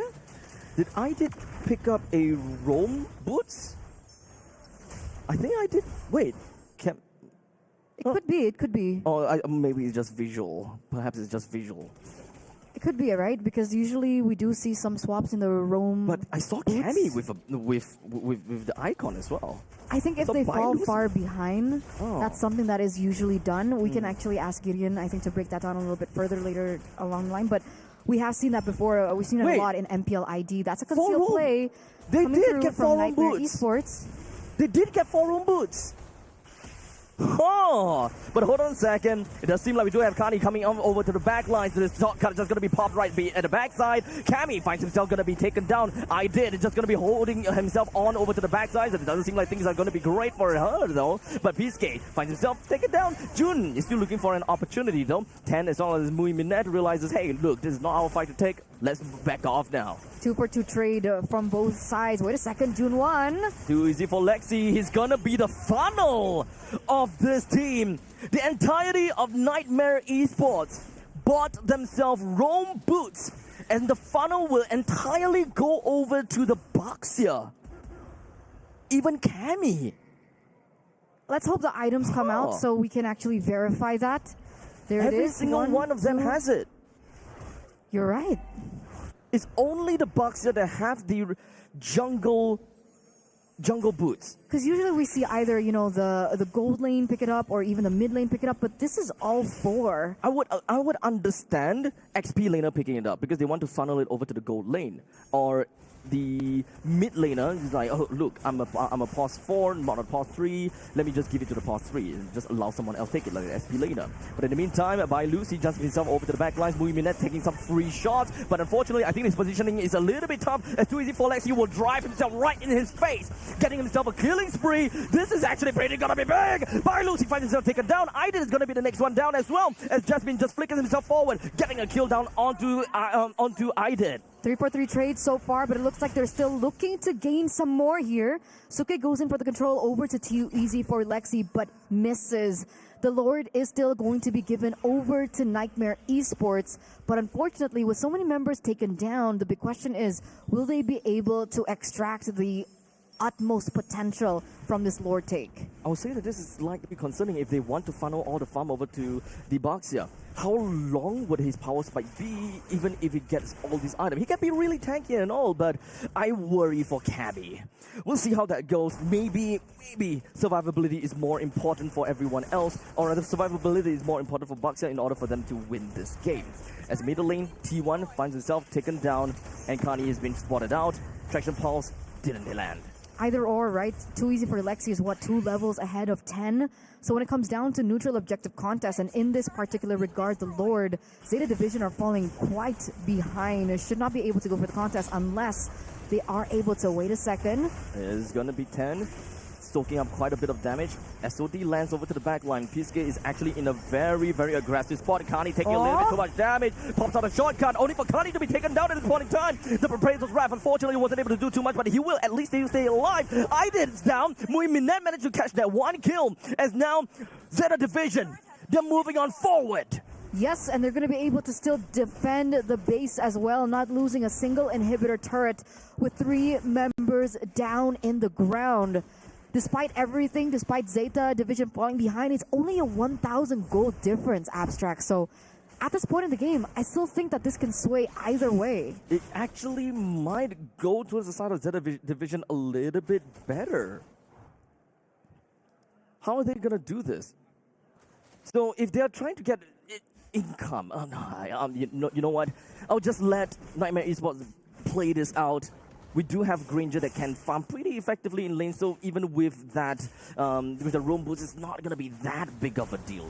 It's mostly about the passive income that will go over to the side of for the members. That is more or less all. If we're looking at the damage dealt rankings here, we can see the top 3 there, and I think Muiminet was able to get his hands on an additional item, the Malefic Gun, already in his arsenal.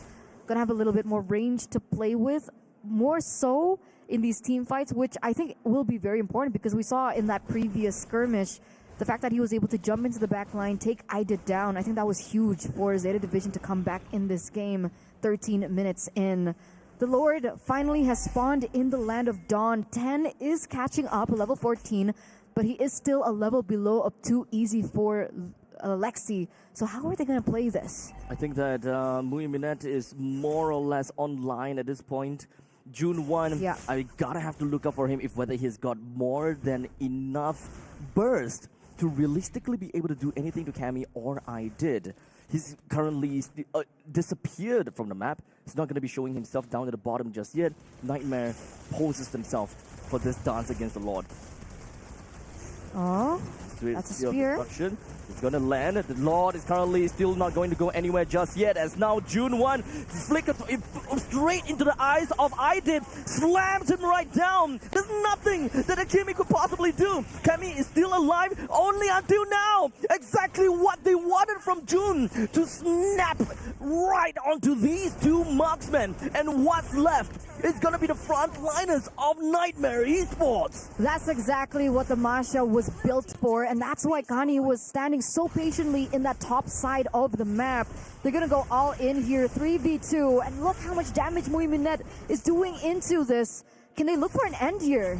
They might potentially be able to, or maybe not, because Idid is coming out right now. The fist break and fist crack pushes Zeta Division away. But remember, the Lord is still marching in favor of Zeta Division, right? These players are going to be coming back, and remember, Zeta Division still has the chip. They can still utilize the portal to bring the players where they want, when they want. So, with the additional range that, of course, Nightmare Esports have, they should be able to clear this unless they find a big play here. Good macro game from Zeta Division. They have got the Masher all the way out of the top lane with a taunt down onto Lexi. While Muiminet suffers a bit from the traction pulse. Not going to be a problem though. At least we've gotten all of the T2 turrets that is destroyed. Zeta Division slowly inches their way to victory. 2 waves are crashing. That's a big wave as well on the top side of the map. I think Zeta Division are playing this really smart. As the portal goes over to the backside, I'm trying to look for exactly where Junwan is, but it doesn't seem like anyone on the backline is going to be bursted down just yet. Too easy for Lexi. Crashes down onto Junwan. The amount of damage is a little bit too much for him to handle. It's very difficult. It's very difficult for them to look for the siege, right? Because technically Zeta Division have a composition that works when Nightmare are out of their base. But if Nightmare Esports keep playing like this, if they turtle in their base, they have so much high ground defense, right? They have Idid, they have Cammy for that range as well. And Zeta Division technically don't have any tools to work with if they want to look for that groundbreaking play, except for the chip, which the chip doesn't really work like a Luo Yi, you know? Yeah. But the thing is, it allows the macro play for Junwan. He can push the waves however he wants. He can put a lot of that macro game. But the most important thing is that Junwan, the problem about the Masher is that he needs to run to the marksman. But if we have Chip, for example, conceal himself, jumps out of the back lines, drop the shortcut, that is a free passageway for a Masher to get closer to these marksmen. But I think that still, again, only works when they go around the next neutral objective. Yes. So that's something that Zeta Division has as an advantage over Nightmare Esports, considering they not only have the chip, but they also have the Moskov to play around. Yes. Right? So much options, so many tools that they can utilize to make this Lord dance in their favor, and not to mention, Zeta Division have control over the far lane because Nightmare Esports don't have that inhibitor turret on the opposite end of the Lord. That's definitely a bummer. There's not a lot of things that Nightmare Esports can realistically do because they don't have that kind of cross-map play hero, except for Too Easy for Lexi. Yeah. But do you really want to throw your Baxia down to the bottom lane to clear waves? Because Zeta Division, they have a Moskov. This guy will blitz down the Lord right as you blink. Exactly. It's so many tools on the side of Zeta Division, and Too Easy, he needs to be in the vicinity to be able to take this Retribution down. This time it's going to be a 50-50. Too Easy already at level 15. That's a Lord already at half health. Who's going to be able to pick it up? Oh no.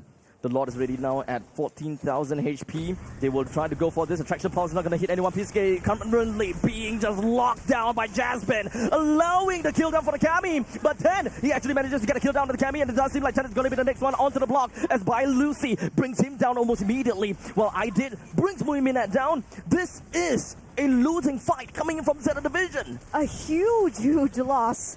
Oh my lord, Nightmare Esports regain control here, but they still don't go for the base as soon as possible, right? They had to control the lanes that were still crashing in favor of them. They don't go for the Lord? No. Are they going for the straight push here with just one minion? I think so. They gotta have to tank this quite a lot, right? By Lucy needs to tank every single one of these shots, but doesn't... They still have it. As now By Lucy is just making sure... Kani is just making sure that they will not be able to recall back home. But never mind, because there is still a portal coming from Kani. They need to do whatever that they can to ensure that Jasmine, as well as Jasmine and By Lucy will go down right now. As long as they're down, they are completely staggered. And it is a free, evolved Lord for them to take. Why did they do that? Why did they go for that decision? Why didn't they just commit over onto the Lord? Why go for the mix there? They know that Zeta Division has a hero like a Chip. There's a lot of angles of attack for Zeta Division in that as well, right? Because Junwan was also making his way down in the bottom lane. They have effectively managed to pull IDID down. They managed to pull someone down all the way home to deal with it. Unfortunate loss, either way. Unfortunate loss. That should have been Nightmare Esports Lord to have, and now Zeta Division once again hold control over the Lord. Evolved Lord. Evolved Lord. 19 minutes have already elapsed. We're looking at these items, and they're already at full. We have Wind of Nature's left and right. Nightmare Esports, they should have the arsenal to kind of stave off this pressure. Once again, they do have the high ground, but with no inhibitor turrets, let's see what Zeta Division is about. They're looking for an opening. Zeta Division, as long as the portal jumps over to the back lines, allowing Jun to get himself onto Cammy, that's the thing. By Lucy's HP is already dropped all the way through. Everyone is just going to be coagulated together as such. The front line, Lucy for Lucy, by Lucy, as well as I did. They're all down. Zeta Division breaks a lot. And they keep themselves in the MSC wildcards. A reverse sweep from the Japanese region here. Zeta Division holding on to their strength, holding on to everything that they have, holding on, believing in one another to keep their tournament lives still here. Moving forward to the next chapter here at the MSC Wildcards. And unfortunately for Nightmare Esports, Mekong, thank you so much for the fight up until this point. Thank you so much for the journey, the strive.